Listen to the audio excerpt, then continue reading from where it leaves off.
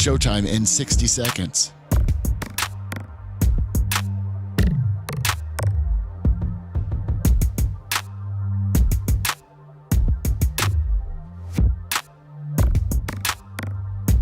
"45 seconds.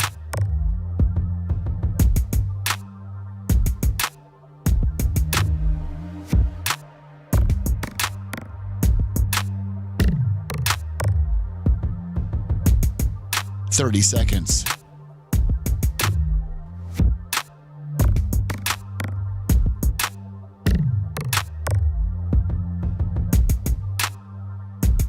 The show will start in 15 seconds, and this is your last audible warning.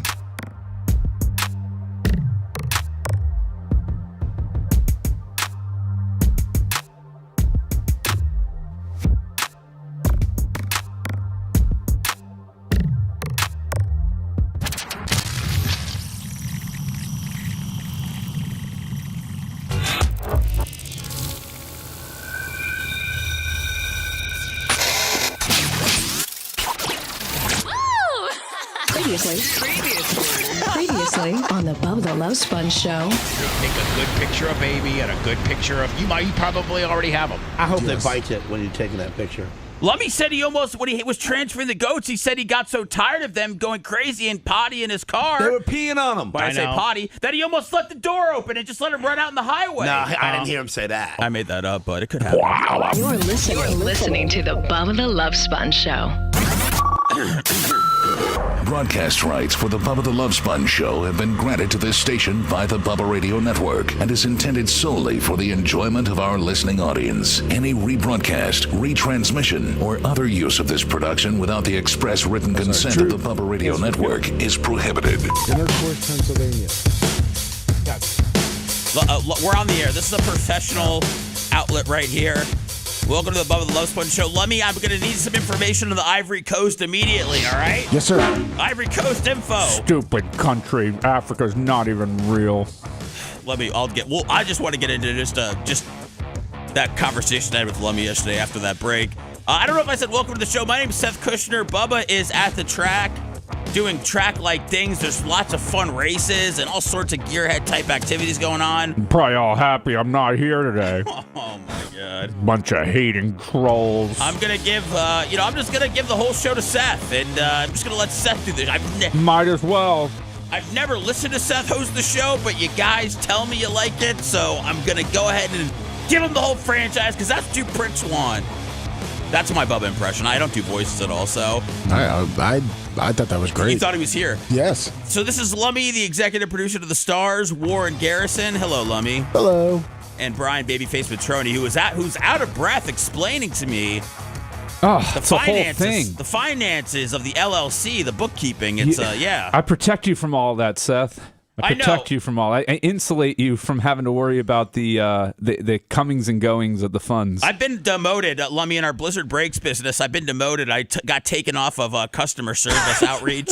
I was on that for a little while. Oh. And then anytime anybody asked where their cards were, I just gave them their money back. I would just give them their money back. I didn't even want to be bothered. I was just like, God, can you guys you guys can't wait an hour for your cards? So Brian just is like, hey, man, you got to, This is a pretty terrible business model we have here. So Babyface fired you from that? Yeah, so he took me off of that, and now, yes, he keeps me away from, the books and everything, because I can't get, I'm a creative mind, Lummy. I can't get bogged down with the, with the finances and all that, so. Worried about that kind of stuff? Look, Seth's a left brainer. You need a right brainer to run the books. And Brian's a big right brainer who wants to make sure that the FedEgov, IRS, is never knocking at either one of our doors, so he's always looking out for us. I don't blame him. Listen, I just met with my accountant yesterday, and there's a lot of different things that you don't want to mess with. What's that like? I can only imagine you having this manila folder full of stained receipts, crumpled up papers, and just handing it to your accountant, going, "This is everything from this year." He's got pictures of receipts on his phone. He's got here. I'll just show you this one right here. Just zoom in on it. Yeah, this is an important one here. That's some real adult type stuff. Now, what do you have to meet with your accountant for what? Because taxes. I do my taxes usually around February. Okay. I'm actually very good on my taxes because I don't want to get in any trouble. I understand understand. I started when I started my the business. That's right. He was a business owner. I learned to make sure you keep your things in order. Okay, so is there anything because of the house that you guys have? Is there extra tax as far as like the Airbnb? Is there a whole extra tax thing that you have to do with that? Kind of, but my guy's really good, so Okay. he takes care of it. Does he get you money back every time? Yes. Okay, those are when you say guy's good, that means he gets you money back, right? Every time. Okay. Is there any truth to the rumors that Fast Fresh Seafood might be making a comeback? Oh yeah. Yeah. Poor Lummy I'll give Russ a call. Poor Lummy gets beat. Lummy gets hit with that every single. Lummy gets hit with the Fast Fresh Seafood as much as I get hit with Why Aren't You a Lightning Fan anymore? Poor guy. Lummy's just trying to live his life over here, and he keeps having to get reminded of when Stone Joey Logano cost him $100,000 worth of fish, and then COVID hit, and things are great for Lummy. Okay, he's got an Airbnb he rents out. Yeah, I started a side business off my real business that collapsed my real business, and let's talk about the side business.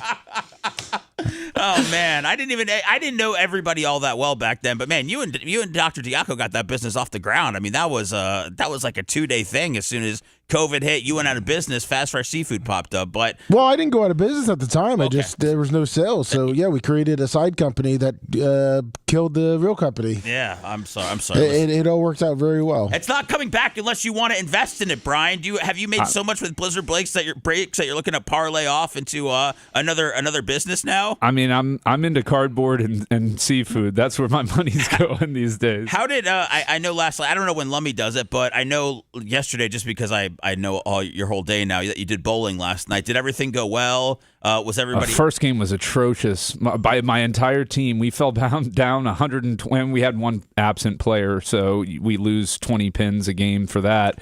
But when no one can pick up a slack. Jeez. I don't know how bowling works. You can only have 2 subs per team. We're regulated by U.S. Pro Bowling Association rules. Are you being serious? Yes. Yeah.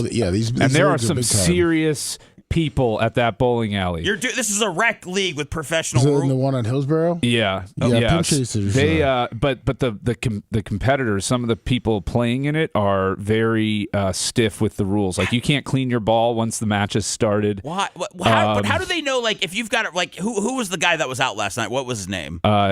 Jennifer. Jennifer. Okay. All right. So No, it is. It's a co-ed league. We were in it with another couple. All right, so this is going to work for me, but I'm just saying, like, if there's another babe that's around there, like, let's say Carol's around, why can't Carol come in and act like she's Jennifer? She can't. Well, you can't lie about who your teammates are. Oh, you can't lie. Okay, this is a very prestigious league here, based on. Well, honor. I mean, why doesn't Major League like bring in players? And You're be not like, Major League. This is a wreck. This is that you're at No, Pin man, Chasers there's on a Wednesday night. There's money involved. There's payouts at the end of the season. Okay, all right. That's right. I didn't know. Hundreds of dollars. I just thought this was just something that you guys go to drink and blow off steam. And That's talk what about we go to do. Okay, but little did I know it was a 36-week league when my wife signed us up for it. That's how they do it. 36 weeks. Every bowling league I've ever been has been like 8 to 12 weeks, which is a reasonable amount of time to be in a bowling league. You're in the one that probably sets you up for summer that leads you into the national. It leads me into not bowling in a league again is what it leads me into. Oh, no, you love this, dude. I mean, these people are your family now. Did you miss Jennifer last night? I mean, you had to feel her absence.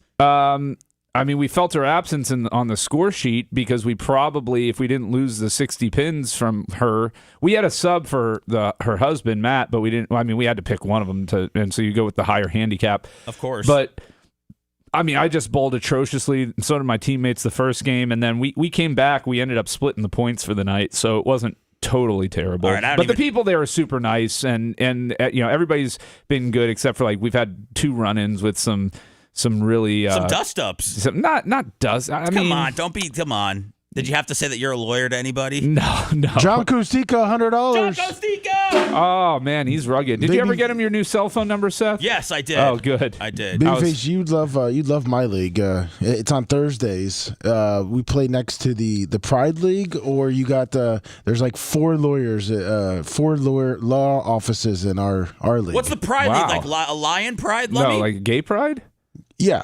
Oh. It's a gay pride league. So wait, there's 3 leagues going. There's a lawyer league, a pride No, league. the lawyers are what's your the lawyers are in our league. Oh, I'm just saying, there's 4 different law groups in our.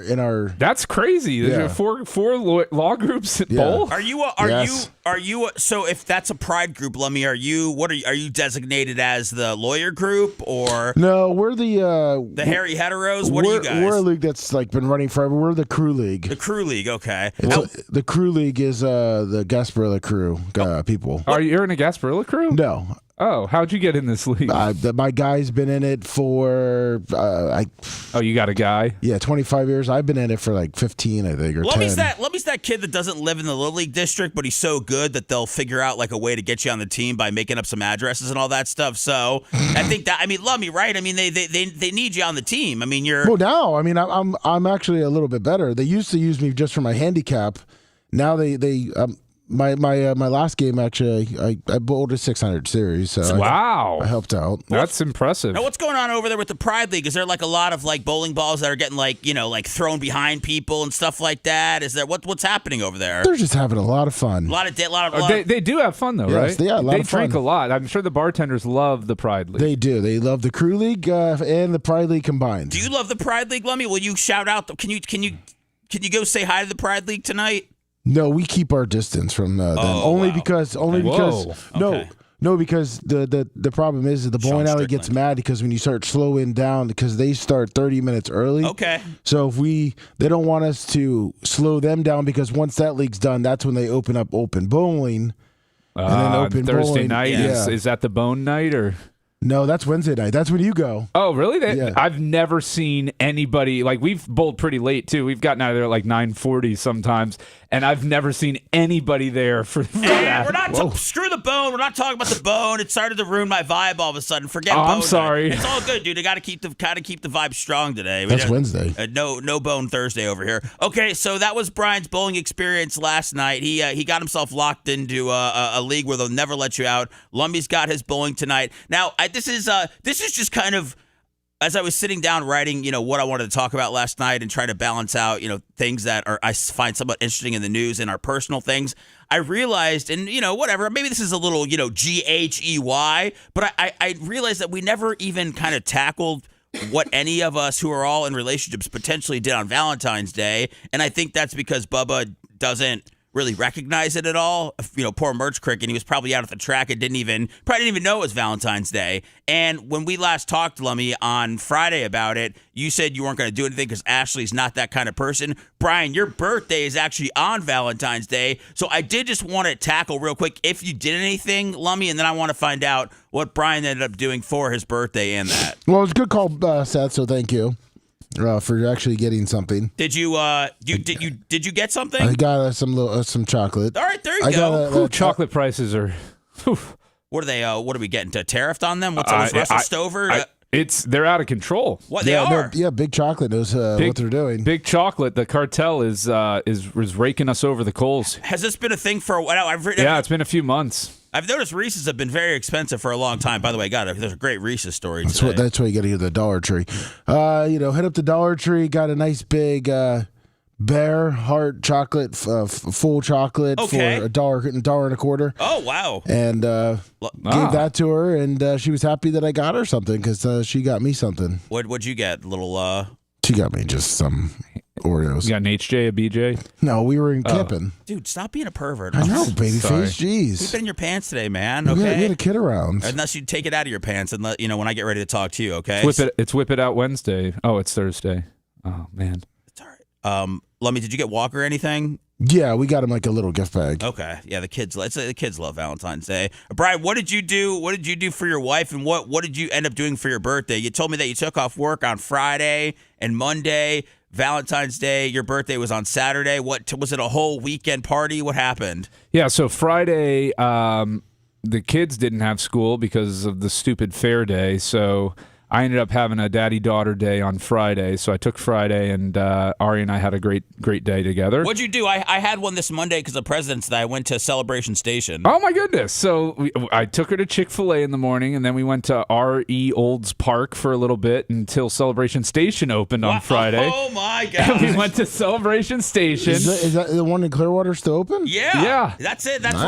wherever. And it's not that bad. He's in Tampa. I'm in St. Pete. We all descend upon Clearwater. And then we went to Countryside Mall for a little bit, and she checked out that launch place there, which is very meh. What's launch? It's like trampoline? like a very small trampoline park with indoor bowling. It's a lesser Elevate, I would call it, with trampolines. Well, everything's lesser compared to Elevate. Yeah. That place is. I mean, but why is it just meh? I mean, a kid. Because even the trampoline stuff it's just like. It's like a quarter of what a trampoline. It's not. Would you feel like you're in somebody's bedroom? It's like a quarter of an arcade, a quarter of a bowling alley, and a quarter of a trampoline park. It's just not enough of anything there, and so it just is underwhelming. It's the mall. It sounds like. I mean, unless they were in taking place in where a Sears used to be, like I think Elevate did. Yeah, that's what you got to do it. So then after that, what'd you do at Celebration Station? By the way, we skipped over that. Very expensive these days. Wheeze Celebration $76, $20. I will say I do like what Celebrations. I don't know what they did. So they made it now that you pay for a game card that you can use for anything there. So, and if you put 100 on it, you get $35 bonus cash. So for that, you could use that for go-karts, you could use that for the little attractions, and you can use it for the gaming. Because it was in the past you had to pay separately and get a game card and pay for the attractions. Yes. So that was at least a little bit better. I did the math on it. It worked out, I think, to be slightly cheaper to do it that way with the bonus credit. So man, it's so great the way you do it. I have no idea what I'm doing until I get up there and I ask the person. I'm like, all right, here's what we want to do. Kind of lay it out how you think I should approach this. So because you have to pay more to do for people that don't know, it's go-karts, there's games, there's batting. Mini golf. Yeah, mini golf. Water bumper. Is that still there? Yeah, the bumper boats. Yeah, they've got all kinds of stuff. Something I did that cost $11 per. Macho Man, $10. Turn your mic up, Seth. Oh my God! Thank you. Was he? Did he put? Yes. He's like, I was at Celebration Station this weekend too. I'm sorry. Oh, Macho Man, I'm sorry. You're on now, Had buddy. an EDM Turn fest your mic there. up. My mic's up. I turned my mic up. I'm sorry, Macho Man. Your mic is now on. If you need to yell at me for anything, I apologize. Should I start the whole show over again? All right. So you did the. Did you play laser tag at all? No. Dude, I played laser tag. So for some reason, I guess everybody ended up going there. Our neighbor ended up going there, who is a 9-year-old girl who's one of Sam's great friends. So they were there. So me and the girl's dad were on a team, and then Sam and her friend were on a team, and it was just 2-on-2 laser tag. And I gotta say, I used to play laser tag back in the day in Orlando, and when it was here in Tampa at QZAR, and this was some of the most genuine fun that I've had in a real long time was playing laser tag, and now I'm seeking out more of it. But I like the 2-on-2 aspect. I don't think I want to go in there with a bunch of people I don't know, but I think I feel like if it's just with your friends, dude, it was some of the most pure bliss that I've had. That's amazing. It really is. I really feel like it could be my new passion. So do you want us to, should we do a show thing at Elevate with their laser tag? They have laser tag there. I mean, it's this show thing. I mean, Lummy, you just took all the joy out of it by mentioning the show. He's like, I get away from work to get away from work. You don't want to play with Bubba? Lummy, you know what it's like to get everybody there and all that. So like, if we decided that, hey, we're gonna go, all of us, and we're gonna take our kids or something like that, like I would do that. But a whole show thing where we're filming it and all that, like it's just fun to run around shooting people, especially your kids. I don't know, man. I'm thinking about joining ICE now. I had a great time. So Brian, you had the daddy-daughter day. So that was Friday. Then Okay. Saturday, I share a birthday with one of Aria's friends in the neighborhood. So we were at Mr. Putter's for a birthday party. Dude, come on, man! You should be able to take the day off from going to birthdays when it's your birthday. No, it's okay. I mean, I'm friends with the family. Did they do a little? Did they do a and Brian when they were singing Happy Birthday? No, and to her? I'm very glad they didn't. Okay. You don't take that away from a 6-year-old, 7-year-old boy that it's his birthday. Well, sometimes when you share who share birthday with Mr. Brian 3 doors down, people the man's got to be recognized. Yeah, no, the kid would have gone crazy. But he wouldn't have been happy about that, and I would have felt embarrassed embarrassed. Like I needed that recognition. No, I'm not emotionally needy like that. But then Sunday, my wife and I planned a little day. So we went golfing in the morning, and then we had thank you to the Seminole Hard Rock Casino, because apparently their computer system didn't recognize President's Day as a holiday, so I was able to get a free room for the night. Oh, and why are they blacked out on holidays? Yeah, so the deal I get, because I'm not as big of a spender there as I need to be, I guess, is I get Sundays through Thursdays, I get free rooms at the Seminole Hard Rock Casino, but not on holiday weekends. But this one didn't get blacked out somehow. So was able to get the room there. We had a nice dinner at Council Oak. I did get into a little bit of a fight with my wife. Hello, your wife? Yeah, and I'm interested to hear all of your guys' take on this. This is great. A physical altercation like Rasheed Rice? Okay. No. All right. So she gives me on Saturday. I get my birthday card and present. And you asked what I got her, so I'll get that out of the way. She had been complaining about having really crappy makeup brushes that broke on her all the time, so I bought her some very nice makeup brushes and like a cleaning mat thing. How'd you know what a good makeup brush? I did the research. Okay, all right. Yeah, Nice. I mean you got to do the research, man. You got to look into it. I'm just learning about makeup now, so I don't know. I just go to Target and see what's cheap, and then grab that for my daughter. But for kids that's fine, Yeah, but yeah. for your wife, and so so she I think is happy with her new makeup brushes. So all right, so let's get into the tussle here. I forget I asked that question. How'd you guys get into the fisticuffs? Well, no fisticuffs. So she gives me the birthday card, and there's a lot of writing in there. I'm like, well, I'm not going to read it in front of Aria, so I waited a little bit, and I go and read it, and like the first two sentences were kind of disjointed, and I just had a feeling. So the next day, this is I'm on the edge of my seat right here, man. The next day, I go to her. I was like, did you use ChatGPT to write my birthday card? And she goes, no. And I go, well, the first two sentences really didn't sound like you.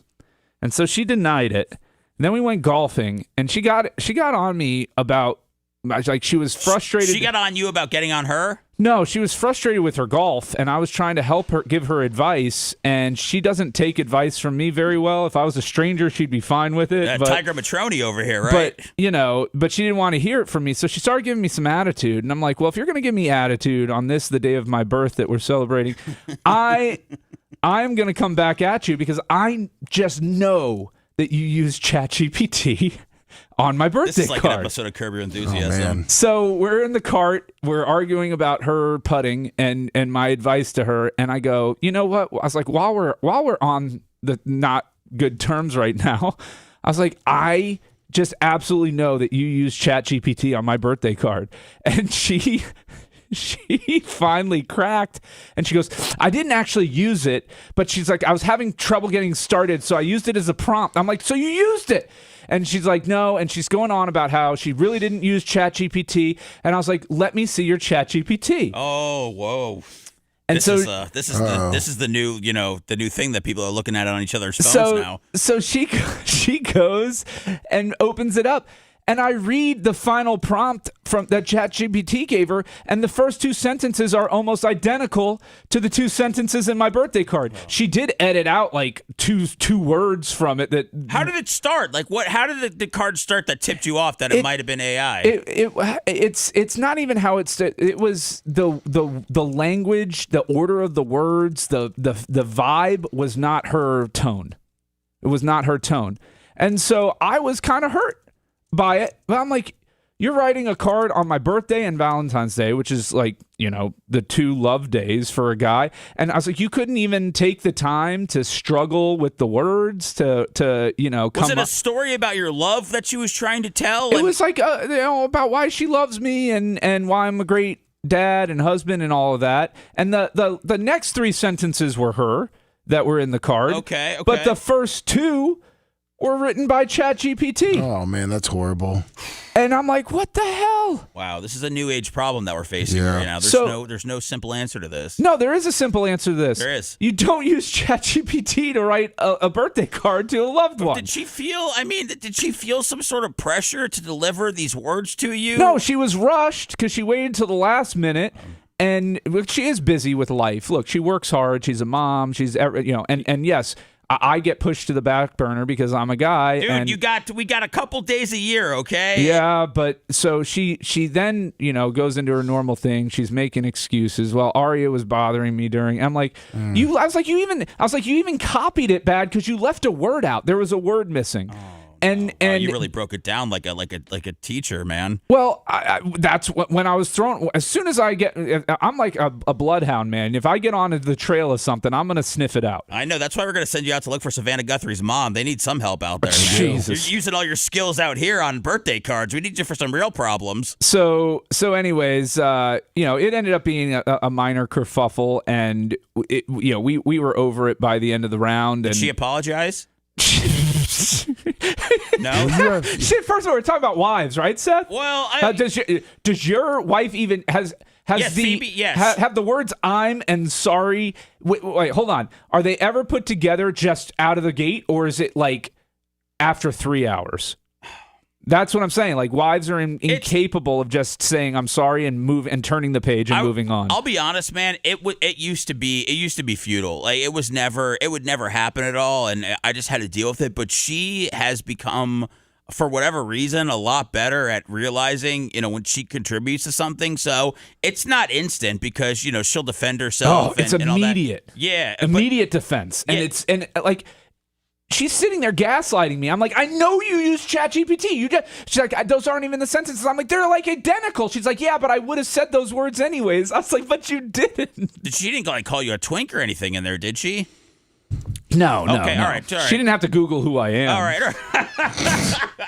So is it, Lummy, you said, is this totally wrong, or do you appreciate that for some, now this is Babyface is shooting this down, but that she wanted to make sure that she got the words right, so she just looked for a little assistance? I don't know. To me, it's easy to write things and easy to, but that's just me. I would rather had a run-on sentence that just was her expressing herself, and you knew that was coming from her heart, of her just blah on the paper. What if she just said HBD loves Steph? Would that have been better, okay? Listen, better than probably having a computer write it. Because she knows I'm not a gift guy. I'm an experience guy. I'm a, You like words. I I do. Yeah. I was like, show your appreciation. And the fact that she would even think of, opening ChatGPT to get a prompt or to start, or need to have a starter for the reasons why she loves me in a card, it doesn't. I don't think it bodes well for the rest of our relationship. Oh no! So did she? So it looks like she eventually apologized.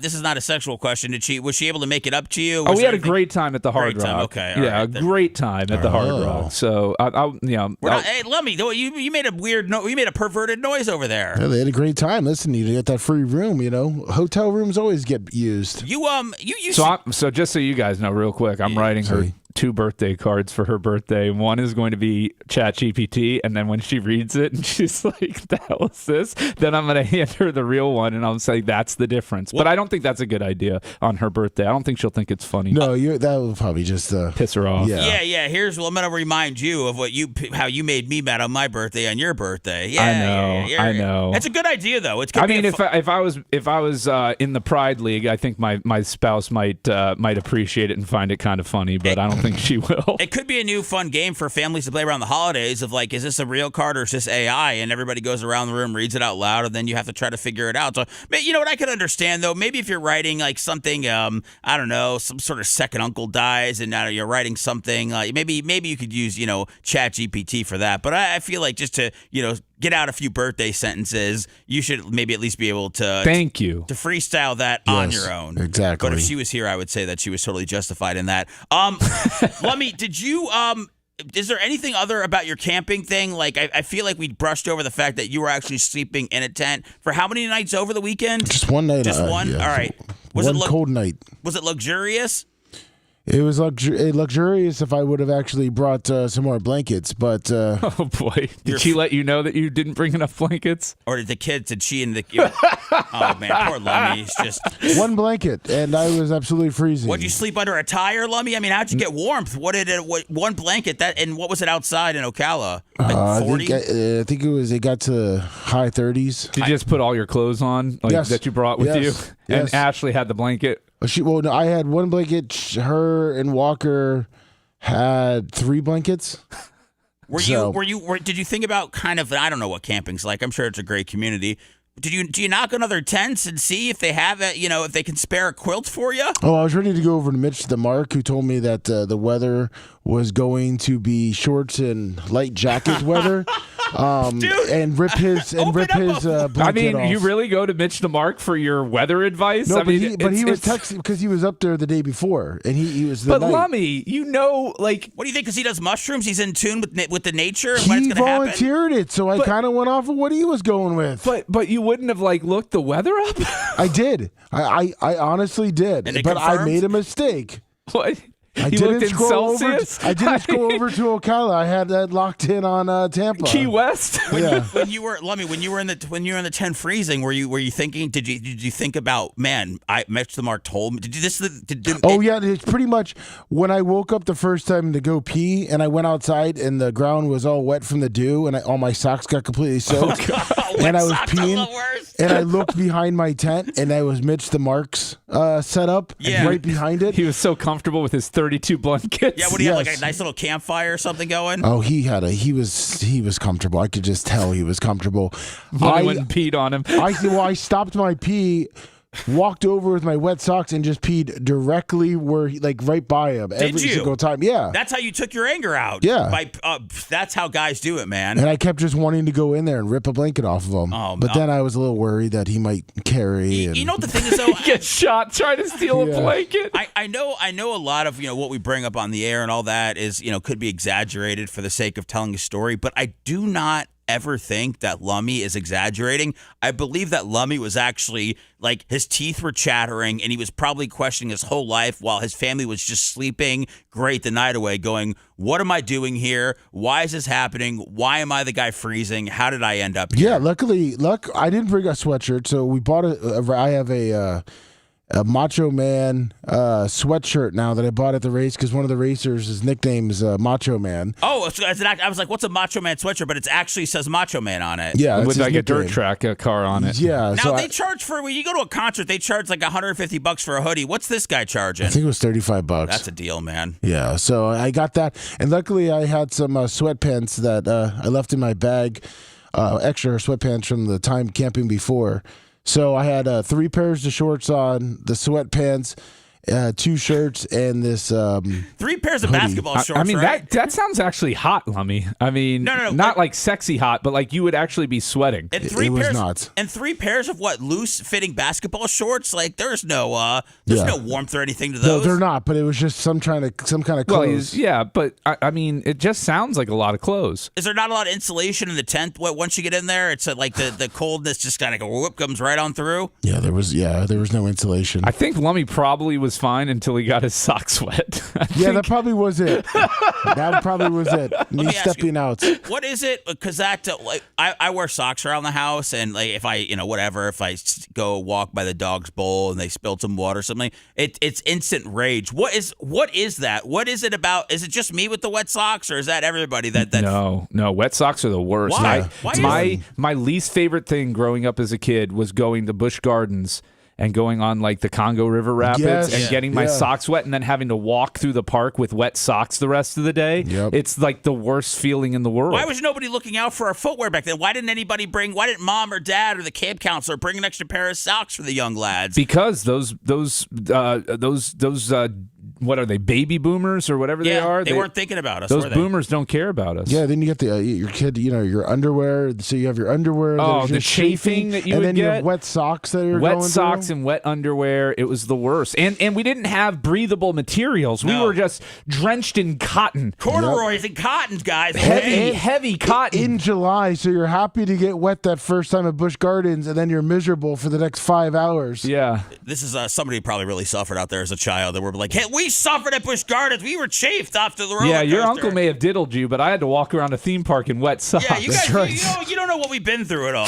All right, so I got obviously we got a lot of things I want to get to today. I do want to talk a little bit about that fraternity. Did you end up seeing the video, Brian? I was talking with Lummy about it earlier, that was going viral. Fraternity, they ended up getting, I think, suspended till 2029 of guys being hazed, and the cops showed up, and then none of the None of the pledges, I guess is what they're called. None of the pledges would talk to the cops at all. That's good. Those are good pledges, man. That's what a lot of people were saying. You got to keep your mouth shut. Were you in a fraternity? No, I would never do that. It's the stupidest thing ever. Okay, that's. I mean, it's absolutely idiotic. Let me pay money to be a part of this social club where I'm going to get abused for the first year and then abuse everybody else for the 3 years after me. I mean, it just sounds awful. That's how I feel. Yeah. But what am? But you don't know, man. I have friendships for life from that. For life. So do I. It's called being a good human being and hanging out with like-minded people. Is there a separation of fraternity people and ones that aren't? Because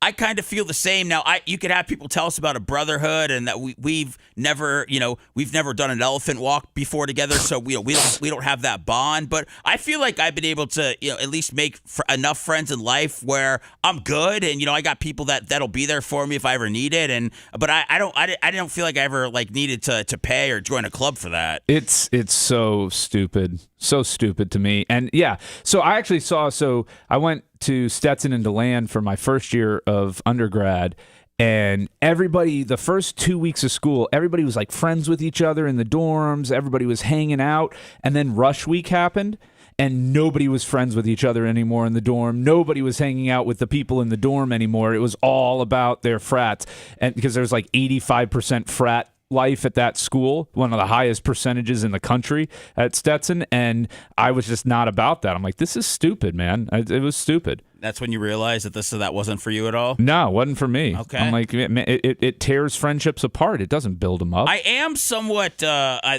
know I'm going to regret this. I am somewhat fascinated if anybody did have to go through some great lengths back in the day when hazing was not really recognized as a thing. If you did have to do some unspeakable acts to get in your fraternity, I don't know if you're allowed to talk about them. I don't know if you get shot. I don't know if I don't know how all that goes. But if it's like the mafia, but if you're able to, tell us what you had to go through. When I show the video, when we get into it, I mean, the kids are basically blindfolded. I think maybe shirtless. I don't know, in a basement somewhere. I don't know what they were doing, but also the fire alarm was pulled, so that's why the cops were there. But also, I know hazing is not legal when it comes to being on campus, but they're not necessarily doing anything illegal, are they? I mean, it's not, if they're standing there, not against their will, blindfolded in a dirty basement. I mean, it's not breaking the law. This is what people online were saying. There's certain elements of, if you're trying to leave the room though and they're not letting you, then that is, if they're forcing you, like blindfolding you and restraining you and shoving you back in, I would say at that point there are laws being broken.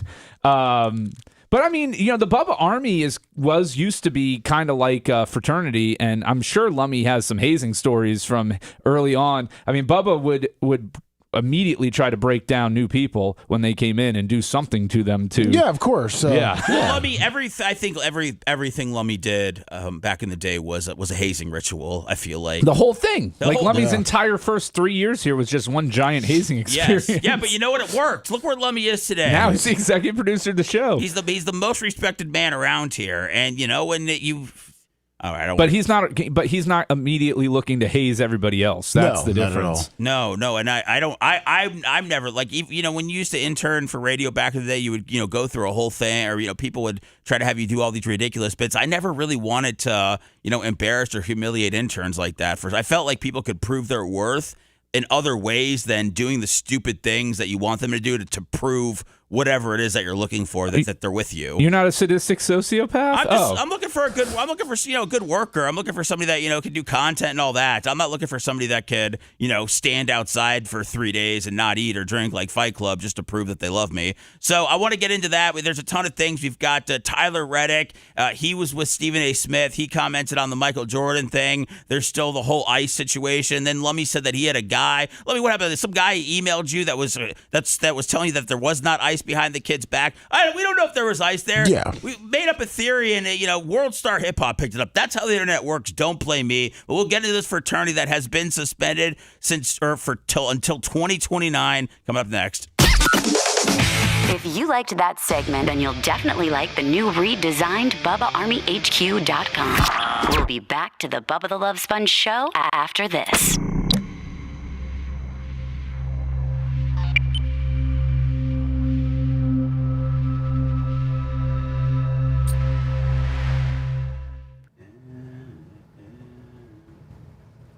81390 Bubba, if anybody's got a hazing.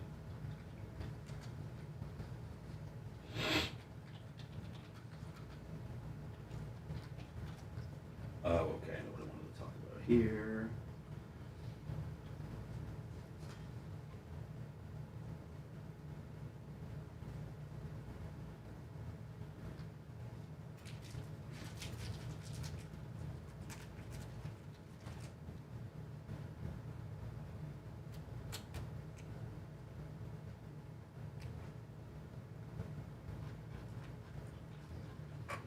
Oh, man. Come get it all for free, criminal energy. Your mic's got to be different than Bubba's mic because you're still like noticeably. Yeah, I changed the mic out. I'm not allowed to use his mic. So you're like 40 behind everybody else. So you bring everybody else down, or you bring yourself a little bit more because you sound noticeably in the background. I'm not being a dick. Okay, I'll turn it up more. Probably need to get you an RE27 for here. Yeah, I'm using the same shitty mic I use every day. No, but Bubba probably turns you louder on your position, I guess. I don't know.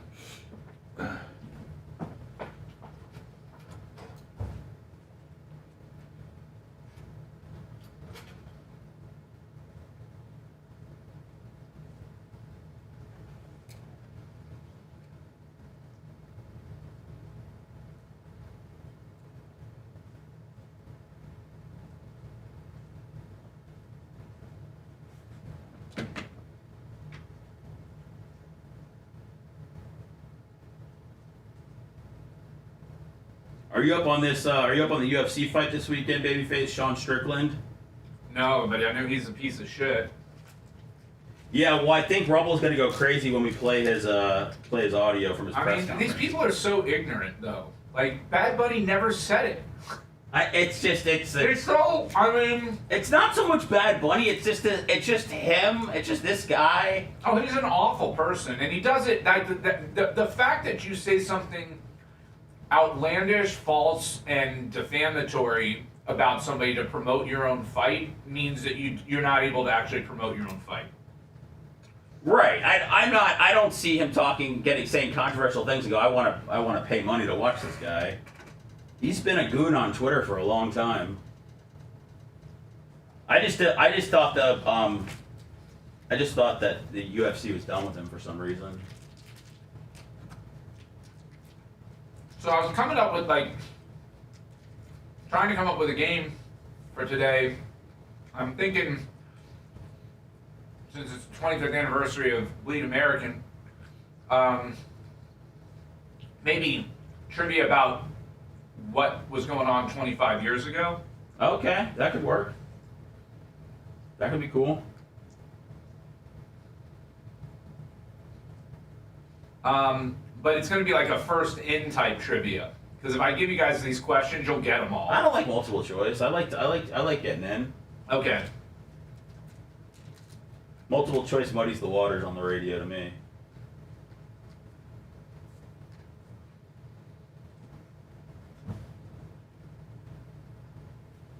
Hello? Can you hear me?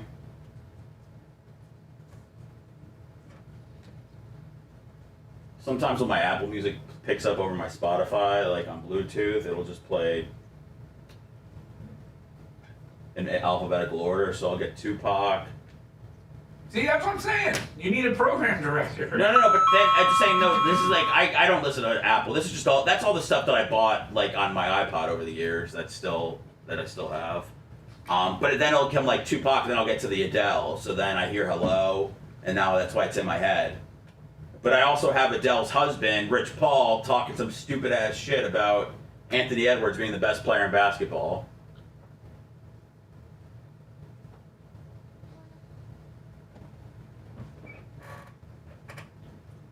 Hello from the other side.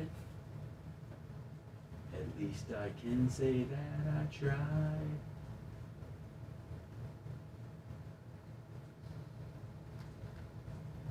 I'm actually glad you haven't seen this footage, Brian. I'll get your good reaction live on the air.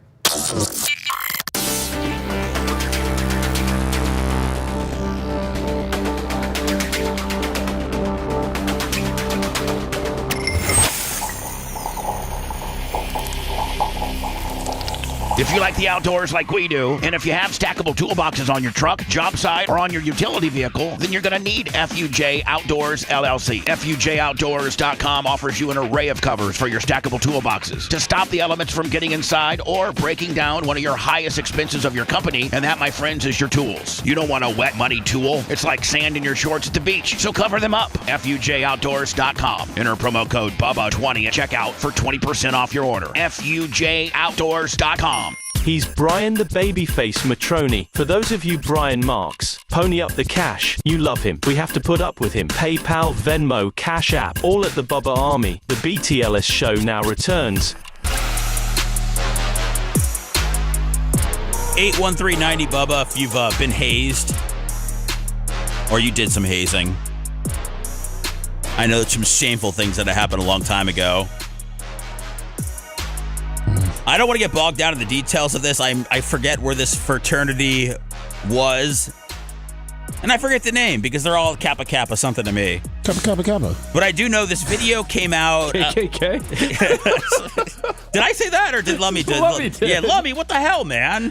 Well, you said they're all Kappa Kappas. Kappa Kappas, that's 2 Ks. But you gotta have 3, right? In Greek. Well, you had a gamma, right? A Kappa Kappa Gamma. Or Delta. I didn't think about it, Mr. Racist over there. Throw a towel in there or something. Man. My bad. I wasn't thinking that way. That's all right, Lummy. I didn't even hear it, but Brian did. Okay. You know why, Seth? You know because we don't think in a racist way. We're not woke, Yeah. We got the woke twink over here. He's looking for racist stuff. He is, yes. The most racist people, they say, are the ones that point out racism. Hierarchy, $100. Woo! I don't agree with that, but that's what people say. All right, here is the. Hold on, let me turn this down. Am I okay, Macho Man? Am I all right here? My best friends is black. Let me see. I'm trying to turn this up right here. I'll project a little bit more, and let's see. Here's the fraternity that a fire alarm got pulled, which I don't know if that was part of the whole deal here, but as you can see here, none of these guys were talking when the cops showed up. I almost thought this was fake, just because the way that the cops are talking and nobody's answering, it almost seems like it's a Reno 911 bit. Does anyone want to be forthcoming on what's going on? It says University of Iowa, by the way. Iowa, okay. Alpha Delta Pi. Maybe Brandon the Quad will be down there. Look at Who's in charge? They're upstairs. How about we start cleaning this up? Everyone take their blindfolds off. So, you see a lot of guys not moving, and apparently, from what I read, I did a lot of research on this. The pledges thought that this was part of the bit. Are they covered in ketchup and mustard? Some look like that. Yeah. Okay. Yeah. It's really cool. It's a brotherhood, Brian. Yeah. No, you can't become close with each other unless you're slathering condiments on somebody blindfolded in a basement. I thought you could go into a chat room and meet people these days. I thought it was a lot easier than having to do this stuff, but semi-homoerotic bonding stuff that these guys are doing. That's nothing brings you closer than this. So here's the. Shit. I've already given multiple commands to clear the room and get out of here. Is he drinking a beer? Yeah. Apparently they're taking this pretty serious. Yeah, yes. So it's like they're trying to. You can see that they're trying. Like the wheels are spinning. They're trying to figure out what the hell to do. Yeah, because they're not breaking any laws. They're there voluntarily. They're in a private residence. There's no fire. So, but you just like this. You go. Okay, obviously, it's against college rules to do this. But these cops are trying to figure out the situation. I can see it. You in charge? You said. Still haven't found out who's in charge? Might want to ask our house dad. Where's he at? Summit. Working at Summit. Summit. That's cool. So you have obviously coming here? Yeah, lieutenant's coming. Okay, cool. Yeah. Definitely figure out why you wouldn't let me pass you initially. Questionable. Yeah. I get it. I would probably be calling your house dad or whoever to get him here, since ultimately he's probably in charge, right? Unless someone else is in charge. I don't have his number, so yeah. Which Russia is that? Yeah. Do you think, are they lying? Do you think they have the house dad's number? Absolutely. What's a house dad? What does that sound? I guess he runs the house. That is the the house daddy is what they make. I guess the pledges call him. My God, that is gayer than anything that I've ever seen at the Pride Parade. Do you guys know how the fire alarm guys set off? Or is it just from? It's manual. Here's the deal. From what I'm being told, this is like shutting down chapter type stuff. I need to start talking now. It's 1 o'clock. Yeah, that's fine. I need to talk to people. You call Summit. Can I call Summit? Yep. I'm not calling Summit. I have no contact with Summit. You're not being very helpful. No, nobody in here has any way Dude, I feel like this is Fight Club, where it's like we're looking for Tyler Durden. It's like we don't know Tyler Durden at all. We don't know. I mean, I don't know if this is. But like I said, Brad, a lot of people are saying that this is what they want. That guy lost his voice from screaming at the pledges for 8 hours. He's clearly the one running the show there. He's blocking the cops from going back into the room on his pledges there. I mean, he was also ripping a nicotine vape right in front of the cop. Not that that's illegal or anything, drinking but beer. Yeah. He's clearly 21. He is running the show. Unbelievable, man. I mean, do you appreciate that he's not? I mean, Brian, like Bubba brings up, you were under the French fry lights one time. I mean, do you appreciate that this guy's standing in for his brothers, or do you just think, as a whole, as an adult looking at this, you think it's absolutely ridiculous? Well, it's absolutely ridiculous. But if you're going to find yourself in this situation, you want a guy like this? You want to be like that, yeah. Okay. Contact the guy that's in charge of this house. This is all going in the department, so we're only making this situation that much worse. I have no contact. Okay, we need to find somebody that does. No one does. He's a house dad. Aren't you all supposed to have contact with him? I never see him. Okay. Well, now they're throwing the house dad under the bus. Well, I don't know. The house dad apparently is now some sort of mythical figure here. So, again, he's Kaiser Sosa. Yeah, it's like you got to watch out for him. So that fraternity has been. I feel like this footage came out yesterday, the day before. It's from 2 years ago, or a year and a half. The police video says November of 2024. Oh, is it? Okay. This came out, I don't know if it was finally that this came out, that they got suspended until 2029, but I did see this pop up. Maybe it's not real. I don't know. So this is a fraternity house dad or house director is a live-in professional responsible for the management, safety, and maintenance of the chapter house. They oversee facilities, act as a liaison with alumni vendors, and provide guidance to members, acting as a stable adult presence while managing operations like meal service and maintenance. Here's another video. So it's really like a landlord that runs the house. Well, I like it. I like that nobody has his number. Nobody's seen him. He's at Summit. I don't know what Summit is, so I like it. Babe, seems like being a house dad's a great gig. Just hanging out? You tell me. No, you tell me. I don't know. You go to University of Iowa? Yeah. You do? What's your major? Business. Business? What's your name? Why? Just wondering what your name is. Jose. Jose? So Jose, he what's got yours? arrested the next day. He got this guy, right? Yeah. Obstruction. Why? Just wondering who I'm talking to. I want to tell you that. I don't want to tell you that. Okay. How old are you? 21. All right. Want to see my ID? Yeah, you got an ID or anything to prove? You ready for this one? Let me finish my beer. Rip. Now watch what he tells the cop. I think it's fake. Huh? I think it's fake. You think it's fake? You think it's fake or you know it's fake? There's two different things there. Campus 142, one by DL, number at Iowa when you're ready. It's definitely not Jose. I go by Jose. He asked. The kid asked, "You want my ID? I have an ID," and then he said it was a fake ID. I mean, I don't know what's going on there with Jose. I don't know what the plan behind all that was. So yeah. Their fraternities are back on the front page right now because of these videos that are going around. So yeah, I know that. What'd you say happened at USF? You said that some fraternities or that got. Yeah, one got permanently banned from USF. They initially got kicked off of campus in 2010. I think it was for hazing or giving drugs to females, and then I think it was underage drinking also got them. So they got banned for the whole time. Underage drinking. Underage drinking, and I believe they were also giving some different kind of drugs to. Well, drugging women is criminal. So yeah. I thought you were going to say that's all part of it here. I know. I mean, it is part of the college experience, unfortunately.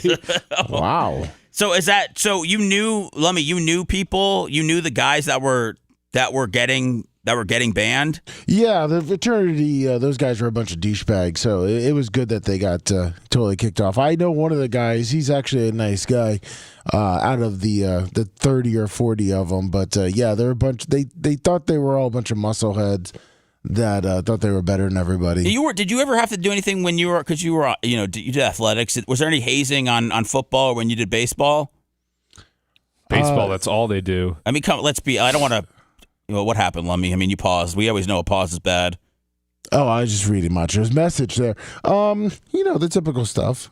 Carry, do the different stuff for the seniors, sing the songs, get up during lunch. And... Now, Lummy, did you do naked stuff, dude? Just No, I mean, he took showers. No, but did they haze you involving, like I said, semi-homoerotic hazing rituals? No, and did they make you get naked and slather you with condiments? No. In college, we didn't have any of that. We didn't have any of those problems. It was more of just, doing the, carry this, sing this, do this, get people what they need, stuff like that. How do you bond and form a brotherhood if you can't put ketchup and mustard on your buddy and be blindfolded in a basement somewhere with another guy whose fake name is Jose with an ID that is not real and, chucking vapes right in front of a cop, man? That's the guy that you want, though. That's the guy that you want to go into battle with. And again, I'm just those are all the comments that I saw on Twitter. Here's Reddick with Stephen A. Smith, really branching out, possibly running for president, now doing interviews with the Daytona 500 winner, and addressing the very controversial Michael Jordan touching his son. It sounds weird saying it like that, but that's what happened. Is there anything that you'd like to say about the media backlash involving Michael Jordan celebrating with your family? Yeah, I mean, from my perspective, I've gotten to know Michael and his family very well over the years I've been here with 2311, and I don't see what other people see when it comes to this. For me, it's a huge moment. This is the biggest moment of my career. It's a huge moment for my family and for his family. And I just, I put that off to the side and just think about how think about the look on Yvette's face, and the whole family and his whole group when they got to Victory Lane 2. And just how happy and everybody was celebrating together. So, yeah. What in the world type of answer is that? What do you mean? First of all, he didn't address it at all. Yeah. He said it seems like he seems evasive. It made it worse. Oh boy, it made it worse. Okay, this is you're seeing that is a terrible answer, Tyler Reddick. This is the guy that's our messaging, just fighting over it. No, it's just why in the world wouldn't you say, I know Michael Jordan was just helping my son? Instead, he's like, I've gotten to know the family over the years, and well, he's not making he's not giving Sandusky, a free pass right here. He's talking about what. All right, Brian, he goes, I didn't see what everybody else saw. But that's so weird, because of course you didn't, because you were busy celebrating. No, but then he saw. I'm sure he saw. But you've seen the video. Like, where's the follow up by Stephen and Seth? But you've seen the video, okay? You've seen Michael Jordan's hands on your son's hiney. And what do you think about that, Mr. Reddick? What do you think about the GOAT touching your son's ample, supple little cheeks? Dude, that's I know you don't really do impressions, but you got Stephen A. I don't know if the voice is exact, but you've got his mannerisms, exactly what he would say. Like, how does it feel that your son got touched by the GOAT? Not LeBron, the real GOAT. All right, here's what about you? Does this seem like what? Does this seem like, Brian, that he's giving it a free pass because it's Michael Jordan? No, he didn't touch. You don't think Michael Jordan did anything, do you? Here's the response. The fact that we're even talking about this is the most ridiculous thing. Jordan was helping my son who had gotten stuff all over him or whatever it was, champagne, whatever. We don't know. You're speculating. Whatever. And but he doesn't need to speculate. He can actually know the answer. And he goes, this is stupid. I was like, we're up there celebrating. He's helping my son, and we're, instead of talking about my Daytona 500 win, we're talking about this stupid crap. Come on, man. So do you think Jordan did anything inappropriate? I don't know. I don't think so. According to every media source I've heard, he was getting ice out out of the kid's back. Okay, all right. We know what media source that you listen to, but I'm asking if you've seen anything legit. Do you think? All right, this is a legit source. We're not gonna. We just had a chance from the horse's mouth, and instead the horse goes, "I was just staring at a vet, smiling." Well, yeah, I mean, Michael Jordan's a good guy. I feel like you're acting. Yeah, he is.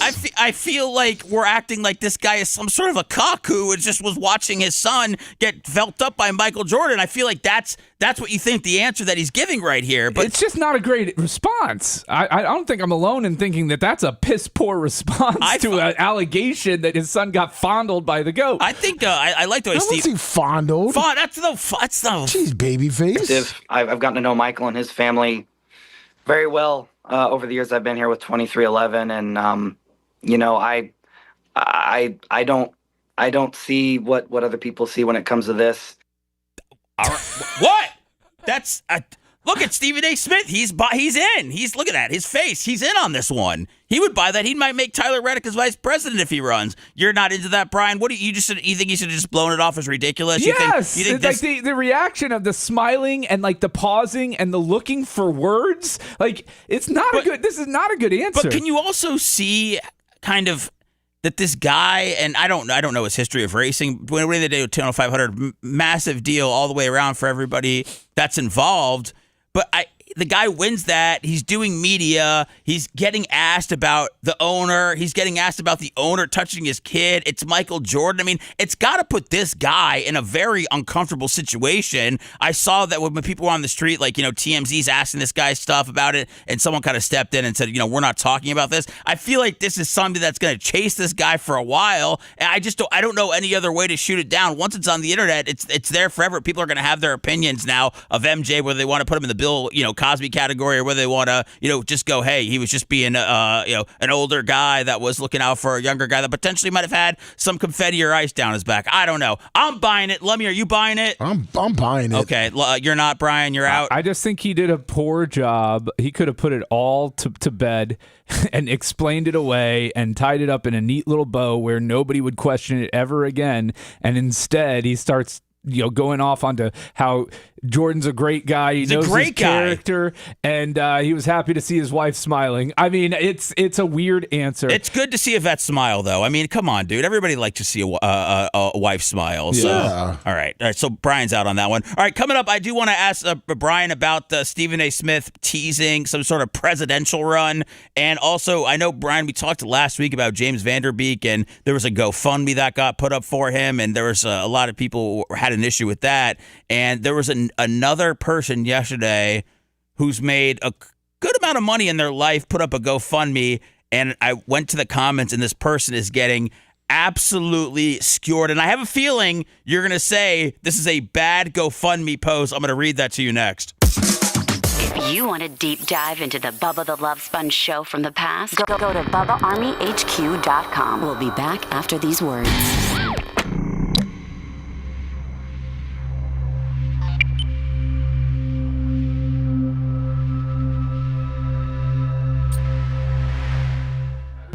Yeah. Whoa, what's with that? Was that Sydney Sweeney? Yeah. Yeah, I didn't see the face because his eyes are closed, so she looks good there. Well, you're going to horny jail, buddy. Horny jail. You flash that up there, and you've got that amount of underboob showing at, 7:01? Of course I'm going to notice. It's not porn, dude. It's not. I mean... Get your porn brain out of here. I'm going to go make TT. Yeah, you make that TT. Hey, Seth? Yes, sir. I sent you a picture. I don't know if you got it. I'll try to. It's proof here, man. Hold on, I got the picture. I mean, look at that. There you go. I mean, what's Babyface gonna do right there? Nothing. Is he not gonna pull that shirt off of the kid? Not gonna say a damn word about it. Yeah, fucking Babyface. I guess it didn't come through. Sorry. No, it did come through. I meant when Babyface was. Oh, okay. I didn't have it. I didn't have your chat pulled up at all. It didn't give me. Now it's open, so I can see stuff coming through. Sorry. Lummy, no apologies from you today. Apology-free day.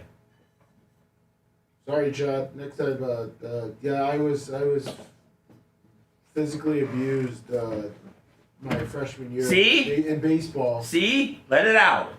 Let it out.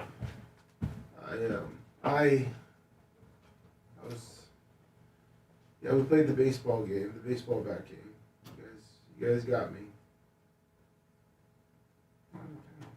We didn't do any hazing.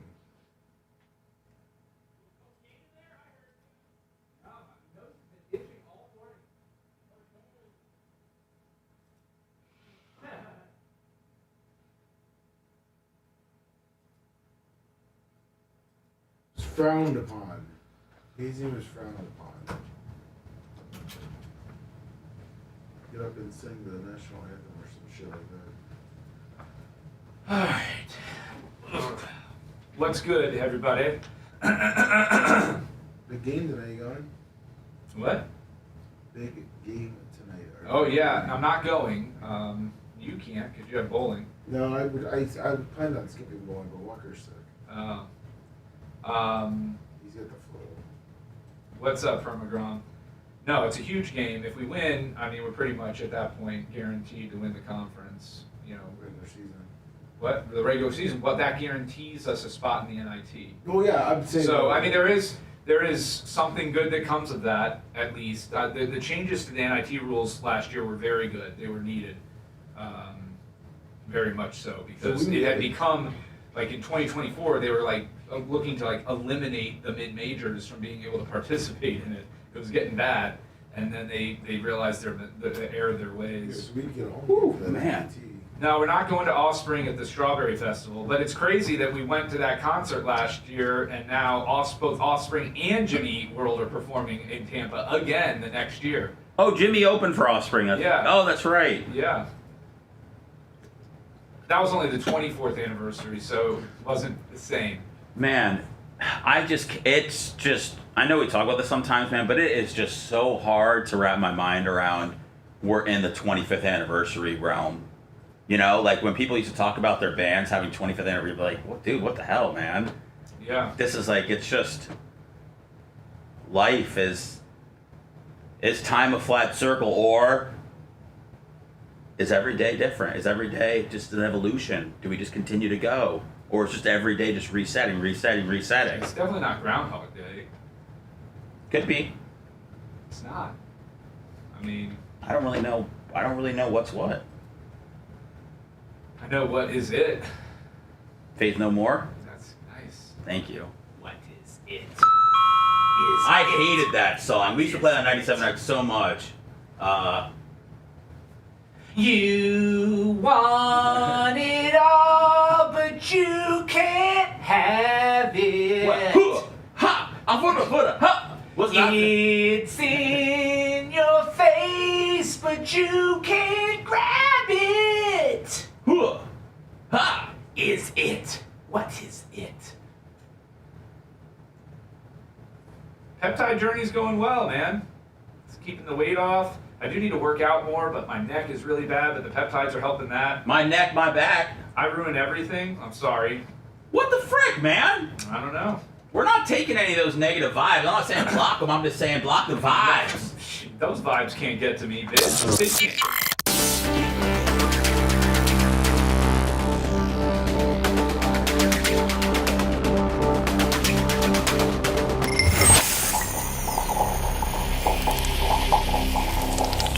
The Bubba the Love Sponge Show, listener supported via PayPal, Venmo, and Cash App. All at the Bubba Army. Now returns.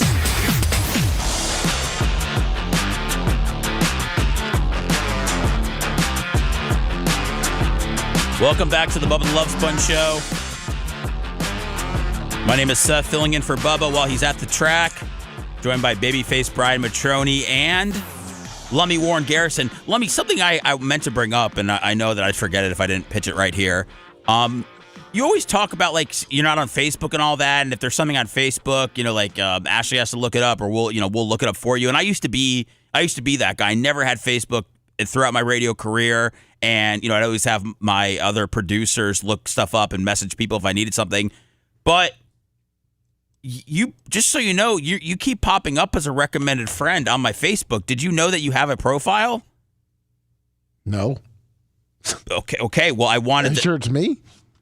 It says it's you. It's you. It says Warren Garrison. It's a picture. I mean, it's not like it's not like a picture that somebody copied off a website. Isn't it like one of him in like his sunglasses or something? I'd say it's like just him, just a standard body shot of him, and it says that we have like, I don't know, 15 or 16 mutual friends. Now, I have not clicked to add you as a friend because I did want to bring this up to you. I thought that there's a chance that it might be a Fugazi, but I did want to confirm with you, but you all seem like you have no idea that this exists. No, I do not. Okay, all right. Well, is it something you want to look into? Have I startled you at all? Do you feel like that's somebody that is moonlighting as you?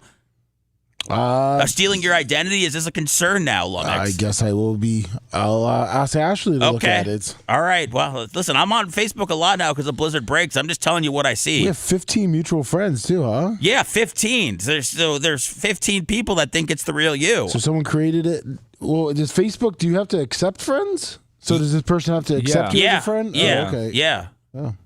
All right. I'll maybe if you want to look it up, or maybe I can send it to you. Are you sure there's been not one spot in your life where you've signed up for Facebook and maybe just forgotten about it? I think he did. I think it's a picture of you holding a fish. Oh, that was my profile picture from like 2012. I don't. See, he had one. Is it? I had a Facebook in like 2012. You still have it, by the way. Yeah, it didn't go away. Did you think it went away?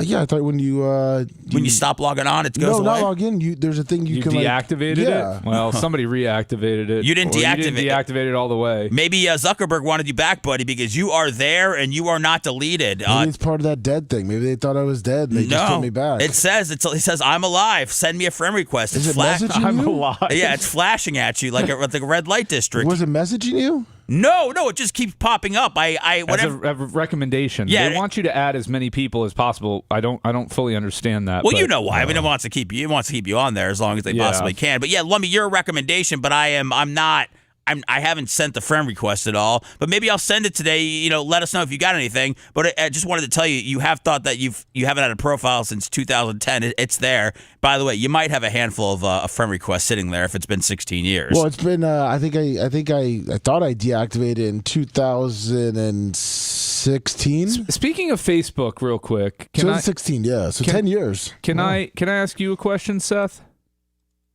Can I just show you this picture real quick that Lummox sent me? Do you know where this is going? Are you trying to avoid it? I actually don't know where this is going. Okay. I just wanted to show this. Lummy sent me this picture. I just wanted to show it. Well, thank you for bringing that to my attention. Of Mr. Reddick after he won the Daytona 500 and his kid, seeing that. I don't know if this is ice, but we're showing that there was back issues, okay? There was stuff going on with the back. Did he pour a beer over his son? No, that looks like water. That's a water? Yeah. Okay. To me, it looked like a beer can from here. No, the kid's got Jordans on everything. All right, the dad's fine with it. We're going to be fine with it, too. What's up? What's your thing? So we share the Blizzard Breaks page, right? Yeah. Okay. So for the longest time, the only suggested videos I've ever seen on there were of card breaks. Yes. And recently... we've been getting suggestive videos of, I'll call them busty women dancing. Really? Yes. Like line dancing and bike week and stuff. Did Bubba break into your guys' account? And I'm just wondering, is that because of anything you've searched or looked at, or what the situation is? Because it's very odd to me when I go into the Blizzard Breaks Facebook page, and it brings you to that homepage there where it just shows like the news feed or whatever, and suggested videos and stuff. And now I'm getting these, like this woman's like, "What should I wear at Bike Week?" And, really? I'm just trying to watch King of Cards make a deal. How many options did she give for her Bike Week outfit? You had to click and do other stuff, and I'm like, you did? Nobody got time for that. Okay, all right. No, I don't search any things like that. I know that mostly my algorithm on Facebook and Instagram, all tied in together, is normally a lot of card stuff, and then it's a lot of there's babes on there. I feel like unless you click I don't want any suggestive or sexual content, I feel like you might have to click that. I feel like that's something that maybe pops up. I will say that it's part of my algorithm, a small part of my algorithm in my other social media sites. It might have bled over. It might have been connected.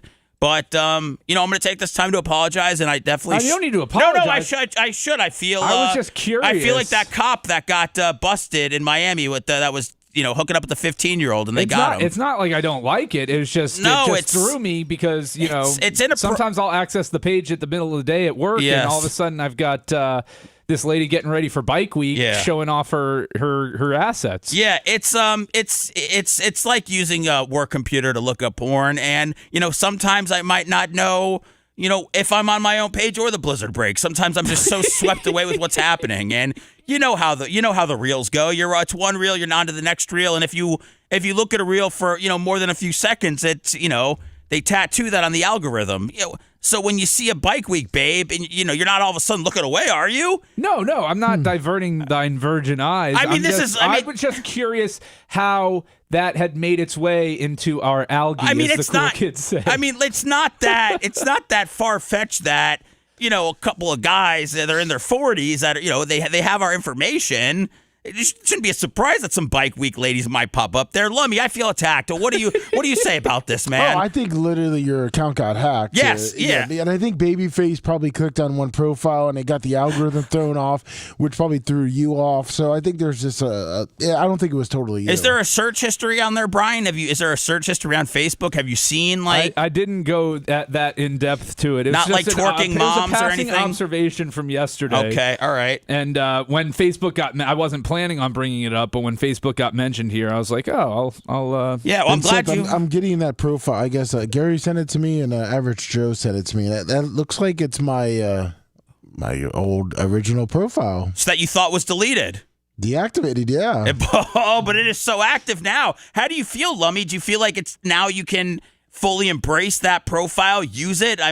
No, I will be going back and deactivating. You're deactivating, okay. Yes. All right, well, just go ahead and approve those people. They've been waiting for like 10 years. Yeah, 10 years out. At least give them the satisfaction of hitting approve, and then, all right, well, I feel very ashamed. I have to go, look in the mirror and, make some tough choices, and when we get back, I'm going to talk about that GoFundMe that Brian might hate. You're listening to the Bubba the Love Sponge Show. If you want 24/7 on-demand Bubba and the crew, go to BubbaArmyHQ.com. The Bubba the Love Sponge Show will be back after this.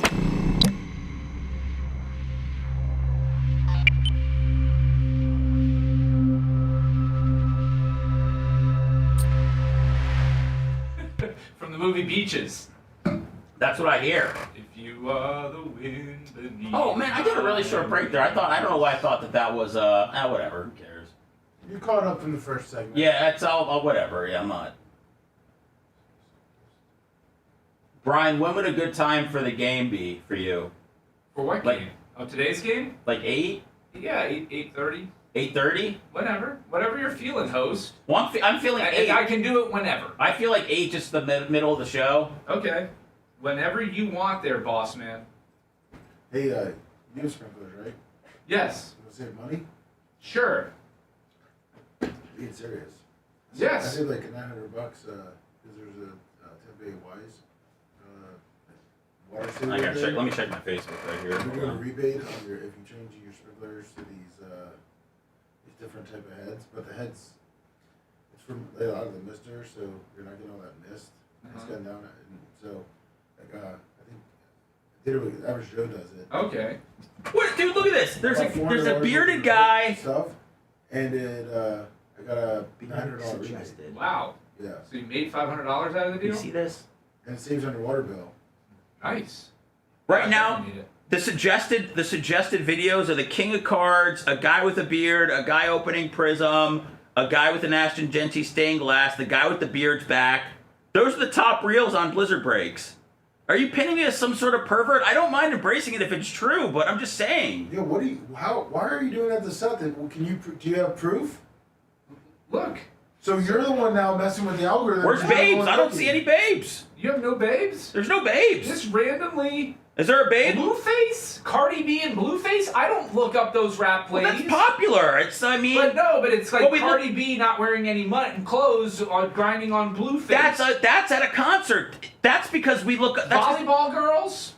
No, that's not me. Stefan Diggs. It's because we look up. I don't know how any of this got here. I definitely have never searched Cardi B or anything. Okay, I don't search Cardi B on Facebook. Are you saying that maybe it's taking it from your Instagram? Are you saying the King of Cards is not on your algorithm? No, King of Cards is on here. I'm getting those still. Yeah. But there's been a new influx of other videos. Well, maybe he's running out of videos. No, he cuts his videos. First of all, these guys need to learn how to make fucking reels. Because their reels are, like, they're frustrating and annoying as hell. I don't want to see 4 seconds of a fucking transaction. I feel like their stuff always gets cut off at the good parts. Yes! Like, who's making his reels? It's like $10,000 deal, and then you see them like only negotiate. He starts talking about through. the first 2 cards, and then it cuts off. Yes, it's very frustrating. And then occasionally you'll get a full deal. Oh man. Yeah. I mean, realistically, because I got 2 of mine. Ashley's parents got it done. Yeah, I mean, I'll reach out to Average Joe or have him reach out to me or whatever. He supposedly was going to come and give us a quote for. He did. He never did, I don't think. Yeah. I remember I told you, are you guys using this company? And then they were still a little under him. Oh, the company we're using was under him? Oh, and maybe I told him to go through the... Yeah, you told me to go through the HOA. HOA because I didn't want to seem like self-dealing. Yeah, that's right, yeah. Yeah. Oh, that's right. That was it. Yeah. So, wow, he couldn't even beat the price of our current guy. That's impressive. Like, we're getting a good deal. Yeah. We knew that our current guy was cheap. We were like one of his first customers. He left another company. So he left a company that was servicing our neighborhood, and then his first pitch was to steal our account. And because he was the guy servicing it, Matt ended up getting it, yeah. So, I mean, that's, yeah. No, he did, that's right. But yeah, I mean, it pretty much all it is. He goes out and counts how many sprinklers you got, and then just switches them. And so, Cool. like I said, When's the program due date? There's still a couple more months. Okay. So. Yeah, I can have them. I need, every year I try to get my sprinkler system just checked, make sure there's no leaks in lines and things like that. That's what he'll go through and adjust the heads. He'll go through on the system because the more like he checks on it, the more they'll give you back. Yeah, make sure your absolutely. system's up to date. Especially like if you have an older box. Mine's 2018, and I've got a rain gauge and all of that. So you're still Yeah.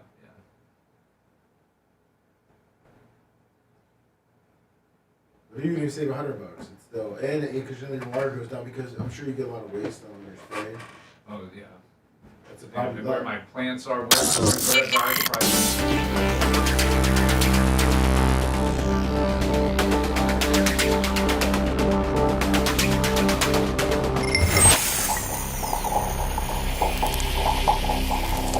Tired of paying sky-high cable TV bills? Sick of juggling endless streaming subscriptions? There's a better way. Go to getabox.com. With Get a Box, you get every channel, every game, every movie ever made. Watch local and national channels, live sports, all your favorite movies, and much, much more. This isn't another subscription. It's a one-time purchase. No contracts, no fees, no nonsense. For a limited time, use promo code BUBBA at checkout for $25 off any box. That's getabox.com, promo code BUBBA.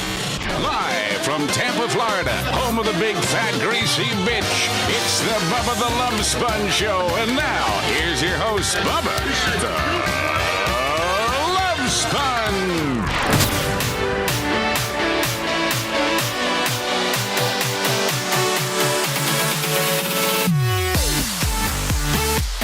It's the Bubba the Love Sponge Show. It is Thursday, February 19th. I think. I never give the date. I don't know. I feel like I should. I feel like it's official. Bubba is out. He's doing his, is it Winter Nationals? Yes. He's doing Winter National type stuff. I don't know if he's streaming when he's out there. I do see some pictures that pop up on social media of him on a tractor and all that. So if you like to follow that, I believe he's on Flow Sports with the races and obviously all our social media. All right, Brian, last week we were talking about James Vanderbeek. He passed away. Sad. There was a GoFundMe that got started. It was like over $1 million. Last time I checked, it was about 2-point-something million. When you were here, it just got over $1 million. Then news came out that he had just bought this massive ranch in Texas before he passed, and people were like, "Why are we giving him money if he passed this?" Then good question. Yeah. Then a family friend said, "Shut the hell up!" But you guys don't know the situation. I guess a bunch of his friends came together. They were renting that house and gave them the down payment so they could buy it. I don't know. I didn't start judging GoFundMe's until Brian last week. Now I'm looking at him crazy. All right, so let me make sure I get this right. Brian Hoyer former NFL quarterback. Was he Michigan and the Browns or? I don't know what college, but he played for. I believe he played for a lot of NFL teams. So he put up a GoFundMe yesterday, and this is obviously horrific. It says our brother Brett and his 4 daughters are facing an unimaginable loss. On February 13th, Carissa Hoyer was suddenly called home to the Lord at age 36. So, go ahead. Michigan State. I don't know if Lummy's just whispering it over and over again over there. Oh, I don't know if he's trying to commit it to memory or what. But all I heard was Michigan. I didn't. Yeah, everything good? Are you good? Michigan. Are you cool, Lummy? Lummy, are you all right? I hate asking you to do stuff. He went full rain Lummy on us. Michigan State. I just want to make sure he's good. I feel like Lummy has a lot of stress. No, I just ruined the show. I'm sorry. What do you mean, dude? You ruined my algorithm. Well, I got Jennifer Hudson now in my. Okay, yeah. Well, thank you. That's I did want to showcase what my algorithm currently is. I did go on Facebook. I was very concerned. All right, so Hoyer played in the NFL for a while. I know that his $46.4 million in career earnings over his 14-year NFL career that had 8 teams: Patriots, Steelers, Cardinals, Browns, Texans, Bears, Niners, Colts, Raiders. $46.4 million he earned. 46 in salary alone. So. He put up a GoFundMe yesterday for his brother and his 4 daughters, his nieces, that their mom passed away. So they're raising money. They've currently raised $69,000 out of $100,000. Brian Hoyer is listed on there as a recent donor with $1,000. He was getting absolutely killed in the comments yesterday. Let me go ahead and Did he create the GoFundMe? Yeah. Oh my God. Yeah. I got to sign up. I got to sign it again. Yes, he created the GoFundMe. It says right here, Matthew Hoyer and Brian Hoyer. And boy. Yeah, so he was sitting out. So everybody obviously was saying that you've made $25 million, you made $30 million in your career. 46.4. 46.4. They're like, why don't you go ahead and take care of this? Couple of questions. One of them is, when something like this happens, is the initial thought going to income? Like, is that where people's minds go if there's a sudden loss of a parent, of a spouse, something like that? I'm wondering, because I feel like this is the first thing that we see now after these happen. The other thing is that because a guy has made millions of dollars in his life, does that exclude his family from potentially getting donations from the public, from, anyone who's sympathetic to this story about suddenly losing a mom and a wife at the age of 36 when you have 4 daughters under the age at 10, 9, 7, and 2. So you're against it, Brian? This is a bad look, man. It's a really bad look. It is? Wow. Brian Hoyer, who made $46.4 million in his career. First of all, the average American in their life, in their entire work life, might make about $2 to $2.5 million. Might. Okay. Wait, is this 46 million or whatever? Is this after taxes? It's got to be before taxes. Okay, come on, Brian. You're not thinking about the taxes. Anyways, the fact that he would start a GoFundMe for trying to raise $100,000, dude. Cut the check, man. I mean, step up.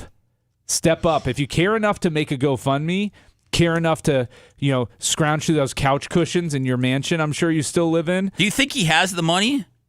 He has to have the money. I mean, unless he got into hookers and blow. Is that like I don't know, to somebody that's made 49, or 40 whatever million dollars in their career, whatever, after taxes and all that stuff, coming up with $100,000, I feel like you could probably do. I mean, it could ding you. I'm not saying he had a contract for a 2-year, $4.5 million deal with the contract with the Raiders as of 2024. That was in California, right, or Vegas? Las Vegas. Okay, so Texas aren't that bad. I'm just saying. It's all right. So here's the thing that we're doing though, Brian, is that the guy's trying to help his brother out, and we're sitting here, and this is why I don't know if this is right. We're sitting here dissecting what this guy's made in his career. We don't know what got taxed. We don't know what he spent his money on. We don't know who he may or may not have helped out privately before with bills or money or something like that. How did this lady die? It just says suddenly called home to the Lord. I don't, it's That seems like one of those, horrific Probably things. shouldn't have answered the phone, but oh no, it seems like one of those. But give me one of those. One of those zookeeper things, man. It's such a sad story too. It's a sad story. It's but really. If you're feeling compelled, if you're not an immediate member of the Hoyer family or close to them, and you're feeling compelled to donate to them, I would encourage you to go on to GoFundMe and find other people that do not have the fame and wealth that the Hoyer family has at their disposal, and go help them out instead. Is all fame and wealth connected, though? I mean, just because he's made this money in his career, I mean, I know he has his own family. Does that... He started the GoFundMe. This is very connected. Does anybody, does there need to be some sort of self-awareness that, like, hold on, maybe I'm going to get somebody else to post this and somebody else to lead the way because people are going to start talking about how much money I've made in my career? Like, is there any of that? Well, the problem is that if just Matt Hoyer posted it, nobody would care.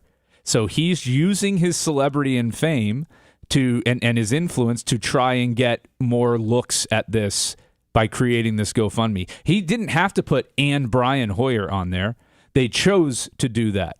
So yes, they very easily could have left his name and fame out of it, and he probably, not to this degree, wouldn't be catching this flack. So he's obviously putting this out to whomever's following, Brian Hoyer, look at anybody of, one of those 8 possible fan bases that he mentioned, but, maybe people that he played with or something, or somebody could reach out and stroke a check. They might not even go through GoFundMe. I feel like a lot of the times if people need money, they might just reach out to them directly and, get it to them if you have that kind of connection. But I feel like when you start looking up, what a guy's made and you start breaking down the finances, I just don't know what's right and what's wrong. I don't know if it's wrong to post a GoFundMe. Maybe you could post it and then it's up to people whether they want to give or not. How about this? Once you make it public, you get judged, and you have no say or control over whether or not you're getting judged about it once you make it public. Once you decide to go from having a private thing where maybe you're reaching around to family and friends to try and scrounge up money for these kids,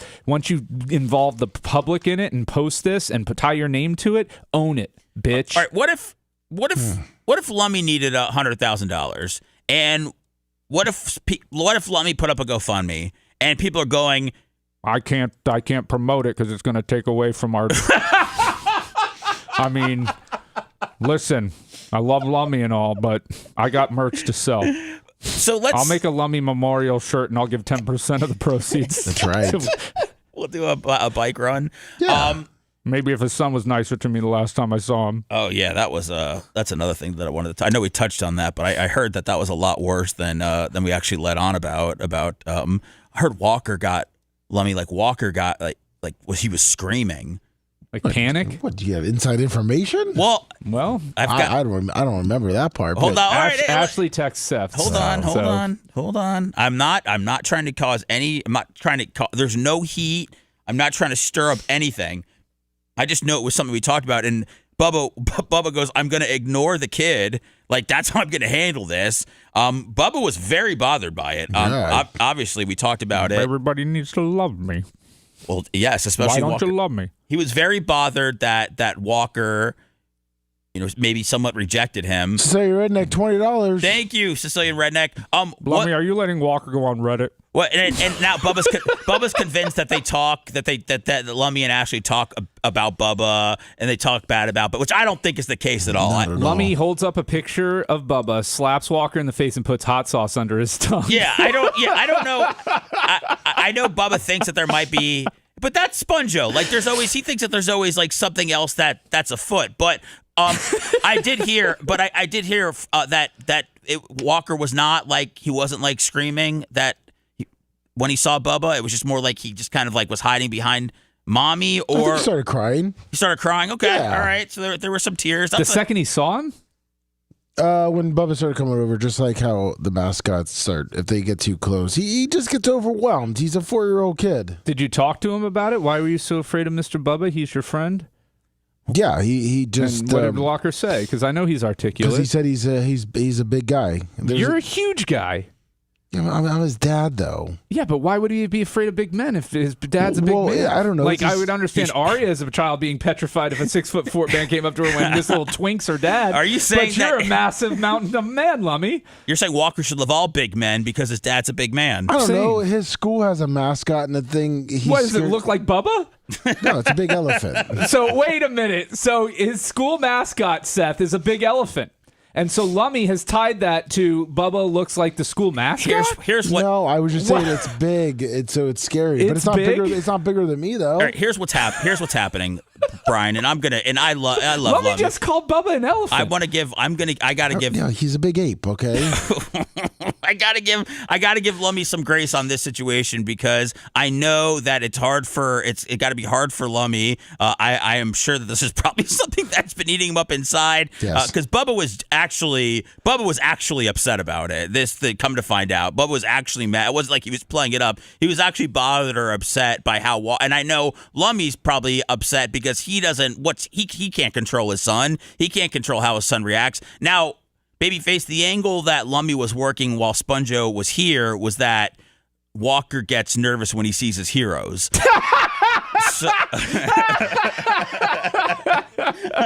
Well, I mean, it's true. I mean, it's 100% true. Which the mental gymnastics to get to that, I respect. I respect that Lummy had to get to that point to try to make something out of this. He was overcome by your stardom. Yes, yes, Babyface, you're getting it. You're finally getting it. Listen, I remember when I met I really liked him at the time. I met Bill Elliott. Okay. And Bill Elliott was like a hero to me when I was a kid, and I went over to Fan Fest, and I think it was the Pepsi 400 back in the day. And he put his Winston out on your forehead. And I was like 6 years old, and I remember, hey kid, he talked to me. He said something to me, and I remember my aunt at the time. She took me to the thing, and she said that I started getting so like excited, worked up that I started crying. Did you pee yourself? I threw up. Hey, all right. So I mean, that's just unfortunately. All right, but I will. All right, but for the sake of just having this conversation, Walker sees him every day on the TV. Yes. He sees his stickers everywhere. When he points out his stickers. So he's very familiar with Bubba, and you're saying that level of familiarity is what caused him to be so scared of him? I think he sees him on the screen. It's like Bubba sees him as a. So somebody in chat asked a very good question. Thank you, Barbara. How does he react with Santa Claus? Oh, he's scared. He's scared. Yeah. Oh, he won't. Yeah, he. But have no photos of him with Santa Claus. Oh, we have to hold him, and most of the time he's crying at that point. Why you do that? Why are you putting him on some stranger's lap against his will? He's not usually in our lap in that case. Okay, that's a good point. All right, now what about the Easter Bunny? Same thing. Mascots. Easter Bunny's creepy. Yeah, the mascots. I mean, everything. So Bubba, elephants, mascots, Santa Claus, Easter Bunny. That's. Lummy, were you humiliated when Walker started crying? So what's the word you would use? Very disappointed. Disappointed, knowing that I was going to hear about it. Yeah, and it was going to just be talked about, and then Bubba was going to have a lot of disappointment too. So Fish on Jay, $50. Thank you, Fish on Jay. Woo, woo. Did he react that way to any other adults at the racetrack? Yes. Who? He, the guy's the salt of the earth on the racetrack. Nash, one of the Nashes. Okay. He screamed and cried and ran behind mommy. Well, yeah, he didn't want to get like. Did he cry? Yeah, he started. He started tearing up. Lummy's stuttering. He started tearing up a little bit. You said you believe everything Lummy says, Seth. This is one time that I do not. Oh no! I know that Lummy, which I actually do appreciate sitting in this chair sometimes. That Lummy will co-sign, especially when my algorithm was in question, which I appreciate. But I didn't know. Like I just thought originally when I heard the story, I thought Walker might have just been shy and hid behind Ashley. I didn't know that he started crying, or maybe I missed that part the first time around. So I know that had to eat Lummy up inside. See, the thing is that it might also be that I think Bubba came in for a hug and hugged Ashley, and that's when Walker started crying. Okay, so maybe that's what it was, which is what I said. Maybe Walker still sees from the bar where Bubba grabbed Ashley's butt, and now he had something traumatic where Bubba's giving Ashley a hug, and now he's maybe Walker deep down thinks mommy's replacing me with Bubba, Boy, And you've he's done. upset about Boy, that. you've either talked to a therapist or you've been doing some deep research. Or you need to talk to a therapist. This is all right. I kind of understand that. When I was little, we went to Pizza Hut with my dad, and he ordered a beer, and that was the first time I'd ever seen him drink a beer, and I started crying, and then he returned it, and I just was like, it was just in my head that beer was bad for some reason, and I couldn't believe that my dad was drinking it and all that. So So I'm saying, like, I don't know if he sees something bad in Bubba, which is, I think, the kind of what everybody's assuming, and then that's why he reacted that way. But you are sticking to the theory that he gets nervous around big people who he could be considered heroic, and that's why. And very famous. Yes. And that's why he felt that way. 100%. Okay. All right. We'll stick with that, Lemmy. You're off the hot seat, man. I'm sorry. Listen, I'm sorry. No, you don't need to be sorry about anything. I just know that from Bubba's perspective on Monday, I know that Bubba's going to talk about how he feels about it. When he was, but I wanted to know how you felt about it, because you're caught in the middle. You're caught in the middle of Bubba, who's genuinely upset about you, and you're caught in the middle of your son, who you cannot control his emotions whatsoever. How did Ashley feel about it? Oh, she told Bubba just to ignore him. I mean, well, and here, Kathy Phelps. Kathy! She was there. She said, I was there, and that's what happened. About when Bubba hugged Ashley is when Walker started absolutely losing it. Okay. All right. Our second eyewitness account that's confirmed that it all right. So if maybe the hug doesn't happen next time, Lummy, there's a chance that Walker. Oh, jeez. Ashley's in chat now. Oh God. Okay. Ashley said he can only have one big guy in his life, and Lummy selflessly took that position. Okay. All right. All those work. I am not trying to stir up anything here. I just wanted to get into how Lummy felt because that's important to me. I care. All right. Mike Evans, I didn't know there was any drama involving Mike Evans. I guess was there speculation that he's retiring, and then his agents came out and said that he is going to continue to play. He's just going to be looking for a new team. Is that what happened? Well, yeah. He's going to talk to the Bucks first, and then he's going to, if they don't give him, the money that he feels like he's warranting on the market, then he'll go and talk to other teams. Which that's not good for the Bucks because he'll get more money on the open market. Yeah. The Bucks Bills can't need a receiver like him. There's quite a few teams that could use a Mike Evans in their life. I mean, you guys, I just he's most likely gone.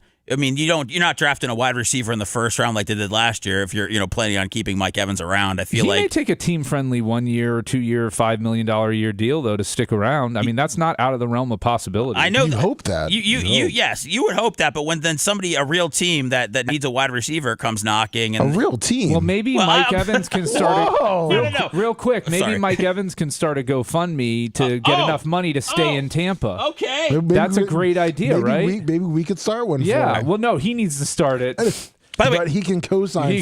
We'll start it with him. Yeah, we need that celebrity to push it. Hey, Seth Sports guy up there. What do you mean by a real team? I didn't mean real team. I meant that they have one winning season, and all of a sudden this guy's all like, right. Listen, 2 Super Bowls. I'm pleased. No, I'm talking about the Bears. Oh, Okay. I'm like, I was about to start going like Babyface. Come on. No, let's gloss over the fact that won the division 5 or 6 times in a row. How many Bears do the Super Bowl have? I mean, the Bears. How many Super Bowls do the Bears have? Listen, I understand that they pale in comparison to the Buccaneers as a franchise. I would never sit here and act like the Bears are some sort of bigger brand than the Buccaneers, right? I am sorry for what I said. I would dump myself if I could. I did not mean. What did I even say? You said a real team. I didn't mean that. I meant a team. I meant a team that has money that is competitive. That's what I meant. I meant like a real team where he has a chance to win a championship and make money. That was not a knock on the Buccaneers. What I'm saying is you could take a hometown discount, or you could have a chance to win and make money. Well, I do think I will defend Seth on this. I do think that is factoring and weighing into his decision, is that he's probably got 1 or 2 good years left in him, and he knows that physically that's all he can handle.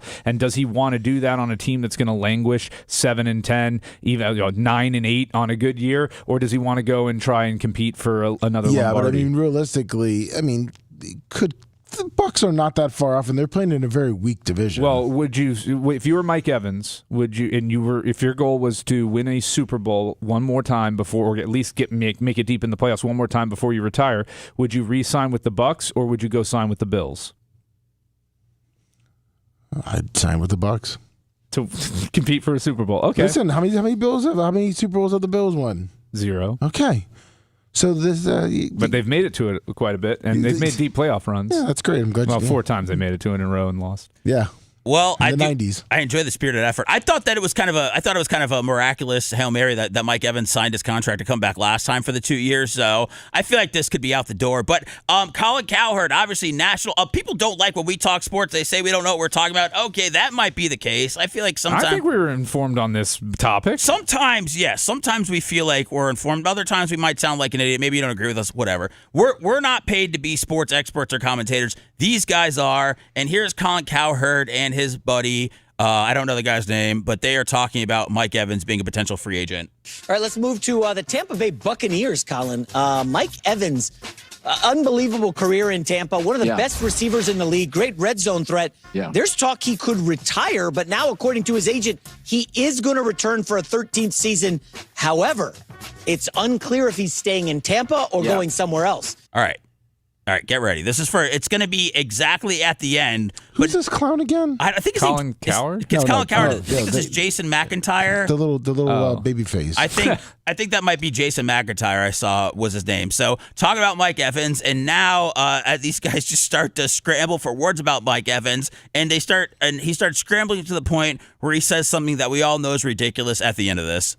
Now, listen, this guy's had 11 straight seasons with 1,000 yards. He's still very good. He's not like still a top 5. I don't know about a top 10 anymore, but he's still very good. Yeah. I think he could help a contender. I mean, if you're Buffalo, you're just getting Josh Allen on the horn. Please recruit this guy to Buffalo, because if he doesn't stay in Tampa, and they have some good receivers, somebody's going to get a good one in Mike Evans. He's a pro. Does he get Hall of Fame votes? I would say yes. He's a pro, guys. Does he get Hall of Fame? He's a first ballot Hall of Fame. I know. I love it, though. I think he has to, right? Obviously, last season, had some injuries, only played 8 games. So some people are going to be like, well, I don't know if I want Mike Evans. Listen, he's going to be motivated to chase a Super Bowl. Hasn't sniffed one in Tampa. What? Has not sniffed one. Has it sniffed one? Yeah. I want Mike Evans. What great insight he's going to be from motivated guys that are paid to talk about sports. Hasn't sniffed one in Tampa. Yeah, he obviously won one with Tom Brady. But listen, and we're that one play in the playoffs the next year away from against the Rams, one blown coverage from ruining the from going to the Super Bowl again. They would have won again. They haven't sniffed it. They haven't sniffed it. Now does because you got Chris Cowherd. He's a big time guy, and he's like, does Mike Evans get in the Hall of Fame? I mean, are you serious? You know what though? This shows is that the Tampa Bay sports market is notoriously underlooked and underappreciated by national talking heads. Oh, yeah. Notoriously. Like, we're the 12th, 11th biggest media market, and they treat us like we might as well be Ivory Coast. Yeah. Well, I mean, Mike Evans was okay. Mike Evans was always under the radar because, obviously the Bucs weren't always that great when he was having his 1,000-yard seasons and everything like that. Then Tom Brady came in, put Evans, on the map. I think everybody saw him as, the top 5 receiver, top 10 receiver that he was. So I just found it interesting that people are. It's not just Tampa people. People are killing that guy online for not knowing that the Buccaneers. He should be killed online for not knowing that Mike Evans is a first ballot Hall of Famer. One. The only other receiver to do what he did, and he actually surpassed him, was Jerry Rice. Okay, that's number 1. And number 2, for not knowing that he won the Super Bowl, those guys should lose their show for stuff like that. Really? All right. Greg from Canada, $20. Yeah, he just signed a 3-year extension. Jesus. Is it Cowherd or is Jason McIntyre? Yeah. Unreal, man. Jesus. Yeah. What's his specialty? Pontificating about where Mike Evans might go. Yeah. All right, so I'm not an MMA guy. Sniff this, Jason McIntyre. I know Sean Strickland from just having the internet and knowing what's going on. I guess he's one of those say what's on your mind kind of guys. I appreciate that he's didn't mince words here. Obviously, it's to sell a fight. Brian, do you know? I from what I realize, I've just seen him get in beefs with the Pauls and everybody online. He seems to be obviously a very polarizing guy. Is he a massive name in UFC? I know he has a fight this weekend. He would be like, if he was in the WWE, he would never get to compete for the heavyweight championship. He'd always be going after like the Intercontinental strap, or they might tag team him with somebody. So he's like put it in terms mid-card guy? Yeah, he's an upper mid-card guy, I would say. Okay. He's like the honky-tonk man of the UFC. That's good. That's good. good. It's a good spot to be. So what's he known for? Is he known for his fighting, or is he known for talking? More so for his talking than his fighting. He definitely gets more attention for his talk. I mean, he's 29-7, so he's not bad, but he's lost 2 out of his last 3. He did win the middleweight championship. He won a decision over Israel Adesanya. But since then, he's been win-loss. He lost to Dricus Duplessis twice, who is the champion now. Has he been out of the? How long has he been out of the game for? Who? Strickland. Oh, he last fought last February. Last February, okay. So, yeah, he's coming off a year layoff. All right, so as soon as I saw this, you could obviously see the background, but I go, oh my God, this guy, he's got a fight to promote. I don't know why. Well, I guess I know why, because you know what you're going to get. They're still asking people about the halftime show. I mean, that might be a question that people get asked for the next 10 years. But here is Sean Strickland, and it's everything's beeped out, guys. There's a lot of beeps, but that's how passionate this guy is. And here's the thing: you might go, Rumble's gonna love this, but some people might go, oh my God, I can't believe he's saying that. I appreciate that he's not mincing his words at all. He's just telling you how he feels. Maybe he's full of hatred, or maybe he's a full-on patriot. You decide. Look at the NFL, dude. You had that. I don't even want to say the faggot's name because, it's just what? Somebody give me his name. Just come say his name. I want to say, I'm talking about the halftime show guy, the Puerto Rican, right? Puerto Rican. Bad Bunny? Bro, yeah, that fucking faggot. Dude, it is so crazy that this is America now. Back in the day, dude, the NFL was the fucking standard of being a fucking man. Does he feel this? Do you feel? So first of all, he was not prompted to talk about Bad Bunny. Yeah, this he brought up. Did this come out of nowhere again? Came out of nowhere. Okay, I mean, I don't know how the NFL came up before. Let me give me the first 10 minutes of this interview. I don't think he was asked specifically about the halftime show. Yeah, you're right. It just kind of come out of nowhere. Don't get me anything. I feel like you have enough to do when Sponjo's here. Although I do want to talk about the Ivory Coast when we're done with this. Look at the NFL, dude. You had that. Oh yeah, this is kind of coming out of nowhere. They asked him about Ronda Rousey too. He went off on that. Look, again, he's selling fights, but this is genuinely how he feels. I don't even want to say the faggot's name because it's just what? Somebody give me his name. Just come say his name. I want to say, I'm talking about the halftime show guy, the Puerto Rican, right? Puerto Rican. Bad Bunny? Bro, yeah, that fucking faggot. Dude, it is so crazy that this is America now. Back in the day, dude, the NFL was the fucking standard of being a fucking man. And now every fucking year, the NFL, I think they all get together around a table and say, guys, how do we fucking ruin this sport? How do we get it up? How do we fucking ruin it? Well, I'll tell you what, why don't we bring a gay foreigner who doesn't speak fucking English and have him perform it? Get the fuck, and then you have yeah, dude, it's the NFL is fucking pathetic these days. So even the NFL players fucking probably hate it. Yeah, no.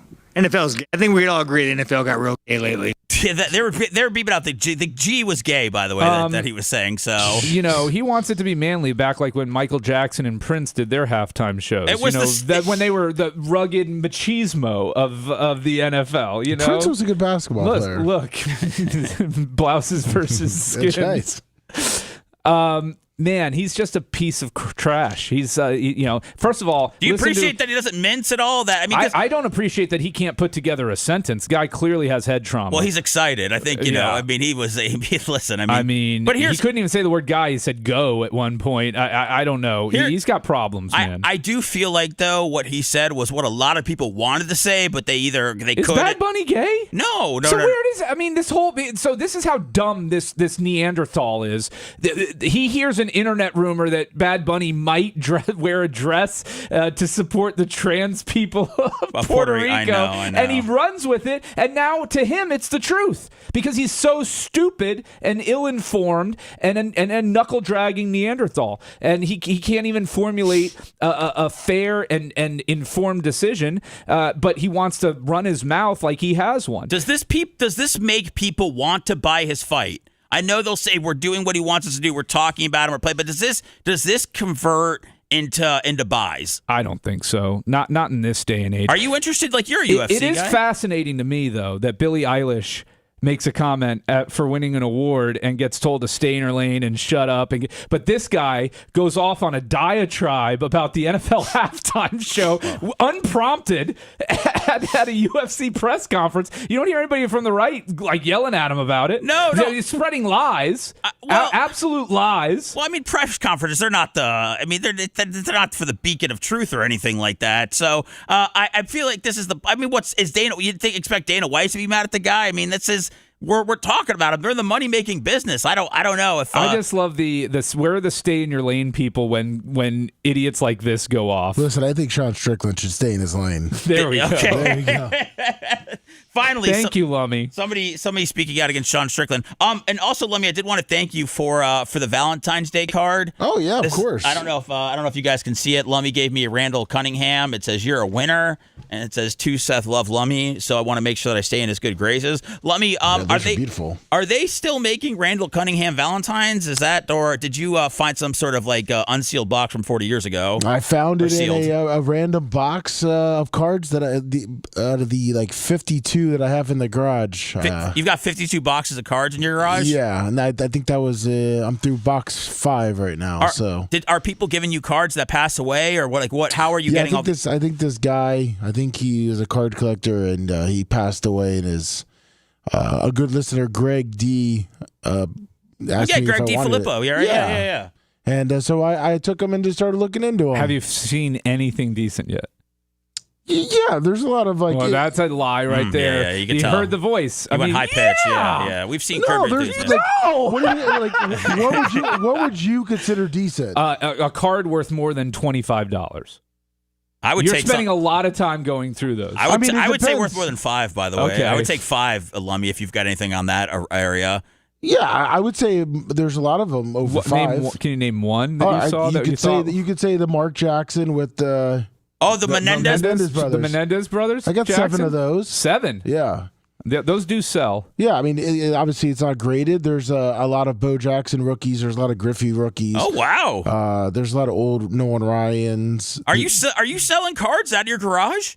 No. I'm gonna bring some of these, some of those to the show at the end of the month in Tampa. Oh, okay. And you want to go with Seth and I? We go. The one at the Holiday Inn? Yeah. Well, I didn't see you guys in December. Well, we're not there the entire time. We get in for 20, 30 minutes, and then we head out. Oh, well, we have a table. Oh, you sell there? Yeah, we had a table there the last time. That's what I'm saying. I saw Big Country. We go there on Fridays. Do you get there early Fridays? Yeah, we're there Friday. You definitely were not at the. I mean, Seth. In December. Yeah, I think you guys were busy or something. We went on Friday, like right when it opened. I didn't think anybody would be there, but it was packed. And then Brian ended up selling a bunch of cards, and I had to leave. But yeah, it was. So you guys must have went to the right then. No, we walked all the way. No, we do a full lap. We look at all the depressing tables and vendors in December. Yeah. Dude, I got to tell you, man, I don't know if people go to trade show. I don't know what you could compare it to, but card shows are the most depressing place on earth. And they're all like-minded people like us, but just seeing people just, sitting there, just staring at you, waiting for you to buy their cards, or having a bunch of overpriced stuff, or I don't know. It's just the energy. It's all off in there. The problem is these people are introverts, and they're being forced into a setting where they need to interact with the general public. That's why there's 5 card guys that have YouTube streaming that are making money because they're, the Talon guy, he's very personable. He talks to people. He interacts with them. People want to see that, and you go to these card shows and you'll have vendors not even, the guy I sold all my cards to, I sold to him because he talked to you. Hey, that's what's good about our table that we have. You talk? Is it you and Daniel Rose? Who's the we? Daniel Rose. Oh, okay. Hold on, Daniel Rose will talk to anybody. Well, Lummy's personable too. He is. Yeah, I mean, I'll talk to him about obviously the things that I know about. I mean, Daniel Rose had a lot of his older cards that are all. We had all autograph stuff. Yeah. I just don't. It's just the whole setup's odd, but it is, especially when the Pokemon people start coming in. Well, they know where the money is. I mean, that Charmander's never going to catch a rape charge. That's what I'm saying. Yeah, like if anybody's having Rashee Rice cards. I mean, those are out the window right now. But, James Pierce Jr. Yeah, Oof. but ball guy, dude. Ball guy never goes out of style. Ball guy's never tearing his ACL. All right, well, I wanted to talk to you about the Ivory Coast real quick before we go to break. There was a story. I don't know. It was like Tuesday or something, and I think Panteris and I talked to Lummy afterwards. And it was yesterday. Oh, was it yesterday? Yeah, okay. 'cause Dan wasn't here. Yeah, it was yesterday. All right, so there was a story. It was something to do with Epstein. I don't know. I mean, it's Ivory Coast, and so Bubba always seems to get hung up on just like the weirdest details. So he's like, "What's the Ivory Coast?" He's like, "What country is the Ivory Coast?" And we're like, "It's a country, the Ivory Coast." Like, no, it's not. And we're like, "Yeah, no, it's a country." We keep telling him. No, what country? This is AI. This is some generated AI story. Babyface, he was like, Lummy, look up the countries in the Ivory Coast. Yeah, he keeps. So Lummy's like, Lummy doesn't have the heart to be like, dude, what do you? It's a country. So Lummy's like, okay. So we're doing the whole break, and then right before we go to break, Bubba goes, Lummy, if you could you look it up and to get me some information on the Ivory Coast? And I walked out there and I just said, hey, dude, I go, how did he get that story? I was like, there's no way you could have sent it to him knowing that he was gonna, start hammering down on what is the Ivory Coast. Poor Lummy. I'm glad that Bubba forgot about it, but I know that you were spending a lot of time forced to Google the Ivory Coast that day, when indeed you did lay out what exactly it was. The Ivory Coast is a country. It's country. In Western Africa. It's not just a country. They have beaches. They have rainforests. They have a French colonial legacy there. I mean, we're talking about a major urban center in Abidjan. Yes, we were. And we were talking about that. How's the Olympics? How's that? Maybe if I could have brought those facts. The Ivory facts. Coast, they have some track and field That's what I'm saying. stars. If I could have brought those facts to Bubba. I was going to say, that's how I'm familiar with Ivory Coast, because of the Olympics. Okay. And their flag looks like Ireland's. Yeah, it does. Are they able to? Did you do any with the winter? No, the Winter Olympics? I don't think Ivory Coast is competing in the Winter Olympics. All right. Well, maybe they're competing. Trying to get the most snow bunnies. Is Twink Martindale available? Twink is here. He's in the building. Is Twink available to run the game? We were talking about Jimmy Eat World, Babyface and I. It's one of ours. Is that one of your favorites? Can I say, or you just like them? Oh, I like them. Okay, they're definitely not one of my favorites. All right, one of my favorites is going on a 25th anniversary tour, which I sent in the prep. I can't believe that we're in the 25th anniversary tour album era now. That's like it's unbelievable to me. And then Brian had the idea to do the game for today, me versus Lummy, is going to be stuff that was happening from 25 years ago. Yep. Okay. 2001 trivia. All right, we're gonna do that. Me versus you, Lummy. Are you ready? I'm ready. All right, winner gets to hug your wife. Coming up next. If you love that segment, then check out BubbaArmyHQ.com and do a deep dive on past shows. The Bubba the Love Sponge Show will be right back.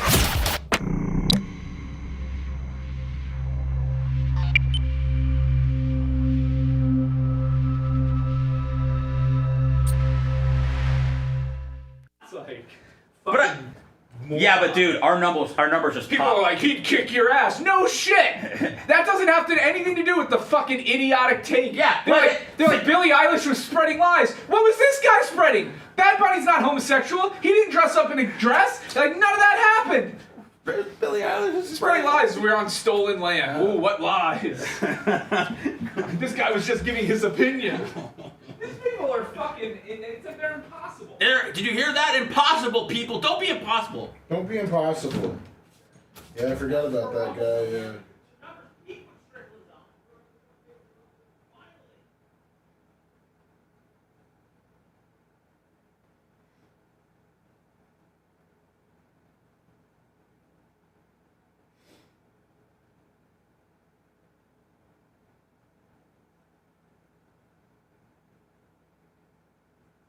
Who knows?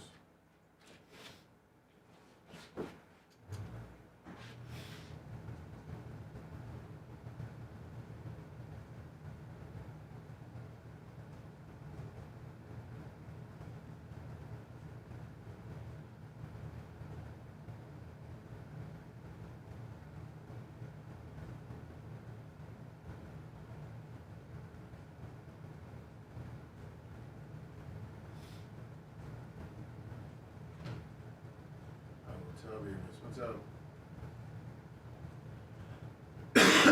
Cluster stock 86 months. Babyface. Yes, sir. I got a text here. Well, one. Oh, thank you, Lummy. Yeah, I'm sorry, I forgot to give it to you. I was gonna leave it there. I got my Phil Sims. That's right. My Phil Sims Valentine's Day card. Thank you. So you guys were really there in December? Because I asked Seth and he didn't think. I think it was December that we made it. Well, it was definitely. It wasn't January, because So we were there early. We were there. It was definitely December. We were there before it started. It was definitely December. I sold $1,300 worth of cards to this guy. He gave me 80 to 85% on everything, which was nice. No, a heavy set guy with the beard.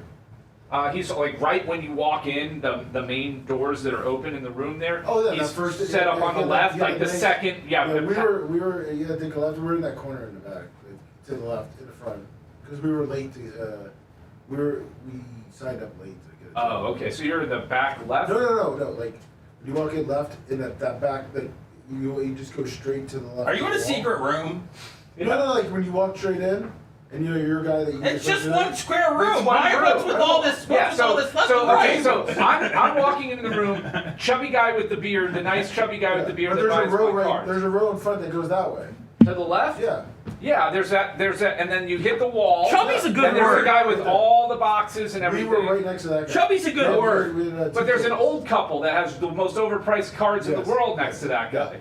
Huh? You were squeezed in there somewhere? We were right next to that because the old couple with the stand and everything's in a one touch and it's like a $3 card and they're charging $150 for it. Yeah, those people were right. They were like sharing that we had the table. We had a table that we shared with another old guy right next to us. So we had a table and a half squeezed in. Okay. Yeah.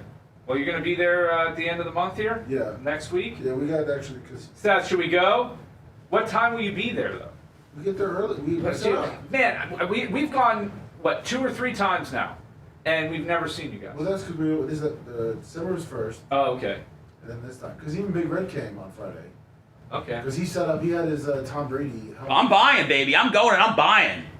I got $50 discounts. You got an 82 Ripken too. 82 Ripken? What are the conditions on these cards though? Don't ask questions you don't know the answers to. But I would say they're above their late. Honestly, the guy kept them in like good shape. Yeah. But they're in boxes. Are they in sleeves or top loaders or? Well, all the those are in sleeves. Oh.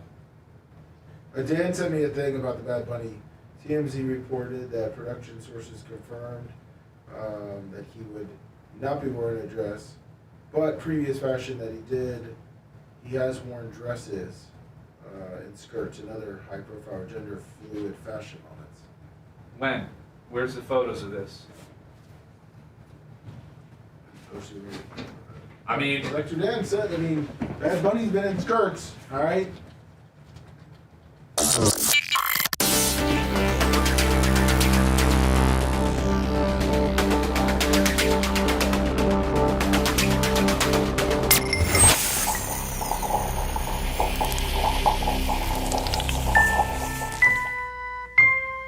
Yes, my voice turns Brian on. He's Brian the Babyface Matroni, such a hottie. Now how about you help pay my session fee? PayPal, Venmo, Cash App, all at the Bubba Army. The BTLS show now returns.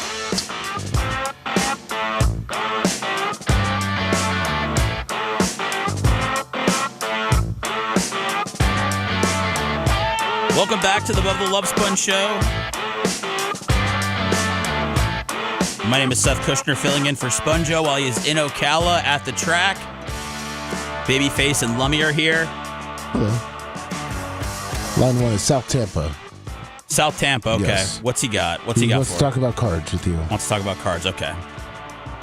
Real quickly, you were telling, did Dan Diaco, Dr. Dan, did he just sent you something? He sent me a text about the Bad Bunny thing. Yeah, Bad Bunny apparently wore a dress on a magazine cover and wore some gender morphing things for a French fashion company that paid him. So he hasn't done it at a performance or anything like that I can tell. So that's what so Dr. Dan, first of all, that shout out to Dr. Dan for listening. I feel like I'm probably getting judged harshly, but that's okay. So Dr. Dan sent you stuff backing up that Bad Bunny has worn a dress before. Yes, okay. Yes. All right. And how do you respond to that, Brian? How do you respond to the fact that he has worn a dress before? He's worn it in the setting of being paid to wear it by companies. So gay for pay is okay. Gay for pay is okay. All right. And Lummy, that was a text message? Yes, it was. Okay, did you write back anything besmirching about Babyface? No, I said I will let Babyface know. Thank you. And he did. All right. Now I still think that that Sean Strickland's take in calling him, the F word and repeatedly and saying that he's gay is ill-informed. Well, some people are saying it's factual, okay? And, okay. We love those people. Okay. I don't know those people, but we love those people. Yep, we love them all. What's up, South Tampa? Hey, guys. Hey, I got a funny story from that same card show. My father-in-law is like a huge card guy, like vintage card guy, though. And so he was like, hey, can you go drop this box off to one of my buddies who's working the show? And I was like, sure.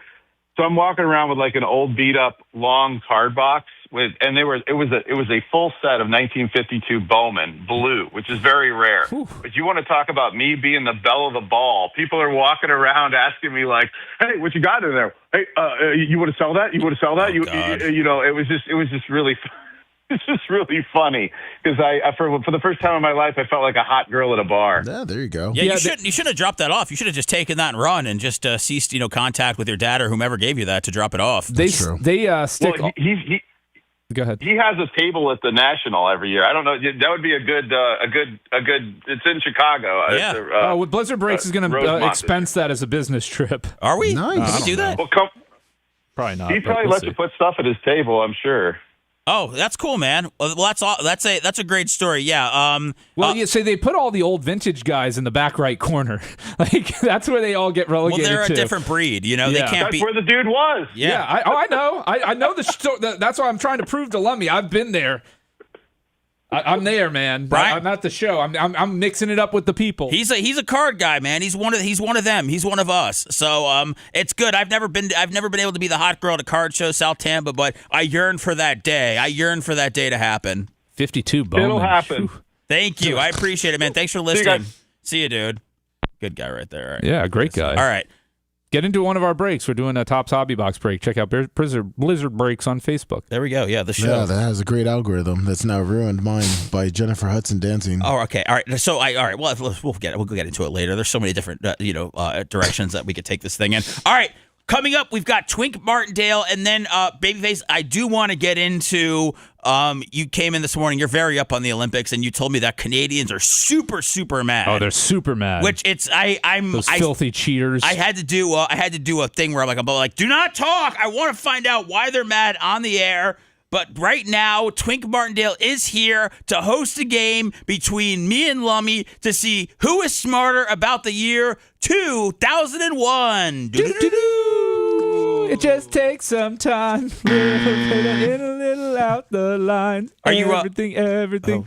Oh, this is our theme song for it. It's the so I know 25th this is these aren't that well produced. Okay, we come up with these on the spot, people. But I do have the right and wrong sound effects 19 and 20. Let's do it. Alrighty. So we're calling out our names, or we're just gonna are we shout out the answer or our name? I say shout out the answer if you think you got it first. That way, or you can shout out the name. Shout the name, and then give the answer, and then that way the other person can steal. I will say this: if you shout it out and get it wrong, the other person, their steal is worth 2 points. Okay, all right. So there's got to be ramifications for just shouting out and getting stuff wrong. Plus, these questions are relatively easy, I think, and I think you guys will get most of them. Last week was a little hard, what they're doing the Olympic trivia and all. I mean, you snuck the Polish joke in there. You had an agenda. I mean, let's just be honest. Well, the Polish joke, so I did the trivia with my family at home. Oh, good. My daughter ended up winning.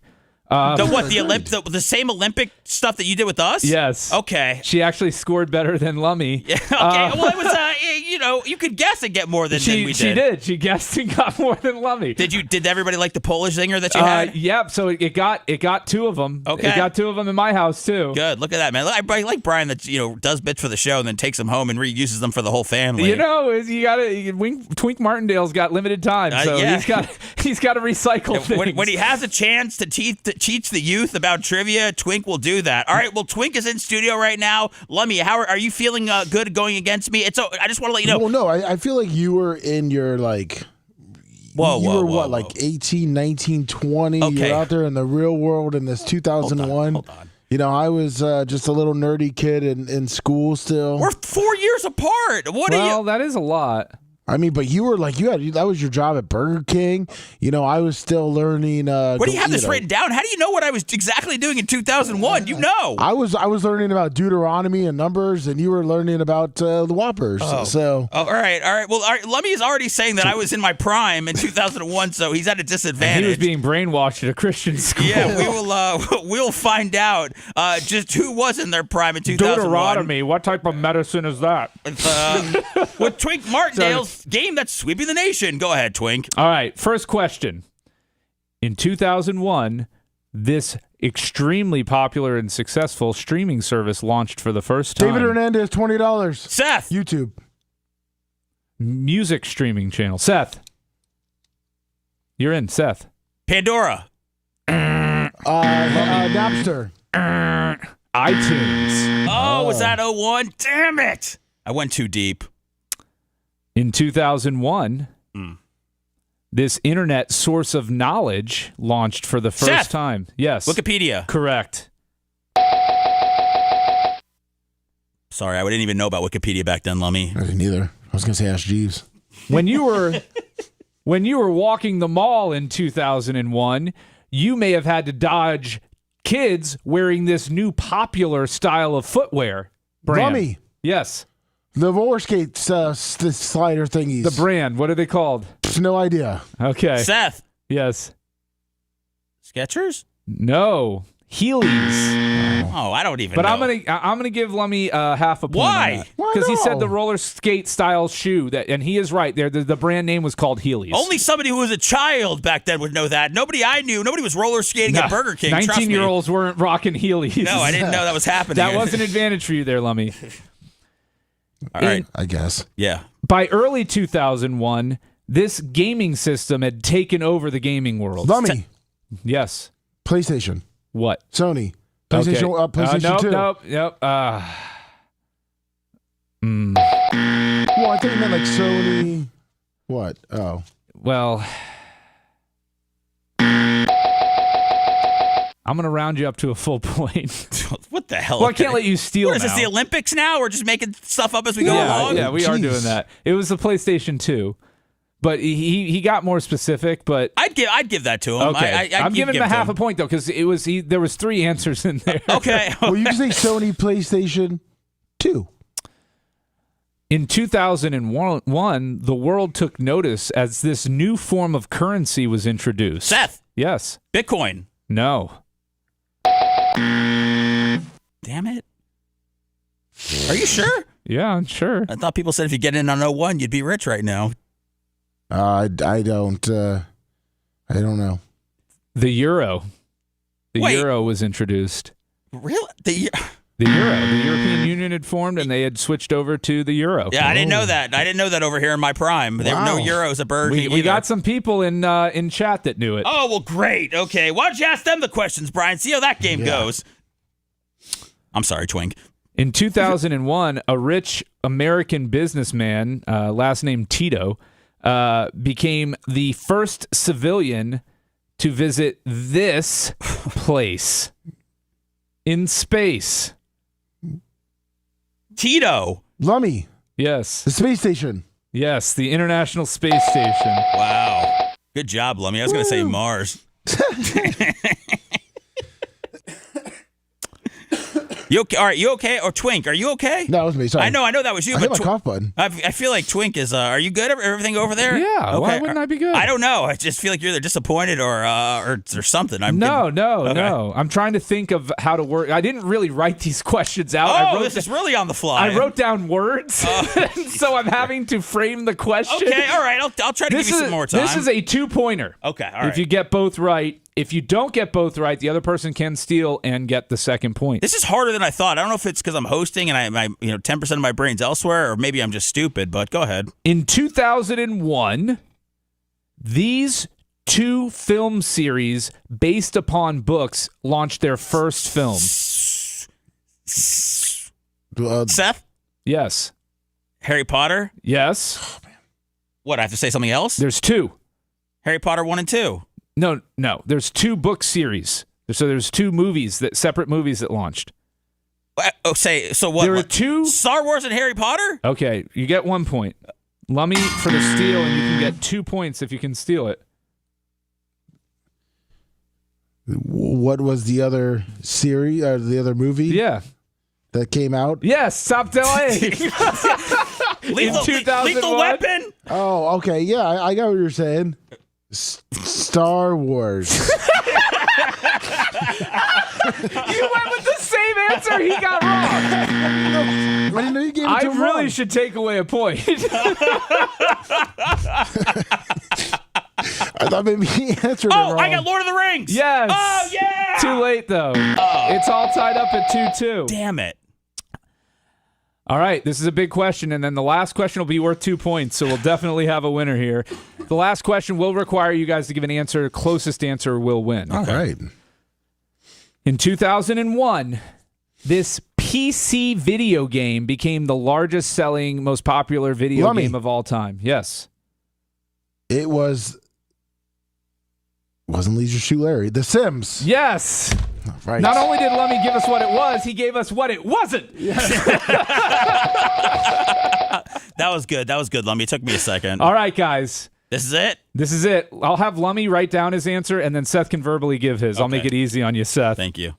In 2001, in January of 2001, what was the average national price for a gallon of gasoline? In 2001. Okay. All right. In early 2001, I'll say January, February. What was the average national price for a gallon of gasoline? Lummy is almost done writing, so he can't cheat. Seth, what is your answer? $1.50. Lummy. 89 cents. Well, apparently having a car and having to drive around gave Seth the advantage. It was $1.46 a gallon. Yeah! Seth is the victor. Take that, Leisure Suit Larry! 4-3. Yeah! He pulls off the stunning comeback victory like Canada yesterday in the hockey for the Olympics, which leads us into our next story. Look at that. Brian, go ahead and that was going to be my tease for the next break, Brian, but let's go ahead and that leads us to our next story, which you'll hear after the break. Good job. If you want 24/7 on-demand Bubba and the crew, go to BubbaArmyHQ.com. Right now. The Bubba the Love Sponge Show will be back after this.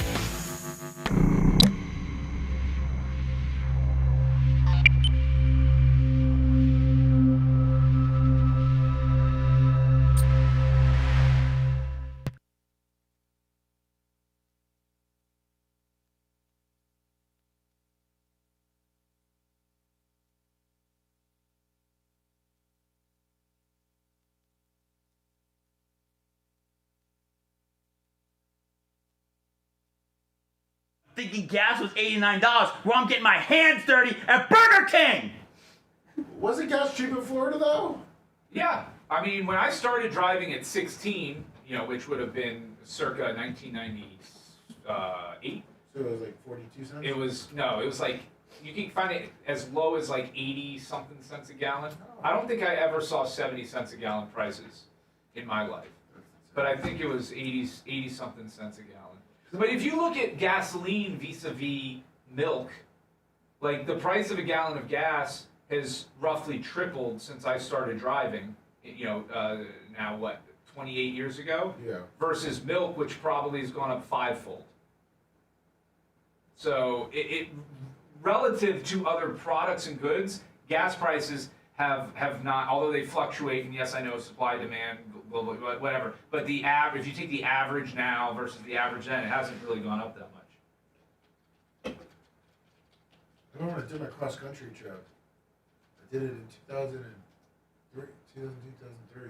So a gallon of whole milk was $2.85 to $2.90 a gallon in 2001. So I guess it hasn't gone up that much. But see, I feel like when I did my cross-country trip in 2003, I was like out west, we were only paying the most we were paying was like $1.60. So I guess they weren't going up that much. No. So now today it's $4.10. So it's actually gone up less than gas. You said 2003. How much was the average gas price in 2003? $1.59 to $1.60 per gallon. Okay, so yeah. When we went out west, that's what we were like. Yeah. Holy, yeah. When I got, it was nice when you got a gas gift card, and it actually lasts multiple. Well, yeah, I know what you're talking about. Adjusted for inflation, $2.79 a gallon, which is almost identical to the prices going around right now. Not true. So.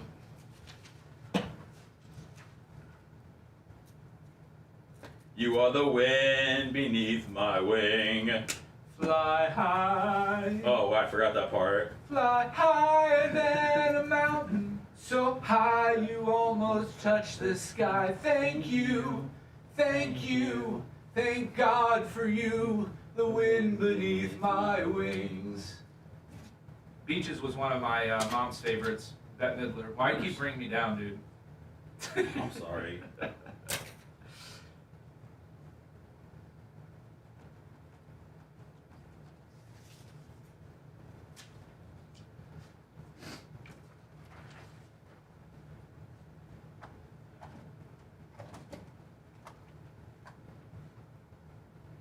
Thank you, thank you. Bette Midler was great. R.I.P. She's dead. No, she's alive. She's alive. She's 80 years old. She's 80, she's alive. She was just in the sequel to Hocus Pocus. She was just in the Hocus Pocus, guys. Calm down, she's alive. Do you know how many sprinkler heads you got? How many sprinkler heads I have? Oof, that's.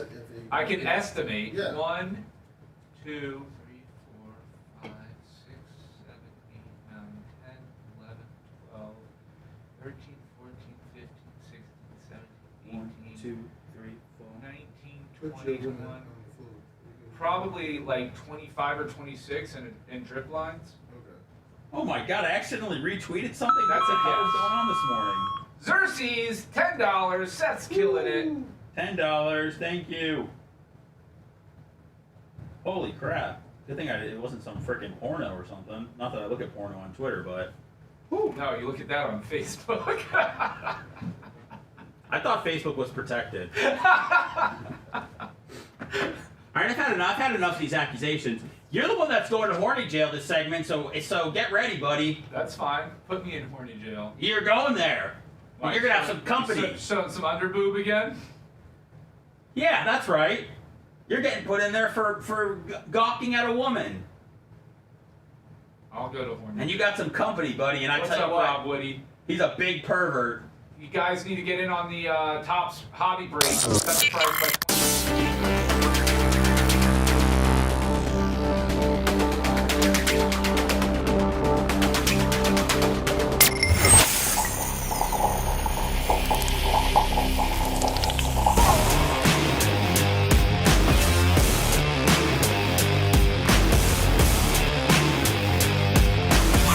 All right, Brian, go ahead. What were you saying to everybody before? Uh, I was just saying we have a great Topps Hobby baseball box, 3-box break going on Blizzard breaks. We cut the price by 20% from the last time we did it. $40 gets you 2 random teams. There's 8 spots remaining. Get in now. 20% off. That's Brian. He comes up with the deals. He knows the numbers. All right. I got a curling story. Curling been sweeping the nation in the Olympics, mostly because of the cheating aspect. Well, the Canadians have. Filthy cheaters. Yeah, they've come out and said that they were set up. We'll get to that in a second. Set up. They made me touch this granite with my finger. They said that they were set up. Okay. No, they're mad they got caught cheating. They said the taping was illegal and shouldn't have been allowed, and that's the scandal here. Not the guy breaking the rules, but the guy who caught the guy breaking the rules. All right, let me just for those that are unfamiliar, we're doing it right now. Let me see those that are unfamiliar with it. So the green line is called the hog line in curling, just for your edification. You are allowed to retouch a stone prior to the hog line, but only by the handle, never by the granite. And clearly, the Canadian there is seen with his index finger influencing the granite at the end of the throw. What kind of impact does this finger touch actually have? So dramatic. Are you serious? Potentially. These guys throw with such precision and such speed control and spin control that they can I mean, I literally could take blue painter's tape, put it at the far end of the ice, and almost all of them, without any stones blocking it, would be able to land it right on the tape. That's how good these guys and gals are. Do you feel like that this Canadian man handled things the right way by lashing out at, the Swedish team? No, he got busted cheating, and rather than owning it, which should have removed the stone from the field of play, he screamed and yelled and cursed and handled himself and carried himself like a fool. He's a national disgrace. All right, so the Canadian curling star, Mark Kennedy, claims he was set up by premeditated cameras to catch him in the act of cheating. Because they knew he was a cheater. It said I feel like they would probably have a camera down that line anyways. You know what? That's like a drunk driver saying the police set him up by setting up a DUI checkpoint. What do you mean? They do say that, don't they? They don't set you up, though. They didn't make you drink and drive. No, of course not. Nobody made this guy touch the stone illegally. But it's called a DUI setup, right? I mean, it's a DUI. Well, no, it's a DUI checkpoint. Checkpoint, okay. Yeah. It says the Canadian curling team is now claiming to be the victims after they were caught on camera double touching the stone. They have come up with a plan here at the Olympics, as far as I know, to catch teams in the act at the hog line. Kennedy said, this was planned. It was kind of evident that something was going on, and they were trying to catch us in an act. Kennedy and coach Paul Webster said Sweden accused Sweden of setting up cameras to catch them cheating. I know we're not the only team that they've done that to, so I think this was, I don't know what the word is, but I feel like premeditated plan to catch us. Catch you! We're cheaters, and you caught us. Damn it! I'm kind of unsure of what they're actually saying. Is he saying that normally they wouldn't have cameras here? I mean, yes, he's saying the real scandal here is that they filmed us cheating. Shouldn't you have cameras on the hog line? So this is a gentleman's sport where, like, literally, there's no video replay or anything like that. The players are all expected to call it themselves. The problem is the other team is nowhere near you. So there's nobody policing the hog line. There's nobody policing the throws except the players in the game. You're saying when nobody's on TV, nobody can. Exactly. Okay. Yeah. Yeah. I mean, even on TV, there's no review. Is this like if you golf and like to put the right score down? Is it that kind of deal? You know what I'm saying? Like, people. It's like if you double hit a ball, you have to call a penalty on yourself in golf. Okay. Now your opponent can call it on you, and then there can be, and now with video and everything, golf uses it to confirm. But it's like that. There's certain gentlemen's sports where you're expected to self-police. And this is one of those. And then rather than owning it, this disgrace to his country, this maple syrup head gets all bent out of shape that he got caught cheating, saying, oh, it was premeditated. Yeah, because they know you're a flippin' cheater, dude. That's true. I just did they lose because of that cheating? Did they? No, they won. They're a very good team. They won. Oh, Yeah. Are they still in Yeah. it? Yeah, I think they're going to win the gold. Really? Yeah. Oh, that's so. What a overcoming! You've overcome adversity that you put on yourself. I love that. You've overcome your cheating scandals. That's what the Olympics are all about. That's right. Oh man. Yeah, I mean, it's kind of his reaction is just absurd. It's an absurd reaction that he was mad. Yeah, they're 8-0. I mean, they're 7-1. They're behind Switzerland, who's 8-0. The United States needs a. No, they're eliminated. They've played all 9 of their matches now, I think. The U.S. did. Oh, yeah, no. God. Yeah, it was great while it lasted, though, man. It was a hell of a run. They would need Italy and Norway to both lose in their final match in order to advance. All right, so speaking of Canada, we have that little tidbit. And then Brian came in here this morning, and he's like, oh, man, Canada's so pissed off. And now what is Canada mad about with the Olympics now? Oh, the Canadians are all bent out of shape. That I don't know if they just discovered this. I think the schedule's been posted for a long time, but that the gold medal men's hockey match is going to take place at 8 a.m. Eastern on Sunday. Okay. They are very angry at the time that they are going to have to get up and disturb their Canadian rituals, whatever they do up there. What? I feel like that'd be an American thing to complain about early in the morning on a Sunday. If you go on Twitter, the Canadian Hockey Army is all up in arms about it. Is this something that Canadians? Is this something that Canadians and America can come together on? I mean, I think a lot of Americans are mad about it, but how can you be mad about another country and time zones? I mean, if you understand time zones, I don't think you can be mad, right? I mean, when you understand that it's, 6, 8, 10-hour time difference. So their point is that, the Olympic organizers did it where there's, I think, like 2 or 3 hours between the conclusion of the men's hockey event, which is the last medal event, I believe, of the Olympics, and the closing ceremonies. So I think they allowed that in case the game goes into a long overtime or whatever it may be, maybe so that the players at least have the option, if they want, of traveling to the closing ceremonies in Verona, whatever the situation may be. There's logistics involved. So the Canadians, being self-centered and a terrible people now, they used to be nice, but they are really as a whole just awful. I stand with Canada. The people that defend their cheating? If you go online, man, they are all in defending these cheaters and losers that are the Canadian curling team. All right, Liz, I love the passion that you have towards yeah, go ahead. So they're like, well, you could have made it 2 hours different, and it would have been better for everybody. We're 5 p.m. in Vancouver, yada yada yada, flapping heads, and it's like, to me, it's an experience. Like, get excited about the fact that you're going to get up early in the morning, have some kegs and eggs, and watch your team get destroyed, get their stuff pushed in by the Kachuk brothers. Go enjoy it, embrace it. Get their stuff pushed in, man. That sounds naughty. Yeah. So, but I feel like if Vancouver's upset, California, anybody on the West Coast, especially on a Sunday morning, I feel like anybody could be as upset with the Canadians. I feel like we might share some time zones with them. So it's not like they have to wake up, 2 or 3 o'clock in the morning or anything like that. And I don't know what play. Is it ruining some sort of holiday? Is it Boxing Day? Is it the Grey Cup? Is there something that's happening? Is there something else that's happening in Canada? There's nothing ever happening in Canada. No, this is all that's happening in Canada. Well, this is it. So they're all up in arms about it. They've become the softest people in the world. Oh no! And they used to be rugged, and now they're now they're a bunch of pussies. There's just no way around it. Okay, all right. I'm glad I didn't know that. Fragile maple leaves. That's it. They crumble. Crumble. What are you mad at Canada because of what you want USA to win that badly? Or well, I want USA to win badly. They're going to destroy them both in the men's and women's. But I'm also mad at Canada because they're cheaters, and rather than owning it, they gaslight everybody else in the world and point the finger everywhere. The finger that's touching the stone, by the way. Are you putting this scandal on a whole country? No, because his countrymen are defending him. If you go online, they're all like, it wasn't that big of a deal. It was before the hog line. You're allowed to touch it twice, ignoring the rules completely, which say the stone can only be touched by the handle.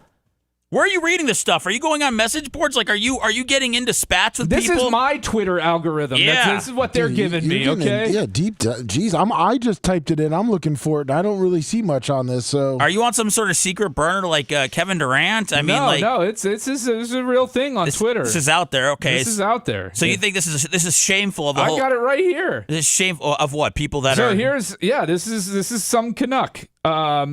The Olympic Committee, NBC, and even the NHL need to find a way to change the start time of the gold medal game to potentially have USA and Canada playing in potentially the biggest game ever. And you're going to start it when most of North America is asleep? Okay, so they're speaking for all of North America. That's uniting us. Come on, man. You can't forget. You know what, Babyface? Seth got it right here. You're trying to divide us, where Canada is just trying to bring us all together. No, they're trying to drag us into their piss and moan session about the start time of a national event, an international event that needs to be seen by the world. I got to tell you, I could probably take calls from a bunch of Americans who are pissed off about having to wake up on Sunday morning to potentially watch it. I'm excited to wake up at 8 a.m. on Sunday. I'm usually up by 7 anyway. Of course, there you go. So the fact that I have sports to watch at 8 a.m. on a Sunday is amazing. Well, the Mounties. I agree with Babyface on this one. Yeah. Where are you, Lummy, on this? I don't even know where you're coming out on. He's everywhere. Yeah, hold on, Babyface just brought up a good point because on my Sundays is Ashley sleeps in. Yeah, Steph Walker sleeps in. I get up. So I'll be having the TV on, and because Walker loves the Olympics and loves watching and cheering for anything USA. So it's perfect. 8 a.m. having the game on while he's eating breakfast. Okay. Perfect. I love it. Actually, I love it. It's great. Okay, so maybe you could pitch this to the Canadian buddies of yours. No, apparently they don't wake up at 8 a.m. on a Sunday. Well, they might not be itching for things to watch. I mean, maybe they got their fill because it's hockey season right now. I don't. Well, obviously the hockey's only in the. I don't know. I don't know. I feel like that this is time where you're trying to separate the Canadians, but I feel like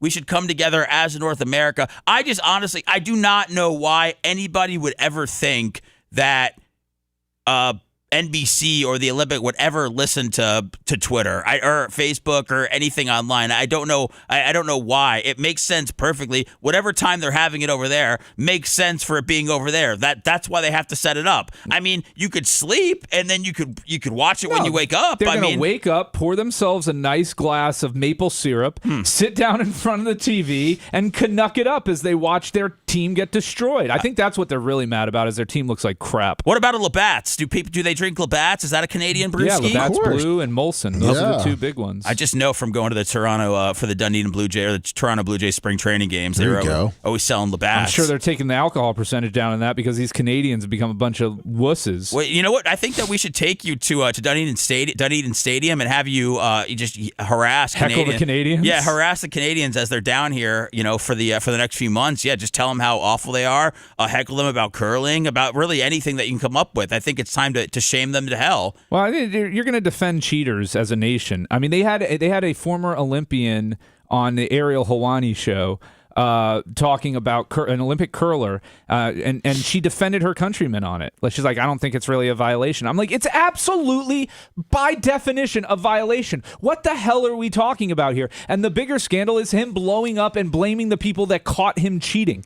Like, it's an absurdity. It's gaslighting 101. Well, that's the only thing you can do when you get caught, is to handle it the way that he did. I think is to lash out. I don't think you just put your head in shame and go like, yeah, you got me. I mean, I think you have to fight back. And you know what? He's keeping the fight up. He said he was behind the hog line, and now the world's gonna act like we're hog line experts. Babyface, we're not hog line experts. We didn't know about the hog line till 2 weeks ago. This guy's been violating the hog line his whole life. I'm reminded of the hog line every 4 years when I learn to care about curling again. Okay. I sent you guys a text message, and if you guys wanted to, we can all go as a. Oh yeah, there's a place to do it, right? Yeah, but they actually. Yeah, I sent you. They're doing it. They're teaching you. We can go learn. Oh, get the hell out of here, man! Channel your inner Olympian. Are you watching the Winter Olympics and thinking I can do that? Now's your chance to prove it. Join us at Advent Center Hell for our exclusive Learn to Curl demo day. It's going to be packed. No. Listen, we're VIP. We'll talk to them, and Well, if you can get them on here where we promote it and we get to go early. And what's this we? What do you mean? You're going to go out? You're going to go out to, what is it, Wesley Chapel? So first of all, it's the Advent Health Center ice arena where my buddy is the owner of Top Shelf Sports, which is a great sports bar located in that facility. Yeah. So if you happen to go curling there, stop at Top Shelf. What's his name? Keelan. Yeah, he's my Walker's baseball coach. Oh, really? Yeah. What a small world. Yeah, look at that. He's a good buddy of mine. Anyways. Yeah, all right, great. So we're going to go. We're going to go. Okay, hold on. Oh, great. So your guy owns a bar there, so now we're professional curlers. I see the tie-in. No, Lummy's going to reach out to them because he's the executive producer to the Stars, and he's going to arrange for them to be able to advertise this on the show, and then as a perk of that, before the event officially starts at 6 p.m., maybe like 5 o'clock, we'll all get to go there and pre-curl. Yeah. But you understand that I have not expressed a desire to be a curler. I just want. I don't know. You brought the story up on the air. You showed it. I did bring the story up. I bring some things up that I'm not necessarily into. Everything you bring up, you're into. That's what I'm taking away from this. Yeah, you have brought up the curling story about 8 to 9 times the last couple of days. What is this now? Now I'm the curling guy. I mean, I try to mix up the content. I try to vary here. But what is March 7th? Is that a weekday? It's from 6 to 7:30. Brian, you're telling me after work you're going to go? I think this may be a Friday night. That's a Saturday. Saturday, there you go. Saturday evening to go learn how to curl? Yeah, I'll visit my buddy Keelan afterwards and have some food. Have some brewskis. My wife's out of town. I'll take my daughter with me. What do you think what do you think they can show you in an hour and a half? We aren't going to have an hour and a half. We'll probably have 20 minutes but I think they're just going to show you the method and how hard it is. Isn't the method just like you push the stone and then you sweep? Do you... Well, you only sweep if you're looking to get more spin, more curl, as they say, on the rock, okay. on the stone. I had to burp there and I didn't. Oh wow, good. There it goes. Let me seriously. Are you considering going to this? It's okay. It just if you. I mean, especially first of all, it's right down the street from his house, so he doesn't mind. Yeah. Yeah, I think it's good. I can learn how to curl.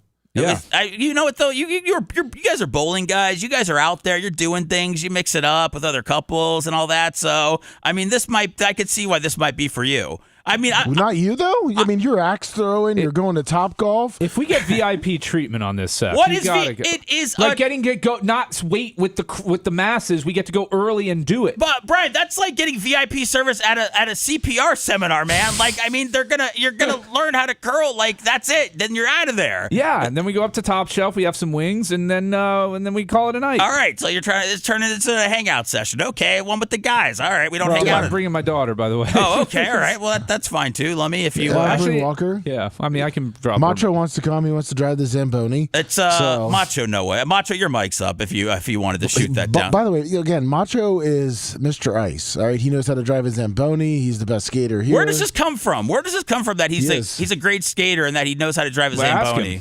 Macho, what say you? His mic's off. His mic's off. No, it's on. I hear him talking. Yeah. I have it. Check. Oh, there we go. Yeah, you're good. Operator error on this part. Holy crap. Oh, boy. He was talking to the wrong mic? Yeah.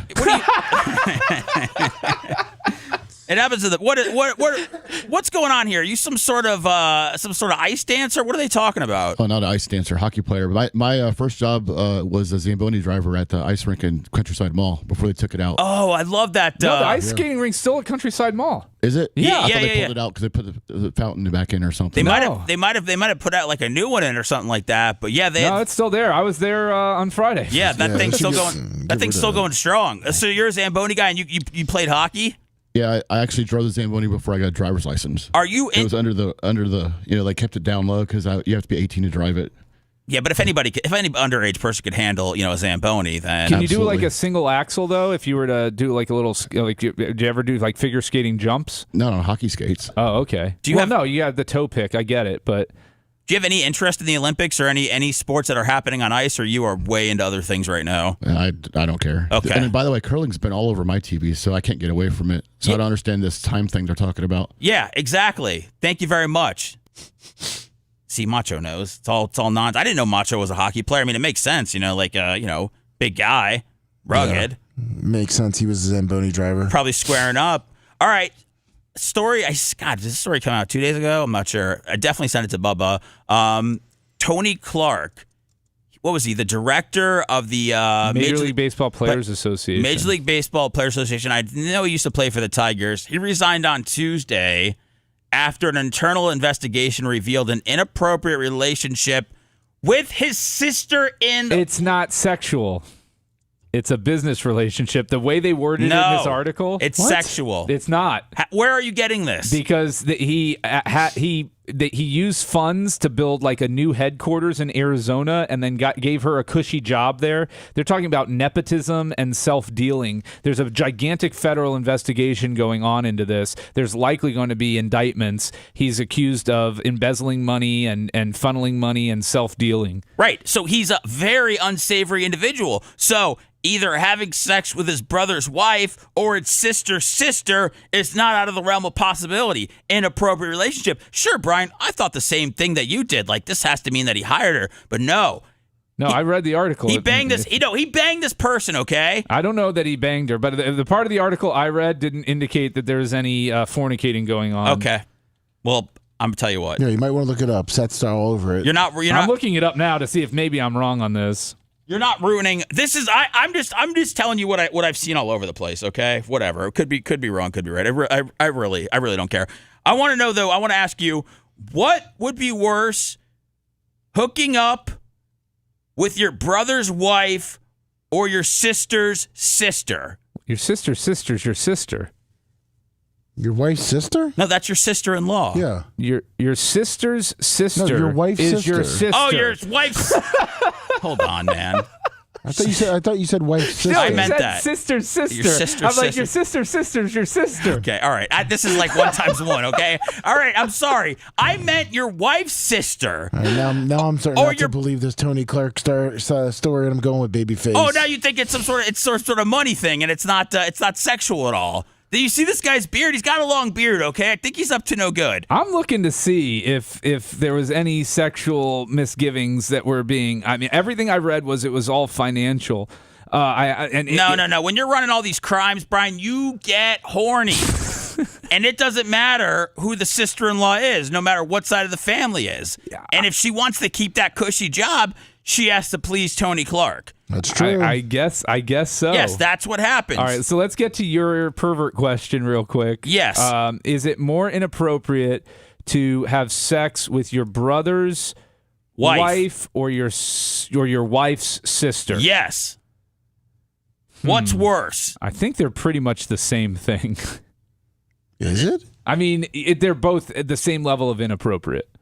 Well, it's super inappropriate. That's why we're talking about it. I mean, you don't see a lot of this. But I think it's worse if you sleep with your wife's sister than your brother's. I mean, sometimes brothers and you have disagreements. Yeah. So you screw their wife?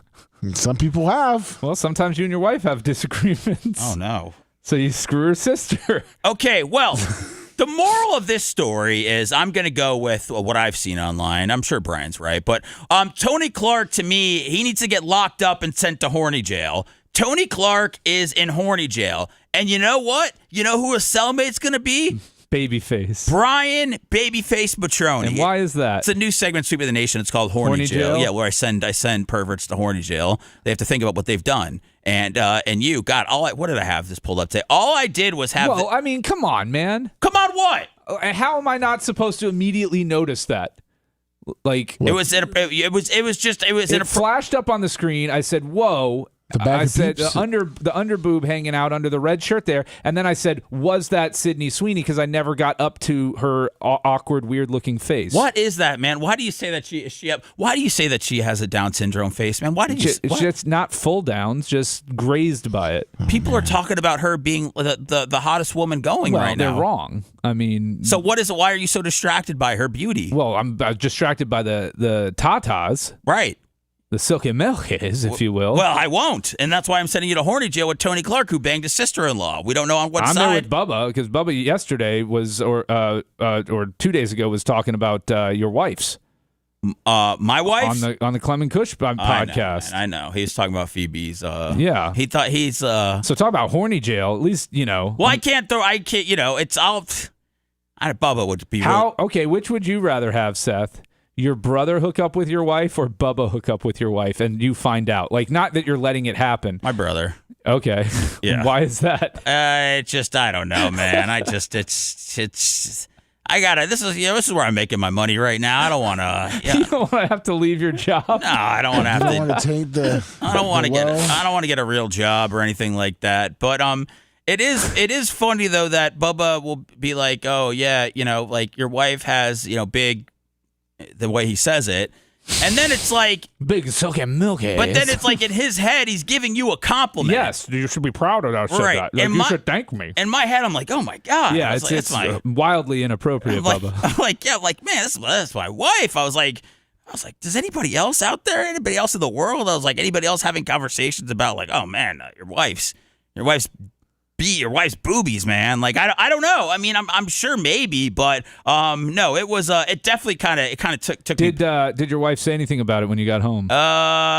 She doesn't. I don't think she heard it. Well, she was definitely. I was curious because she did tune into the break that was on shortly after, but yeah, I don't. She didn't hear it at all. She's a big fan of the Blizzard and everything, but I don't know. She's so wrapped up with the hockey thing right now.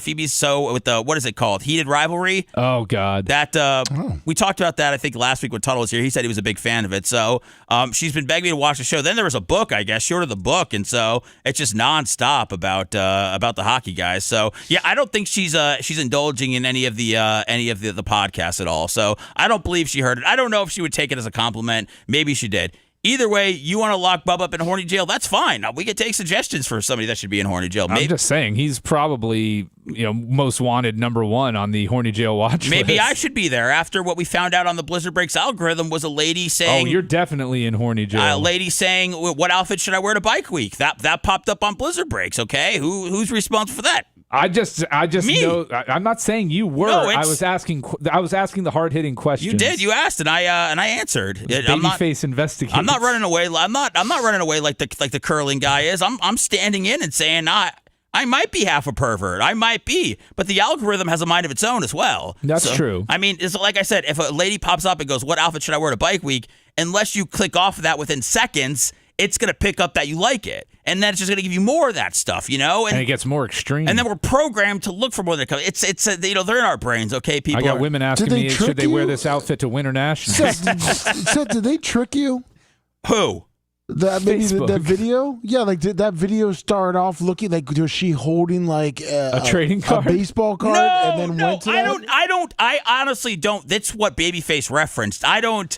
You know, there's all. Do you know this video that he's talking about? Oh, they all make them. You know, it's all 1, 2, or Alpha 1, 2, or 3. Comment below. I mean, it's all really. Is that what they do on Facebook? I have never seen them before. It creeped into my Facebook. All right, guys. I'm not gonna act like I don't go to different legal corners of the internet. I know what's going on here. I know how the OnlyFans promote their stuff. I know how some of these other ladies promote their stuff, and they're doing it for interaction. They're doing it to make you think that they're single. All sorts of these they're things. thirst traps. Right, but you see what works and what doesn't work, like none of those reels, nothing's ever made to go, man, I gotta go see this chick do a solo act. Like none of that stuff, but it clearly works. That's how they pull people in. You can't advertise OnlyFans on a billboard. So this is how we do it. So we found out that Tony Clark. I mean, you literally probably could if the company would allow it. I'm just saying. Yeah, I guess so. So either way, Tony Clark's in horny jail. Brian's there.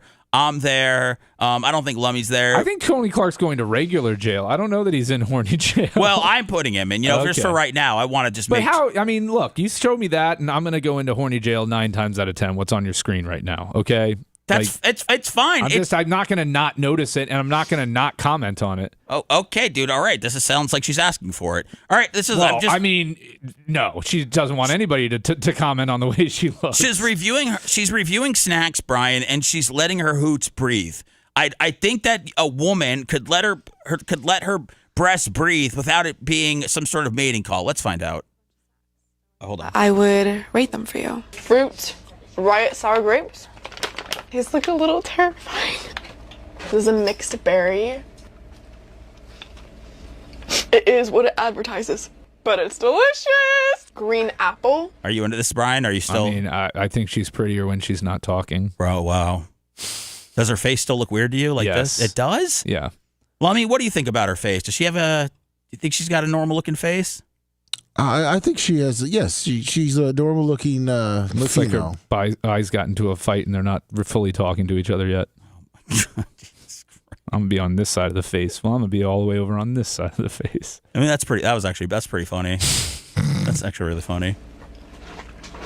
Unreal flavor. Nerd rope.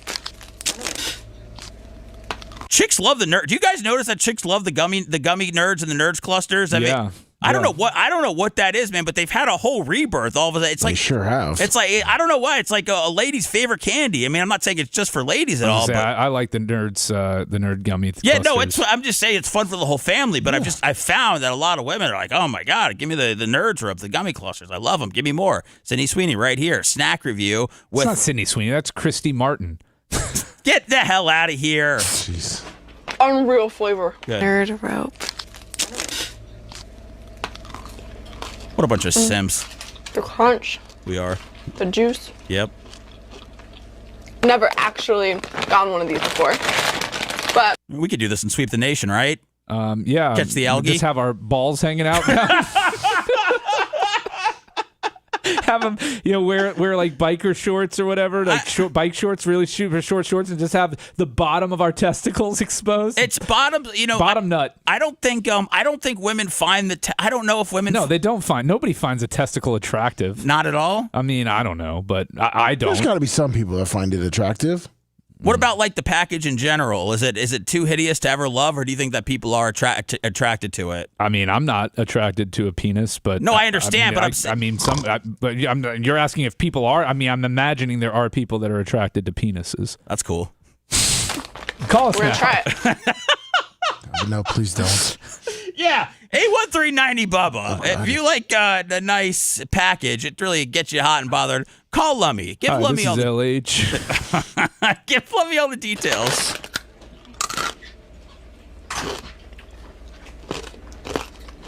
Wow.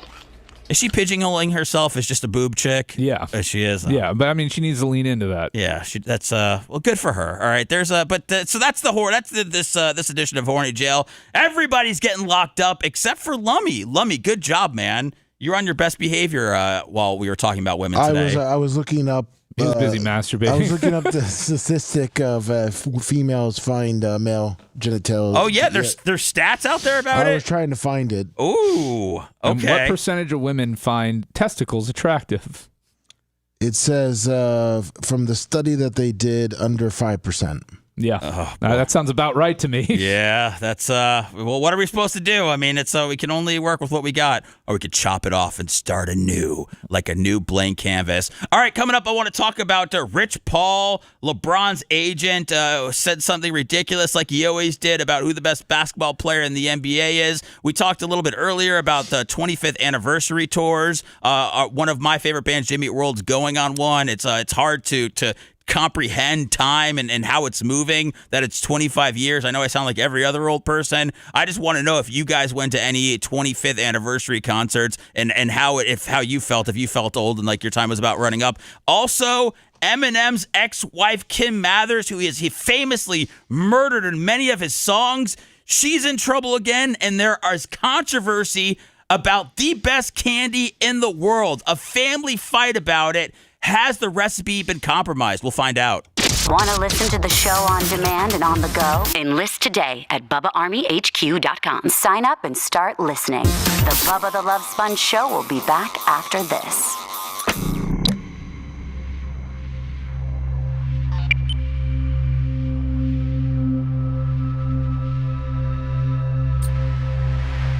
Women, 0%. Rainey says 0.0. Tina May, 0.0. That was all back to back to back. Okay, that works. I mean, that works.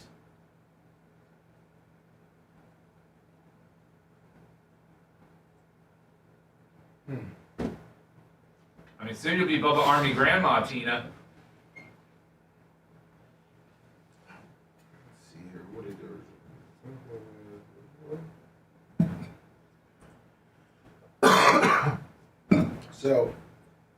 So, if he was to do it, he would discount on the. And that's pretty much just the pants are pissed, but the kids are heater set. Okay. How many sprinkler heads did you have? I don't want to listen to me neither. There's nothing you could do to change it or everything. So he would charge me $400 and I'd get $425 I back. get a new unit. Because you get a $100 rebate on your unit. But I mean, unless you want a Wi-Fi unit.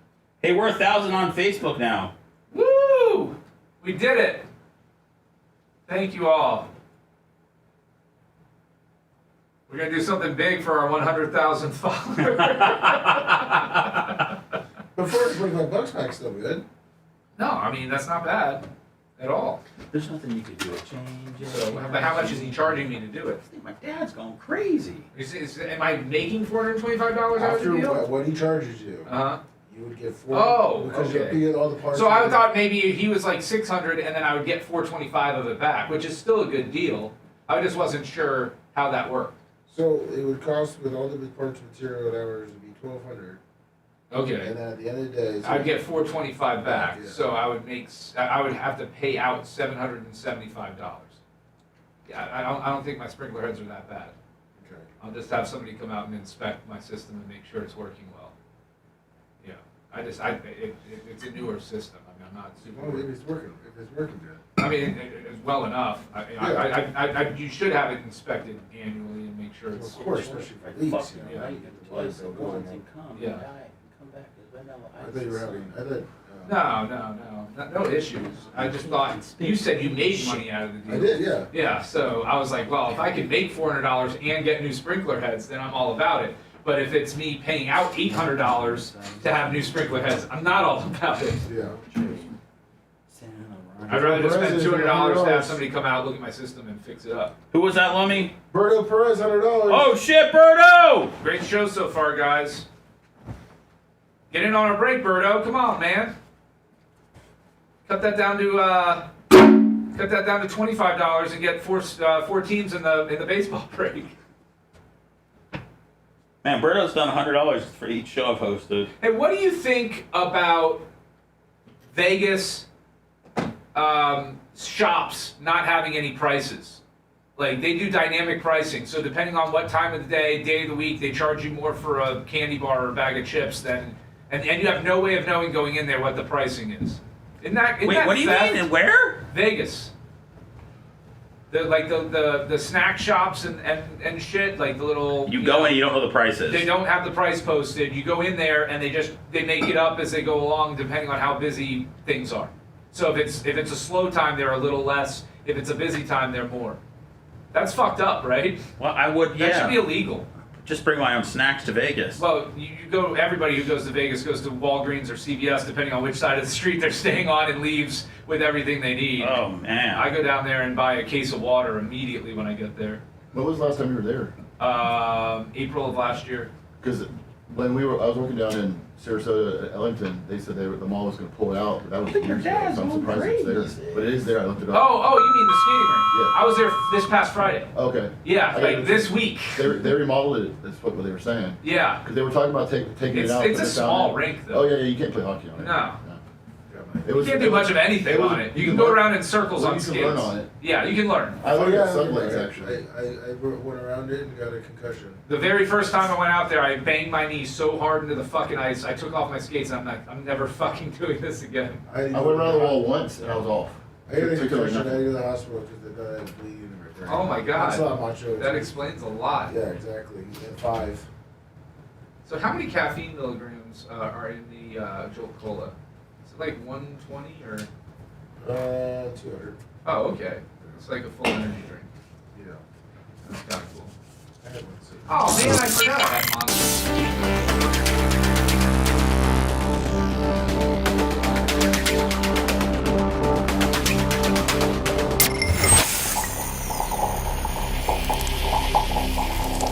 You know, sometimes you just need a good electrician. Whether you're remodeling your home's electrical system looks like a bird's nest. When things aren't working properly, you need to find an electrician who will complete the work efficiently and correctly. E&E Electrical Services LLC serves Brooksville, Spring Hill, and all of Hernando and Citrus counties. With 14 years of experience, they know how to handle your electrical needs. Also fully licensed and insured. More information, call E&E Electric now. 352-631-0867. E&E Electrical Services LLC. That's E&E Electrical Services LLC.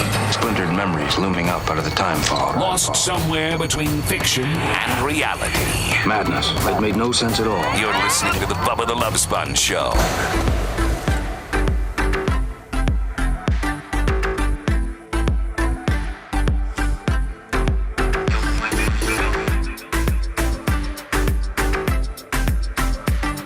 Welcome back to the Bubba the Love Sponge Show. My name is Seth Kushner, filling in for Sponjo. He'll be back on Monday.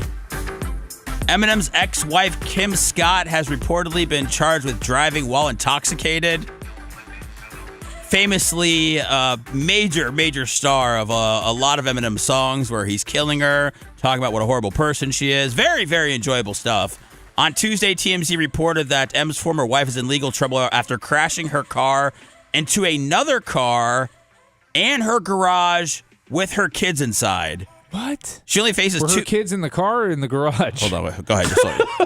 Well, these articles are so terribly written. She offers, it's just a little thing on Twitter. I'm not looking for anything too official, but it says according to the celebrity news site, the incident happened around 8 p.m. Kim took her son and his friend shopping. During the drive, she allegedly struck a parked car and then kept going. When she attempted to pull into her driveway, she ran into the garage door. She should have ran right inside and fixed herself a drink. And then when the officers came to ask about it, not said a word. Like Steve Dumick did? Just don't say a word. What do you? I mean, well, then they can't prove that you were the one driving. Can you believe that this is something that somebody's sober? I mean, it doesn't say she's only facing misdemeanor. There's no drunken driving or anything like that. It says a neighbor who witnessed the incident called the police when they arrived and took Kim to the hospital for injuries. TMZ says that Kim was not arrested and does not have any active warrants for the incident. All right, well, I guess just hitting a parked car and they probably couldn't prove she was under the influence. I mean, DUI would have gotten her arrested. Well, it's a misdemeanor. I mean, can they not make you blow when they come to your house or something? Well, you can always refuse to blow, although in some states and municipalities, it's against the law to refuse. But no, I mean, I don't know what the circumstances were. If she was smart, she just stayed inside the house and didn't come outside. Lummy, is this some sort of a package lover that's online too, or? He said he has a suggestion for you and Tuttle to do something. Okay. We get right on that one. All right, this is Ronda Rousey. It was just announced that she's facing, is it Gina Carano, Babyface, that Ronda's going to be facing at 145 pounds? Yes, the loser gets perimenopause. That's what's happening in this one. Yes. Okay, all right. Well, this fight got announced, and I didn't know.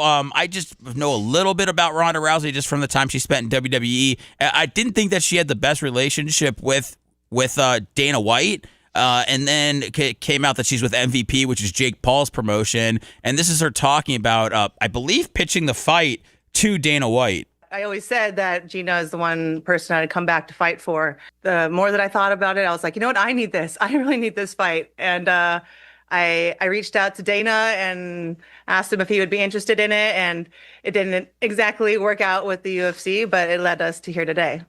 I was 9 months pregnant, and I saw a video of Gina Carano giving an interview. And is there no interest in this, Babyface? Is there? I mean, it feels like at least people feel like enough to comment on it. I mean, it's a very popular story right now. Is this a big nothing in the UFC world? I'm hearing that all of a sudden now, like UFC has to step their game up with what they're putting on the July 4th fight now because MVP's delivered this fight. I don't know about all that. I mean, okay, this is a match that's about 8 to 10 years too late, and they both were good pioneers for the women's mixed martial arts. Gina in Strikeforce, and then Ronda in the UFC, but both ultimately got exposed as not complete fighters, especially compared to the fighters that came up after them. But it's a nice spectacle. What could be a better match? Is there something going on with the Cyborg? I saw the Cyborg tweet about this. Where's the Cyborg come into play? I don't even know who the Cyborg is. So she's this Brazilian lady that was popped for cheating with steroids a few times, Cristiana something. And does she want involved? She wants to get involved in this, I'm or sure something? She wants part of the payday as well. She was another one of those pioneers of women's MMA that got exposed when she couldn't dope anymore. So, any idea of what they're getting for this fight? I mean, I know Jake Paul stuff pays really well. Do you think they're getting at least 10? Probably $2 million each would be my guess. Yeah, I don't know that they're getting $10 million a pop. A copy. Maybe $5 million each. Is it the headline? I mean, what's the deal? I don't know. It's got to be. I mean, I think it is. I don't know. I don't know what else would be bigger now. Are there MMA fights? Is there boxing? All right, on now this? you're What getting is into. it? I don't know, man. I don't know. I just have. It's right around the corner. It's May 16th. I understand, but this is just her talking about the Dana White thing. Do you know about her issues with Dana White? Were there any? I don't know that they had major issues. I know that she lost, she got bitter, and she just ran off to the WWE. And then she trashed the WWE when she left that. So that's what she seems to do.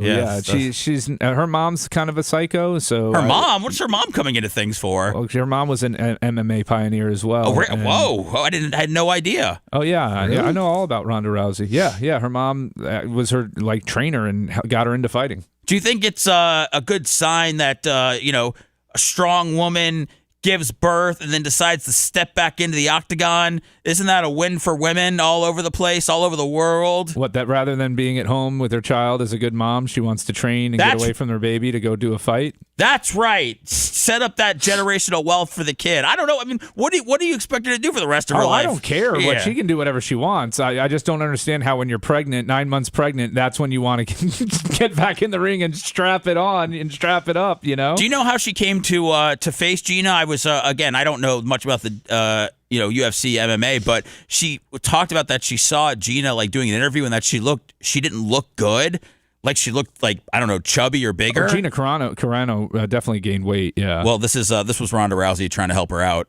Oh, that was nice of her. She didn't look good. She gained an unhealthy amount of weight, and my first thought was oh my God, what can I do to help? When I was in a similar spot, when I was depressed and gave up in the world and inadvertently gave up on myself, what I needed was a goal and something to reignite my passion again. This has been in the making since I was pregnant, and which is over a year ago. I told her, if I have to go out there and train you myself to fight me, I will.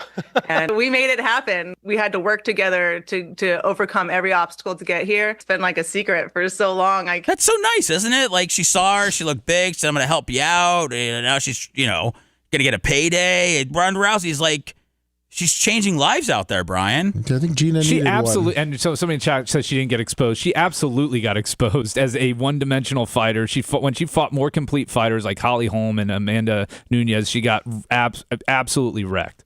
She was a big thing for a while, though. It was a massive crossover. She was pushed hard by the UFC, and at a time when they were trying to get the women's fighting off the ground. So she was integral. I'm not understating her importance to the sport, but she got exposed. She was not a complete fighter. Was she somebody that people looked at like hot, or was she more of like a Caitlin Clark that people were more just kind of in awe of her skill set?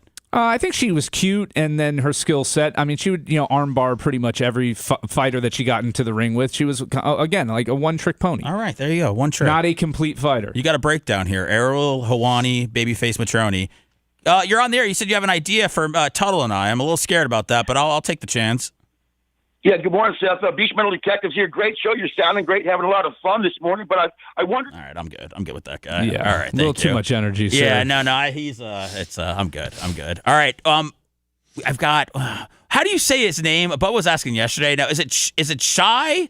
Is it Shia LaBeouf? Is it Shia LaBeouf? Is it okay? Shia. So, Shia LaBeouf. It was a big Shia LaBeouf. All right, big story. I have no idea. It was a big story. He's at Mardi Gras. What did he do? Like, I saw him getting in a fight. People were saying that he said the N-word. Then people were saying that they were saying the N-word to him as they were beating him up. There's a lot of cussing that's going on. He's a fascinating guy. I mean, he was in Transformers, big-time star. I think he went the route of trying to be like a true artist for a while and said that he wasn't going to do any acting, and there was videos of him like yelling, if you remember, trying to give little motivational speeches like DJ Khaled.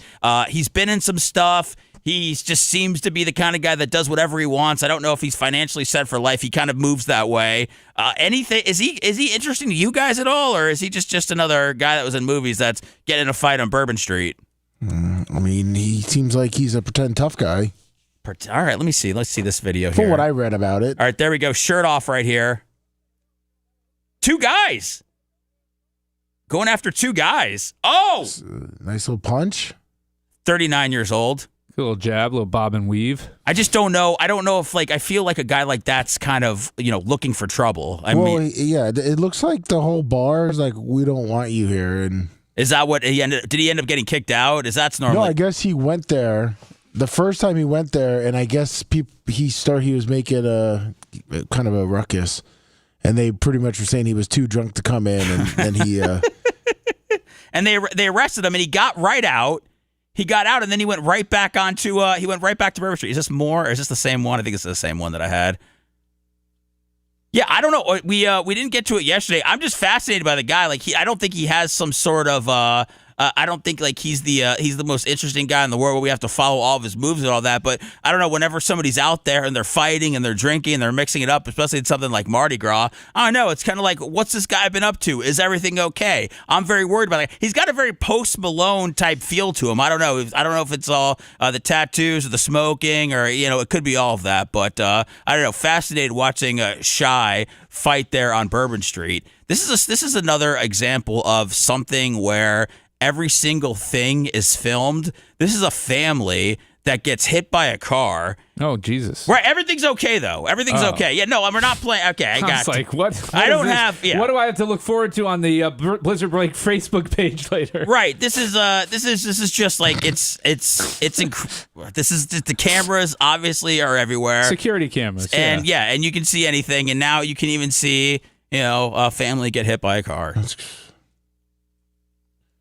Oh, that little kid's okay. Yeah. Look. Kids are made out of rubber. Look at that, man. It's nice of her to grab the one kid. Oh, my God, dude. Did she forget about wait. She got nailed. Did that car go over that kid's foot? It had to. Look, the shoe maybe looks like it came off, Lummy. Now that we're watching this for the 5th time, really, oh my God. Yeah, it landed on his feet and then bounced off. Yeah, the mom, man. We didn't she- just grab one kid. What do you do? Well, Lummy. she got all the backpacks in the left, though. I will defend her on this one. That would have been a hard grab for Okay, her. kids, the school's asking the kids to carry way too much stuff, I think. Way too. Well, then they want to carry other stuff, man. Bring toys and stuff with them. Yeah, it's there's too much going on here. Unbelievable, man, that everybody walked away okay here. Well, Lummy, I got a couple of tweets. What do I? Well, one I had to send you because it's Jennifer Hudson thing. But, okay. This one is also a car accident that I saw yesterday. And since you're talking about car accidents, surprised this guy has walked away. Okay, let's see this one. Florida driver slammed into the back of a school bus and his tire car got wedged in. All right, let's see what this one happens right here. This is a Jag. Oh boy, car just disappears. Now, see, the Canadian curling team would say this is a setup. Is that? Did he die? No, he just had a couple minor. Shut the hell up. He must have ducked. What's a bigger miracle? This or the lady and her kids that got hit by the car? I would say this is.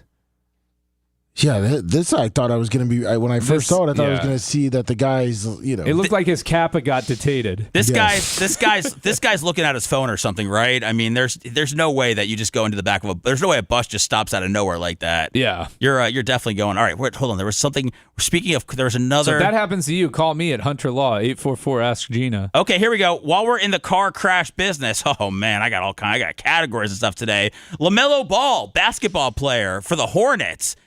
His what is this? I forget what these are called here. I don't know if this is a cyber truck or what. But he gets into an accident in Charlotte. Here's this. LaMelo Ball would drive a cyber truck. I'm not sure if it's a cyber. Oh, Hummer. Oh, okay, that too.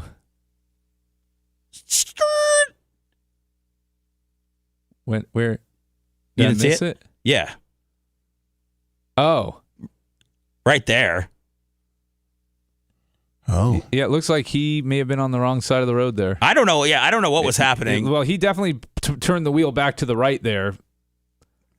My guess is he was looking down at his phone and drifted to the left. Again, who's filming? What's filming right here? That's a Cybertruck or a Tesla or something. You're right. Yeah, you're right. Yeah. It's this man, oh man. And I think I've got one more. I might have one more story. Oh yeah, here we go. Hold on, right here.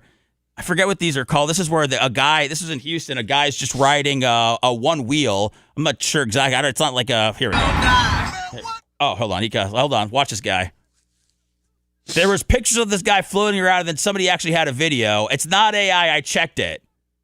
He's got a unicycle. Is it a unicycle? I mean, that's it's an electric unicycle. How does this move though? What is he doing? It's one wheel. That's pretty cool. Is it? I don't know what it is. I guess if he leans forward and sticks his butt in the air, he goes a little faster. I know, and now look, he's changing lanes. He's all over the place. Yeah, it's pretty impressive.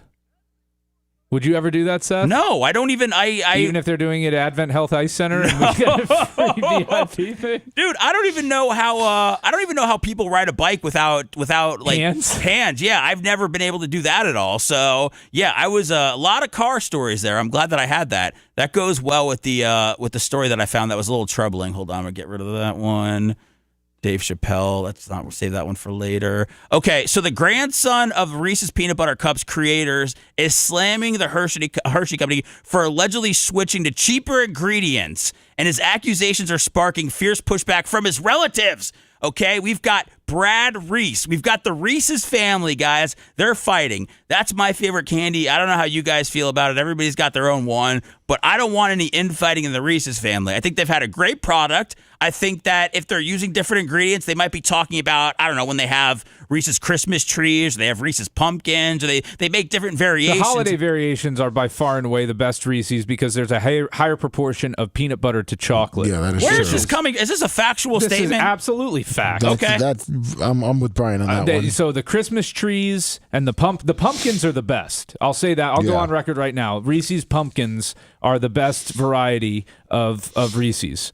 But definitely have more peanut butter than their paper cupped counterparts. Have you had any of the white chocolate ones? First of all, white chocolate is not a thing. Oh, okay. It's just sugar and fat and is not good. Oh, but it's not. It's not tasty. It's Like, not. It's gross. White chocolate's not real.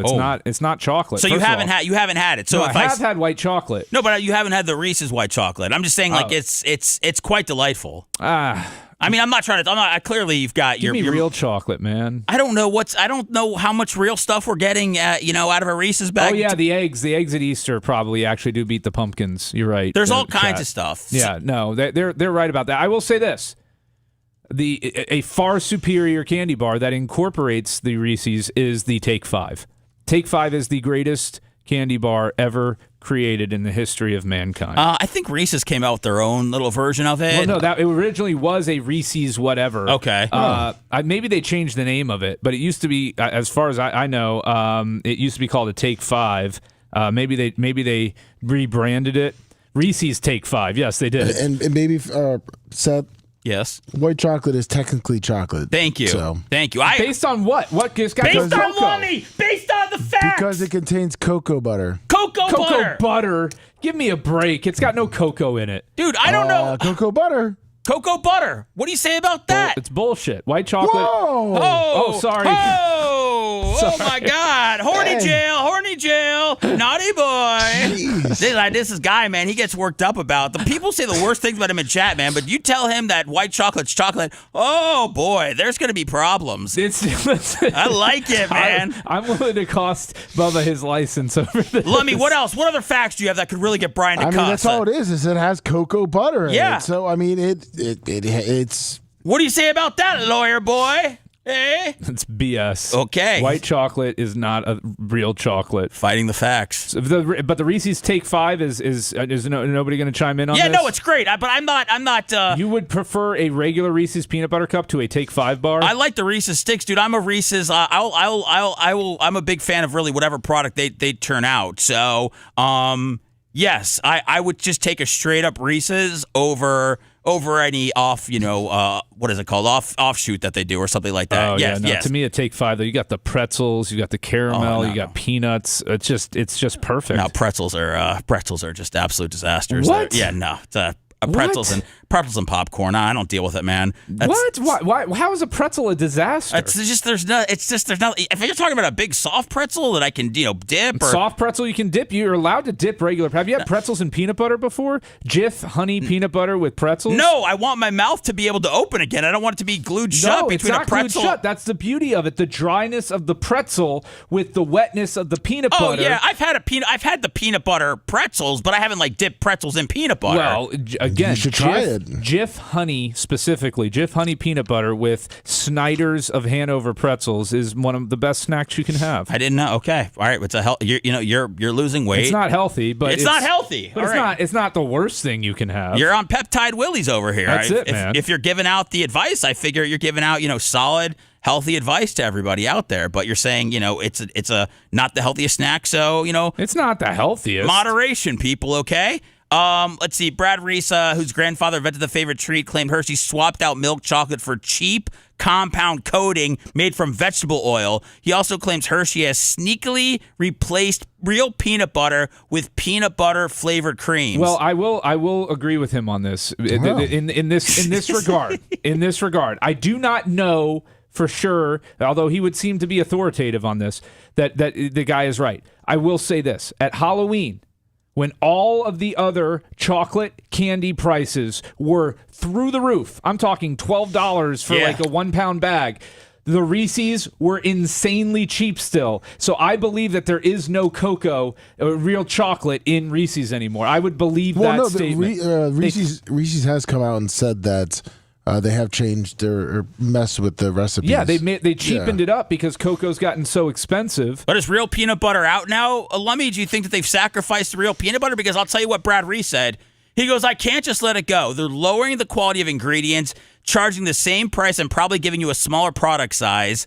He's living in West Palm Beach, a retiree. I'm really embarrassed as a member of the Reese family. Come on, man. With such a fine chocolate that got invented in this world, something that hopefully the next humanity or comes after us, hopefully they're able to find out about the Reese's or taste it. It's one of the greatest inventions ever. And now we've got one of the last living Reese's guys. He's mad. He's upset because of what they're doing. They need to listen to him, man. His grandfather built this. Bring back the real products. According to them and according to ChatGPT, Reese's peanut butter cups contains real peanut butter made from actual peanuts. Thank you. This is the problem though with technology is they're finding ways to make the food taste like the food, but it's not. It's food-like products, but it's not real food. But you have to be so much more transparent. I feel like now about what your ingredients are. I feel like it's the only type of trans you're allowed to be. Oh, hey, I feel like that's transparent. Yeah, no, that's whatever. Ooh. I don't know. Do you want to give you like a buzzer or something like that? That's like a slide whistle. Yeah, no, that was good. That was good stuff. So. All right, Reese's. There's the Reese's controversy here. You know, I had a conversation with my daughter the other day that has really impacted her because she's brought it up now 4 times, and I told her that pretty much nothing in this world gets better. Everything gets worse, and she'll experience that as she ages. Why would you tell her that? Because I probably shouldn't have said it, but it's the truth. That's why I told her that. Customer service gets worse. But she did make a point. She goes, "Daddy, maps got better," and I was like, "No, you're right.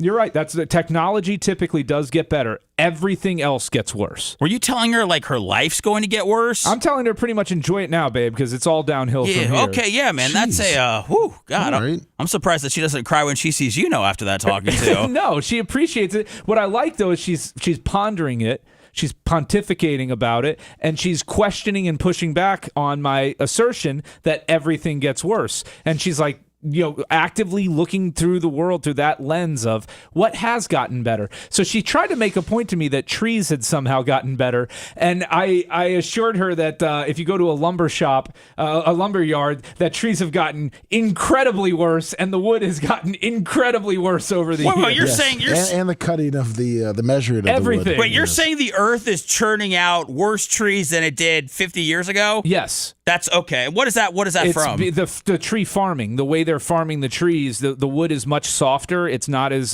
durable. It's not as good. It's cheaper, crappier wood. Is this a real thing? Is this yeah, okay. I'm fairly certain I know everything. Okay, so. Lummox. Babyface is right. Yes, he's right. Lummy, what do we have here? Oh, I sent that to you just in case. Yeah, it shows the process them making the peanut butter for Reese's. They're using real peanut butters or real peanuts. What year is this video? 9 months ago. Cellulose dextrose, the secret weapon that enhances the roasted peanutty taste. Well, that didn't sound good right there. Cellulose dextrose? Yeah.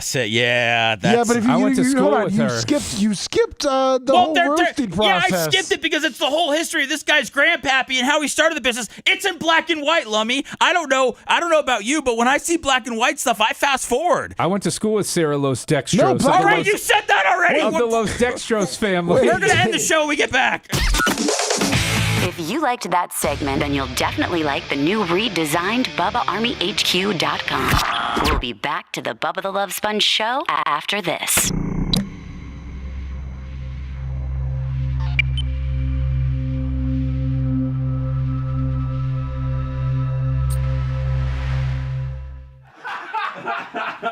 Of the most, you just glossed right over it. I was gonna let a great pun go. Sometimes I have to gloss. No, I have to gloss. I get it. You're a glosser. You keep slinging. I'm gonna keep slinging. I'll double down on my cellulose dextrose. I can't. If I hone in on your joke, it takes me into a dead end. So are you? How close are you to this guy? So if I mention the Reese guy, yeah. Keelan. Yeah. He'll know me immediately. So if I see him, you say, "Hey, I do the show with your good friend Brian Matroni." Does he know you work here? Probably not. Probably not. I was gonna say he would. He's friends with Ashley on Facebook. They've met. It's just another Yeah. No, day. he's an awesome dude. His sons are a little bit crazy, but they're great kids. Oh, are they? Yeah, but no, they're. You're a great kid. Noel is the older one, and then the younger one's name. Oh no, where'd my mouse go? What is his younger son's name? It's Noel and. And he has a daughter now too. He's got a little girl as well. Does he know you come on this show? Yeah, I'm fairly certain he knows I'm on here. But he definitely, if you say my name, he'll know. Say my name. Say my name. He texted me to wish me a happy birthday. I mean, that's pretty close. That's Oh, gay. yeah, so that means you guys are good friends. Yeah. Does he live in your neighborhood? No. Oh. Say my name, when no one is around you. Say, baby, I love you if you ain't running games. Say my name. Look at him. You're acting kind of shady. Ain't calling me baby, why the sudden change? Nice. What do you think, dark jeans? You like them? I went light today. Feel mine. Okay, there, horny Jim. I like what I see and I feel.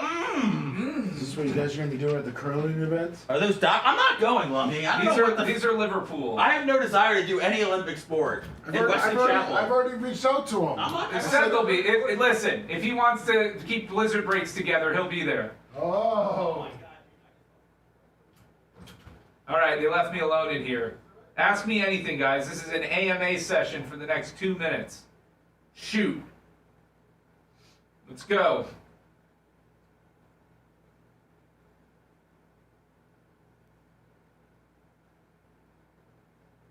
Yeah, that old wood is much, much better. Yes, Lasker's in tomorrow. That's a great question. Answered. Thank you very much, Barbara. I did not come by it naturally, but I do love medications that help. I had hit a wall. My energy was down. I was up about 20 pounds, and I'm glad I lost it. What's the meaning of life? The meaning of life is love and laughter. And you should find it where in whatever you do, buddy. What do I feel about Prince Andrew getting arrested today? Good. Arrest them all. Every single one of those dirtbags. Yeah, I mean, it would depend on the deal, Xerxes. If you have the ability to purchase real estate at a very good price, you can wait. You don't want to lose the buying opportunity. But at the same time, the prices have come down slightly because of the rates. If the rates drop, I imagine that the prices may go back up. The real problem is just too much corporate ownership of single-family housing. No mother-in-law story. She actually took my daughter out on Sunday, and they had a great time together. So that was good. I'm going on a cruise for spring break, Jeff Coy Kendall, on the new Star of the Seas. Peptides that I speak of, you can Google them.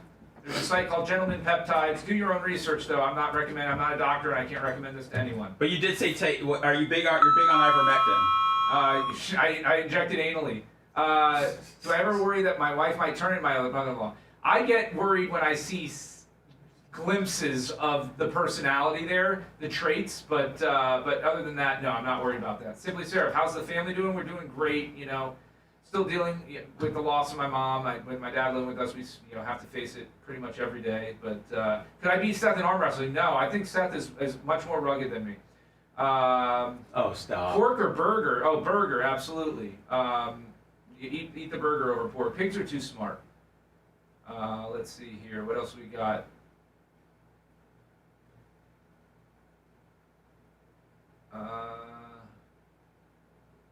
Florida insurance reform. I mean, I can tell you about what happened in 2023.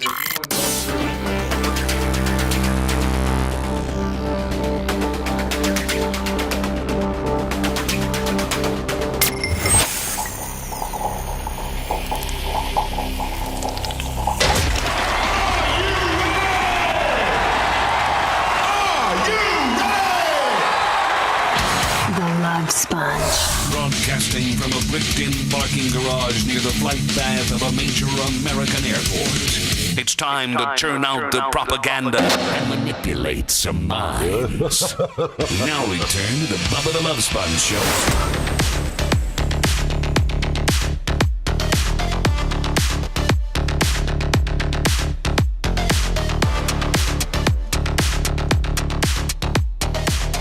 Lummy, word on the street is you got a sports show today. The people have been asking for it. Yeah, me and Grant are going to come in, talk a little sports. By the way, Lummy asked, well, I don't even know why. Well, you run the podcast division. I just want to make sure if I send my emails to you. Lummy's like, is it okay if I come in and do a podcast today? I said no. Plus, I didn't know if you had maybe a long time, long Blizzard break today. No, Blizzard break today. No Blizzard podcast. This is 4 hours of the Blizzard. Yes, Well, I meant you can't expect us to come and do an extra hour. Well, no, you guys have the cards. I thought you were going to do breaks. Oh yeah, not unless it sells out. I don't have the cards on me, so it would be tonight anyways. The Tops break is live. Go to Blizzard breaks. Brian did a break yesterday. So yeah, no, we're out of here. We're out of here as soon as the show's over. I feel like this is a I would say, doing an hour of uncensored is different from this, but Brian, let the cuss words fly today, especially when we got on the topic of white chocolate. So, BS is the best way to describe white chocolate.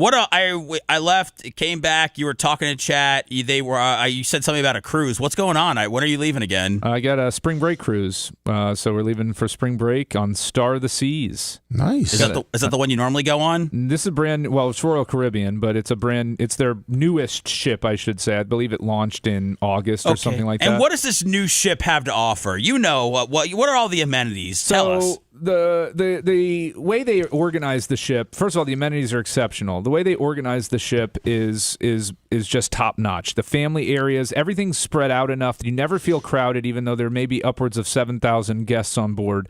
The Aqua Theater has been moved indoors because too many of the shows were being canceled due to weather conditions outside. So that's a nice touch here. The dining options have increased substantially. They've got a really upscale dining experience called the Lincoln Park Supper Club, which is going to be very nice. They have only 38 customers for the meal, for the serving, and they have a live 3-piece band that plays. You mean like 38 per night? 38 people, yeah. Okay, all right. So it's got exclusivity. The entertainment's very good on it. They've got an adult swim-up bar, which is nice, and they actually changed it now so there are no kids allowed in the pool of the swim-up bar. They've got and you like that? Yes, because when we drop our kid off for a couple hours at Kids Club, we want to go and be away from the kids. And so it's nice to get to. So the swim-up bar. What are you doing? Are you grinding underwater? I mean, what does it matter if there's a little kid? They were swimming between our legs at the swim-up bar. It was very annoying. Well, that sounds like a parent that's, Yes, and there's a lot of those parents in this world, Seth. Okay, all right. I didn't know. I thought there were those parents that watch their kids. I mean, if my kid swam between somebody's legs, I'd jump right off the ship. I'd be so embarrassed. Well, so I guess other people don't feel that way. There's no shame out there in the open sea. That's part of the problem. There's no shame left in this world. You got millionaires begging for money for their family on GoFundMe. Yes. There's no shame left. If you missed that part of the show, go ahead. You got something called a callback. You got something to listen to. All right, so no kids there. So you looked into that. What else does it have? Anything for the kids? Oh yeah, What? An entire water park. Wow. Like 6 water slides on the ship.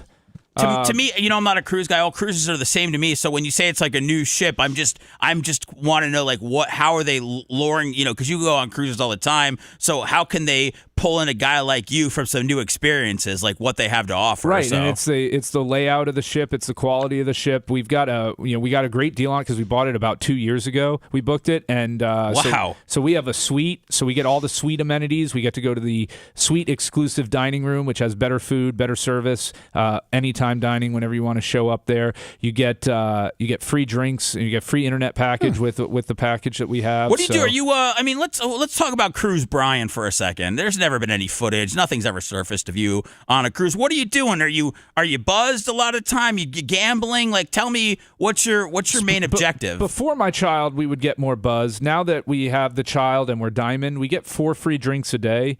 So we generally, unless we have a casino night, we generally keep it to that. We're not looking to get wasted. Can that get you, feeling loosey-goosey? Yeah, especially with the other free drinks that you can get while you're on board and things What do you got? Like what do you bringing a bunch of coupons with you or something? What do you do? They give it to you when you've cruised enough. I'm Diamond level, so I've cruised enough with Royal where they give me a lot of perks. Okay, so you get the 4 free drinks. Then what other free drinks are you getting here? So with our suite that we have. We get free drinks in the suite lounge, and so that's nice. And then sometimes you'll just get a free glass of champagne here and there at different events. The meal that we pay for at Lincoln Park, each course comes with a cocktail, a full-size cocktail. Oh my! And they pour you Moet the entire meal. Nice. Is it Moet or Moet? Moet. Is it Moet? I don't know. It's Moet. I've heard rappers say Moet, but they might be wrong. Moet. It's okay. I Moet didn't know. and Shandong. Okay. I was being funny with that. I didn't know. I just, I'm not a fancy guy like you. I just want to know how the fancy live sometimes. Yeah. And this is on the Carnival cruise? No. Oh. God, no. What is I sent you a video, Carnival. I thought maybe this is what Babyface gets into. What is Carnival for? Is that for poor people or something, Brian? Well, I sent you. That's it. I mean, if this is what Babyface gets into, I totally understand it. I mean, this seems like a good time, doesn't it? It's a party ship. All right. Hold on. Let's see. Okay. Yeah, it seems like a good time. Right? Oh. That's nothing. That's nothing. What do you mean that's nothing? Type in Carnival twerking. This is there's worse than that. I was just saying. Worse? What's bad about that? Nothing. Because I was like, oh, this looks like a fun time. You're trying to act like this is some sort of barbecue that Lummy doesn't want to be at, Brian. That's not the case. This is just packed. Like, I didn't know. Yeah, that's where I was going with. Why are people in their rooms or gambling? That's probably the sail away party. So the sail away party is when they're leaving on the first day of port. They all... And it is funny. You can tell it's a Carnival cruise because everybody is wearing a life vest in the pool. You're saying some poor people go here and the poor people can't swim? They can't swim, yes. Right, okay. So those are like a lot of adults and children with the life. Those yellows, I think, are the large life vests. Light blue is the small one for small children. Do you get a sense of superiority when you see an adult in a vest knowing that... you can swim and they can't? No. It's okay. No, but I do wonder why they, as an adult, if they're really wanting to go into the water, maybe take the 10 minutes to learn how to swim. Also in the like when you're in the shallow end, can you be in a pool where you can stand and not like freak out? You know what I'm saying? Like you could go in a pool and stand up in the shallow end and not have to know how to swim. Right. You shouldn't. Yeah. Yeah, that's a good point. Well, it doesn't look like that pool is full of water. I don't know what's happening there, but doesn't it look like, or is that, that's just the ledge. I was going to say, the way the color on the ledge looked, it made the pool look like it was much deeper. I can see why someone would swim up between your legs in a swim up bar. I mean, and plus the line for that pool that slide's got to be, insane. Well, the line for the bathroom probably isn't. So that pool is probably 80% urine at this point. Oh my goodness! So you don't dabble with this one at all. I don't mess with. I don't F around with Carnival Cruise Line. Okay, all right. So you're going on that. When are you going on that cruise again? For spring break. Okay, I just need to make sure that you're. It's not in February. Okay, you're good. All right, I need Yeah, I know you need me. I need my people here. All right, this is funny because by the way, if you're grossed out easily, look away. I'll give a warning here. I thought this is funny because I throw up, so I know it's not the best thing in the world, but I did find this funny. I don't know why, but this is in Taiwan, and I don't know, one of the leaders, somebody, they started feeling sick. And again, look away if this isn't for you. I don't normally find gross things funny, but maybe I can relate in some way. But here it is. 继续努力，这是我们的决定，所以也希望说，除了2026成立不了当选。 我们要拜托大家，我们现场所有的议员一样。I mean, you're laughing. Okay, I mean, it's like, what the hell, dude? Like, you're gonna throw up. I mean, it doesn't just happen like that, does it? Eat bad sushi and cuttlefish. Oh no! I feel the cuttlefish coming up again. I had no idea I was gonna bring Brian to his knees like this. But this poor guy, man. All right, now that you guys see, I don't want to do a whole John Madden breakdown. But I was wondering how much went around his hand. Well, none goes in your hand. I mean, it's a liquid. Like it's nothing. He's just stopping from projectile vomiting onto the lectern. But did it go projectile to the right? It went out to the side. Yeah, and so down. Okay, so it didn't hit the people. Look away again if you guys are. I'll look again. Okay, all your questions will be answered in this next clip. All right, and then I won't play it. I cannot play it anymore. One more time. He looks around. I'm sorry. 这是我们的决定，所以也希望说，除了2026成立不了当选，我们要拜托大家，我们现场所有的议员一样都要当选，一样都要当选。Oh no! Still going. I know. It's they don't. I mean, she doesn't really. I like that she keeps going. Well, I don't know what she could be giving. Very vital. But you can. I mean, this is. They may have been giving a briefing on the stomach flu raging through Taiwan. listen, you. The thing is that God bless this man. He seems like he's a tough cookie. He's probably 137 years old. Absolutely, especially in Taiwanese years. But I'm just saying, like the one thing that we are blessed with is the ability. We wake up out of sleep in the dead of the middle of the night. We go, oh my God, we're sick. We got to throw up. Like we don't normally like throw up all over ourselves. I'm just saying, like this guy, he was tough enough to where he was trying to fight it back. But at some point, you know that you're going to lose. You're going to lose, yeah. You're going to lose, and he didn't give up. Not everybody has a Nick the Gun Guy Bubba Army jersey that they can vomit into. Why, are you making fun of me or something? No, my daughter got sick on the way to a cruise. We were driving to Port Canaveral, and she got car sick. This was before we learned about the bands that you can put on the kid in the car. Do those work? Yes, 100%. They do? Okay. Yeah. So she vomited on herself, and I had nothing. Our luggage is all. We can't lose luggage on a cruise, so I had nothing else in the car but the Bubba Army 62 jersey that Nick the Gun Guy had gotten me, and I used that to clean up my daughter before the cruise. And then he threw it out on the side of the roadway. I was going to leave a vomit jersey in my hot car for a week, take it home and wash it. I had no choice but to throw it away. You couldn't have found a trash can? We were on the side of the Beeline Expressway or whatever the hell they call it. Brian, I'll co-sign with you. I've had my own throw-up accidents in a shirt when I've been driving because, what else is there when you're driving and you have to have it happen. And, one of my Great Bear shirts I had to send out the window on 275 one night. So it happens to the best of us. It's, when all else fails, there's always a shirt around, and it was there to help you out. Nick the Gun Guy wouldn't be mad about that at all. Oh man! He reminds me about it pretty much once a week. He is gonna remake one for you so you can wear it because I'm the Jersey guy.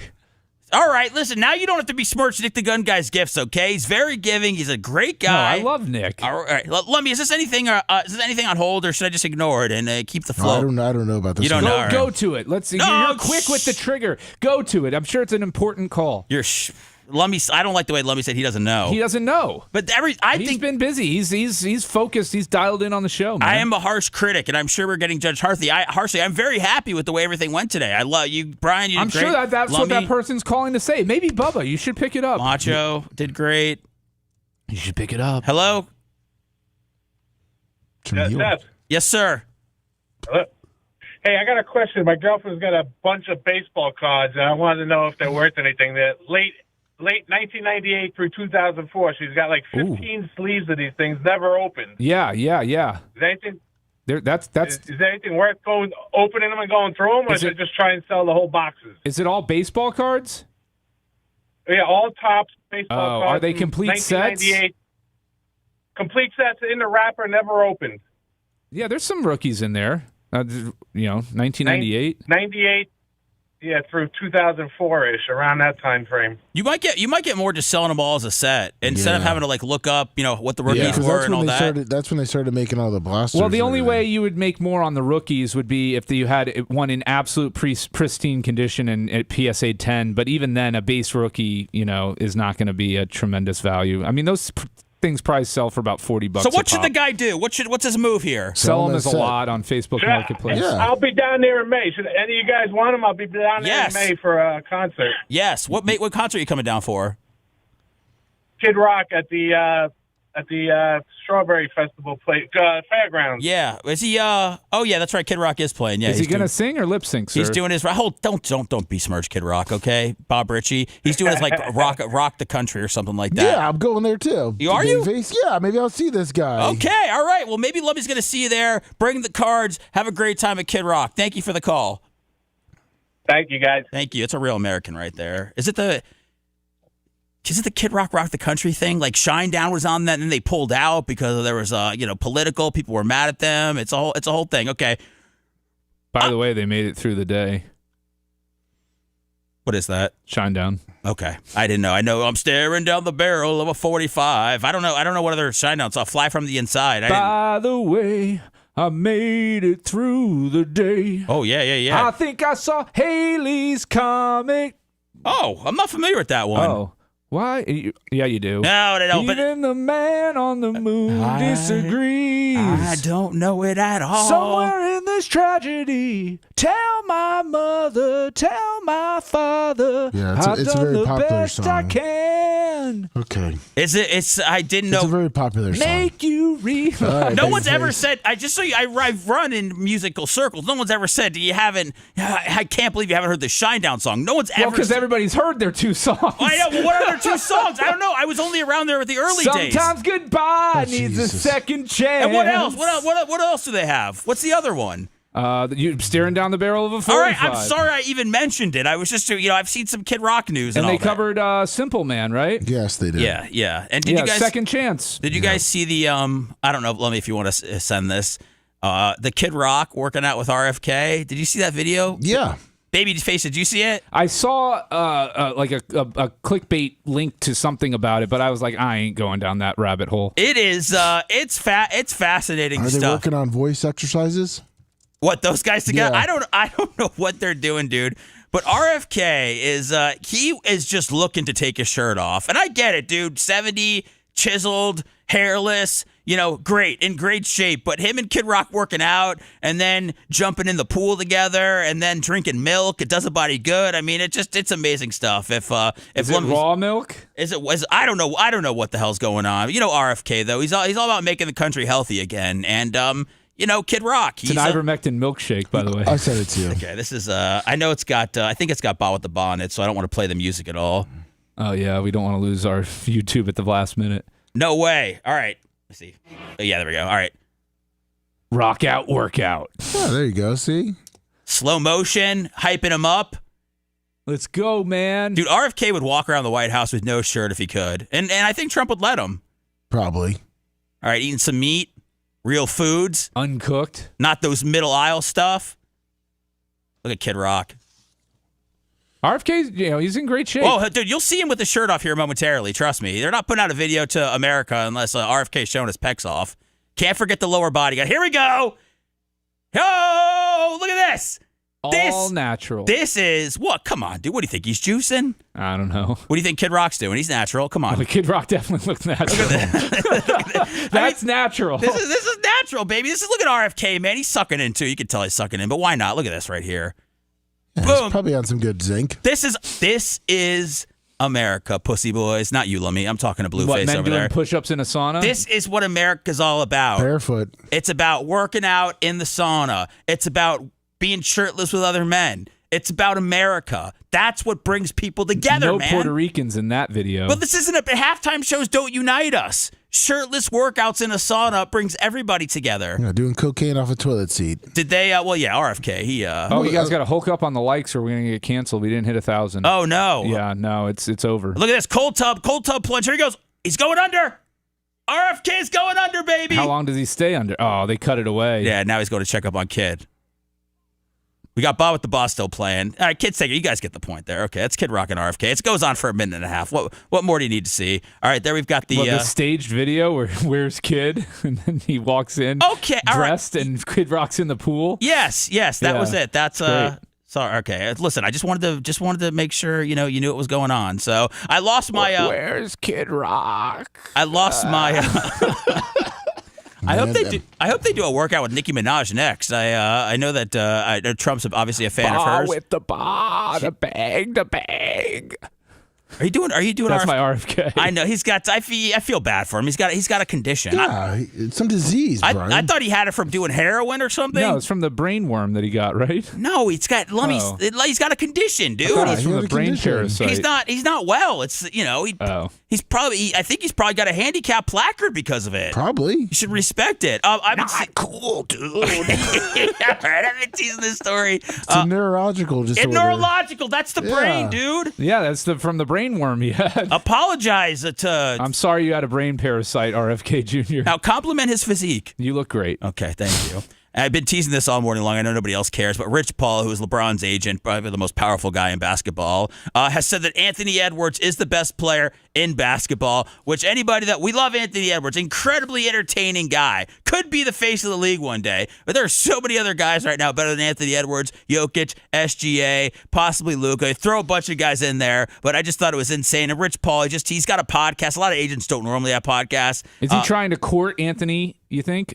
They might already have him, dude. I don't know. Rich Paul's he represents almost everybody. But I don't know. He comes up with, he's got an interesting perspective being so involved, but I just don't think that was the one. But his podcast is with Max Kellerman, who used to do First Take with Stephen A. Smith, who could be running for president. We didn't even talk about that today, did we? Do you think he's going to run for president, Babyface?